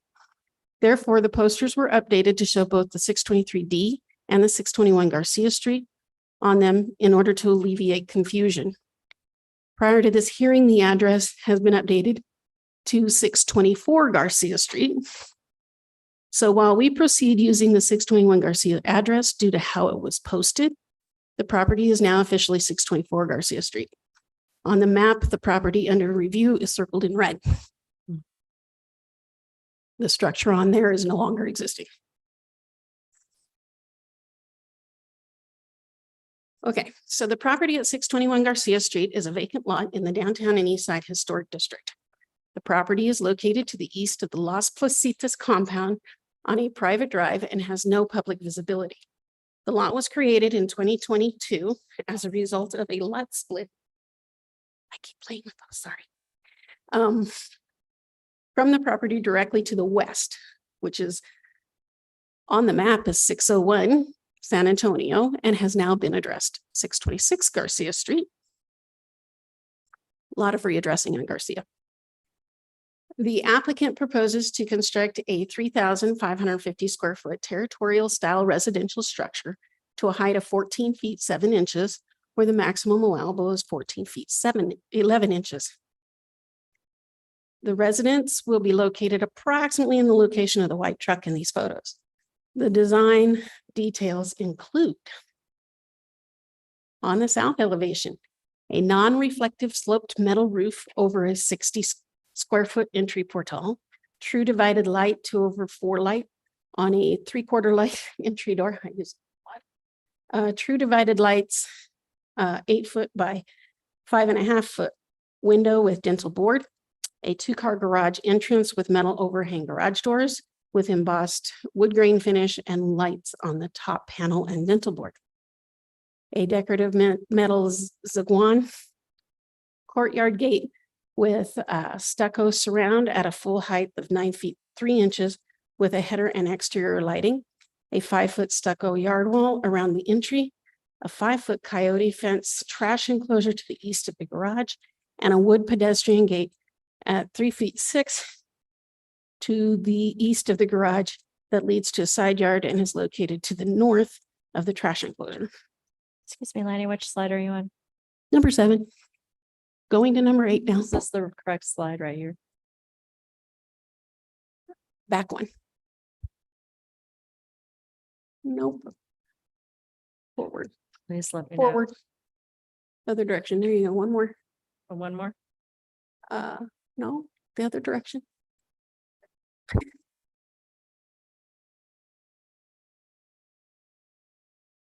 It should be it says site section. It's slide 8. Okay, we were at the site section. Yeah, there we go. Thank you. On the west elevation, a 102 square foot patio with painted wood trellis with dental board and exposed wood beams, and 2 2/4 true divided light windows, a 2/3 true divided light window, and 2 true divided light double doors. On the north elevation, there will be a 287 square foot portal with painted territorial style wood columns, dental board, and exterior fireplace. A 116 square foot patio with a wood trellis with dental board and exposed wood beams that have decorative end cuts and metal flashing at the top. The trellis will be finished to match the beams.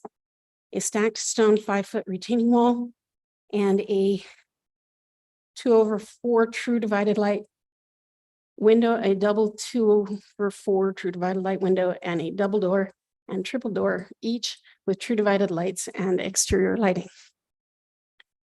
On the east elevation, 5 2/4 true divided light windows and 1 double 2/4 true divided light window and exterior stairs with black steel hand railing. The south elevation faces the private drive access. The elevation on the lower portion of the slide reflects that what will be seen from the drive with the Z1 courtyard gate. Yes, you're on the right slide. While the east elevation is below grade to its neighboring lot, the west elevation will be at the same level as its neighboring structure. There will be a 6-foot fence between each of the properties. The fence is not presented in the elevation drawings, but is represented in the typical elevation drawing. On the roof, the roofing material will be membrane. The canales will be cut into the parapets. The parapet height is approximately 18 inches. There will be 3 skylights of various sizes, and the roof-mounted mechanical equipment will be hidden behind the parapets. There will be a 5-foot retaining wall. You need to move forward one. No, one more. There you go. There will be a 5-foot retaining wall at the south of the property along the private drive that sits above the lot, and 6-foot coyote fencing around the perimeter of the lot. The red line in this photo shows approximately where the retaining wall will be located. Exterior finishes will include, exterior fixtures will include a progress lighting LED lantern in black. Exterior finishes include Stowe synthetic Pecos stucco. Window and patio door cladding color will be Sierra Pacific windows in white. The exterior paint color for the territorial style window trim, 4 tall columns, dental frieze, trellis beams, and miscellaneous trim will be in Sherwin-Williams white snow semi-gloss. The garage door color will be Sherwin-Williams white snow semi-gloss. The entry walks and portal flooring to be recycled brick in Desert Mirage blend. The Zaguan entry gate will be weathered steel, and the driveway will be stained concrete in buckskin. Staff recommends approval of the proposed project and finds that the application complies with section 14-5.2D, general design standards for all historic districts, and 14-5.2E for downtown and east side design standards. I stand for questions. Thank you, Lanny. Questions for Lanny, board members? None at this time. Applicant or applicant? Oh, yes. Thank you, Member Madam Chair. Greenfield. Just one question. Was there, or is a wall height calculation needed for this property? Are there other walls that are 5 feet? They're actually on a private drive, so there's no public visibility. So the maximum allowable height is the zoning height of 6 feet. Thank you. Any other questions? Applicant?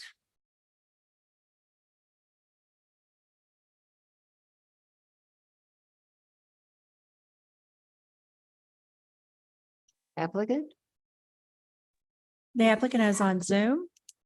Oh, And sorry, I was looking at this remaining people. I thought, well, maybe one of them. you may speak. Okay, hello. I will go ahead and swear you in.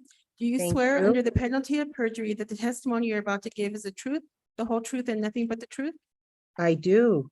Thank you. Please state your name and address for the record. My name is Dolores V. Hill. I'm with Liaison Planning Services. My address is P O Box 1835, Santa Fe, New Mexico, 87504. Thank you. Thank you. Good evening. I know it's been a long evening, but Heather, I also have Jay Parks. Would you be able to unmute him also, please? He can unmute himself. He's already promoted. Is he ready? I'll need to swear him. I'll need to. I'm swear- on. Let me go ahead and swear you in. Do you swear under the penalty of perjury that the testimony you're about to give is the truth, the whole truth, and nothing but the truth? Yes, I do. Thank you. And when you speak, please state your name and address for the record. I'm Jay Parks, 5135 High Desert Place, Northeast Albuquerque. Thank you. Thank you. And good evening. This is Dolores V. Hill speaking. I just wanted to add to the application.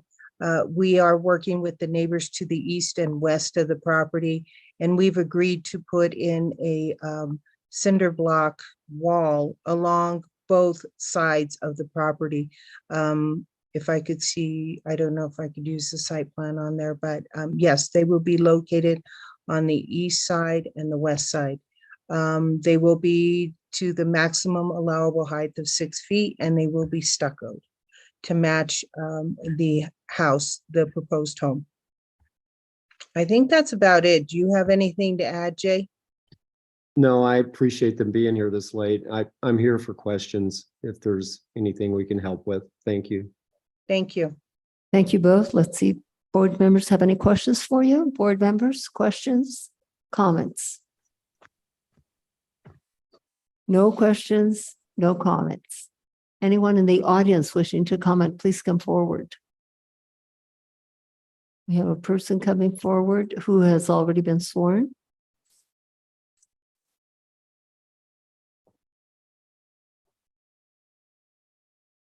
Hi.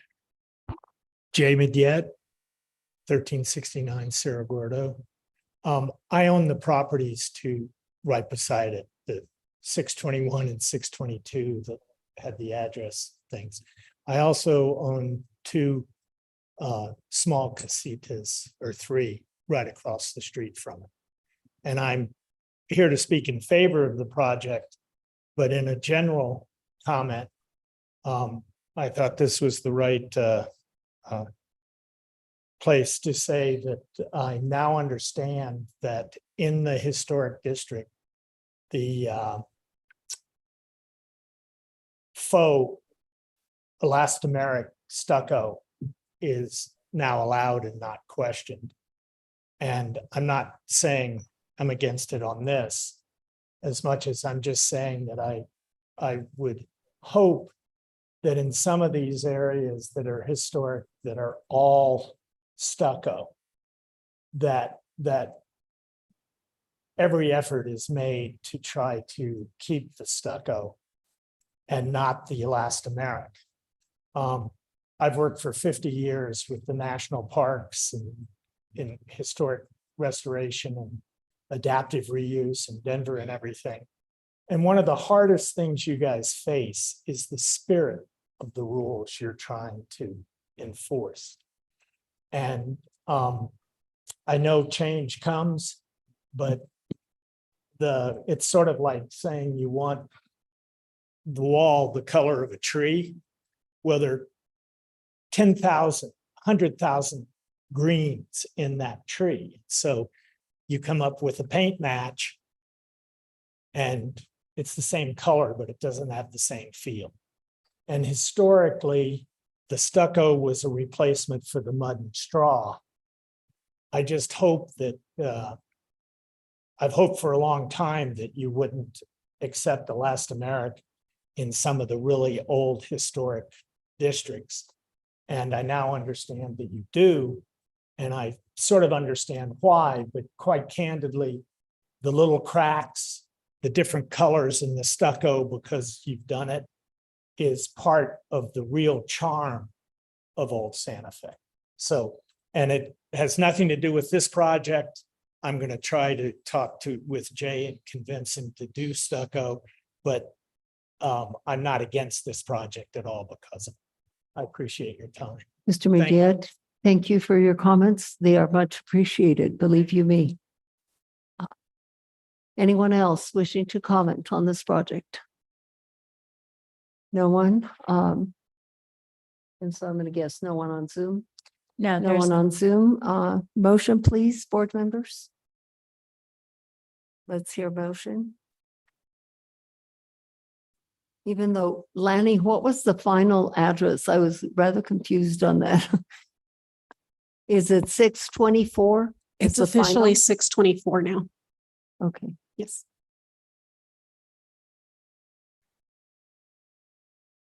So David, do you want to make the motion? Okay, it seems like everybody's We're all looking at me. All right, I'm sorry.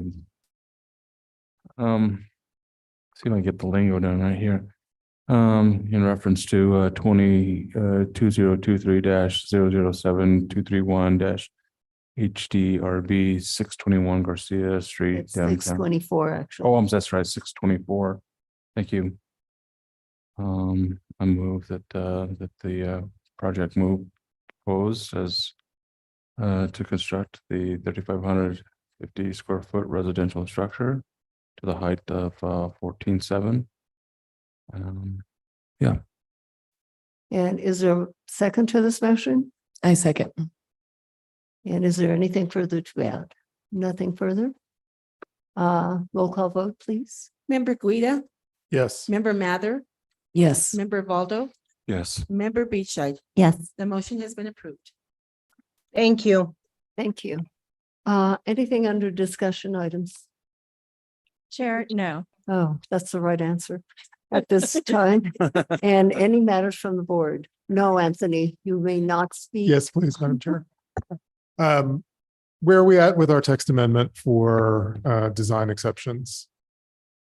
So with reference to the text amendment, I met with Counselor Siglindale, who is the sponsor for the bill. We initially we were told to do a staff initiated text amendment, but then we were told that we had to have a sponsor. So I met with Siglindale and Legislative Services Office, Marcy Enro, yesterday. And it is going to be introduced on September 27th. They got pushed back a little more time.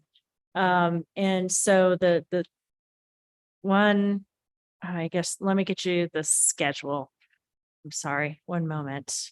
So it would go to first introduction at the city council. I'm trying to remember all the dates and I can't.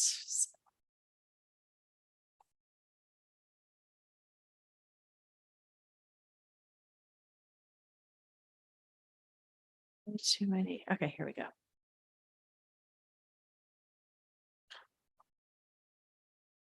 Well, anyway, it would go for introduction on the 27th, the city council hearing.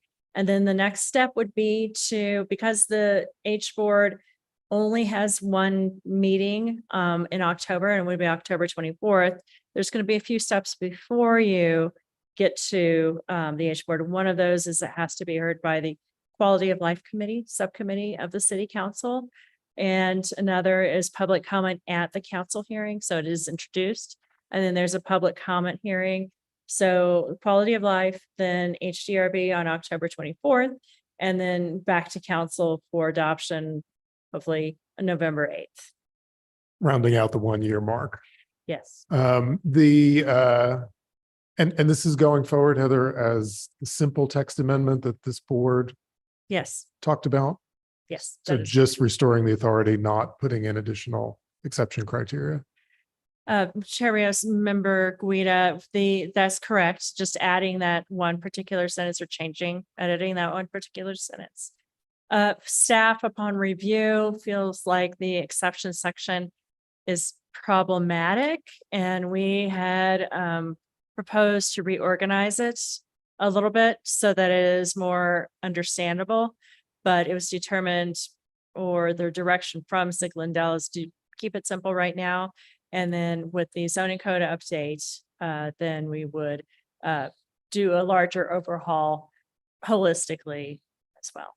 And many thanks to the two board members who are going to be serving on the Citizens Advisory Committee, Member Guida, and the Technical Advisory Committee, Member Beachside, for the zoning code update. And this actually, since we're not going to meet before then, September 20th, there would be an open house for the zoning code update on the assessment report. And then the 21st, there will be a presentation to the Planning Commission on the zoning code update as well.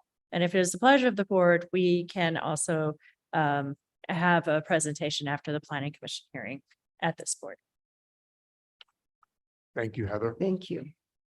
Heather, clarification. Did you say it was going to be introduced September 22nd or the 27th? For the introduction of the text amendment is the 27th, I believe. Any other matters? Nada? Okay, our next meeting is going to be September 26th, and that's going to start at 6 o'clock, and I will entertain a motion to adjourn.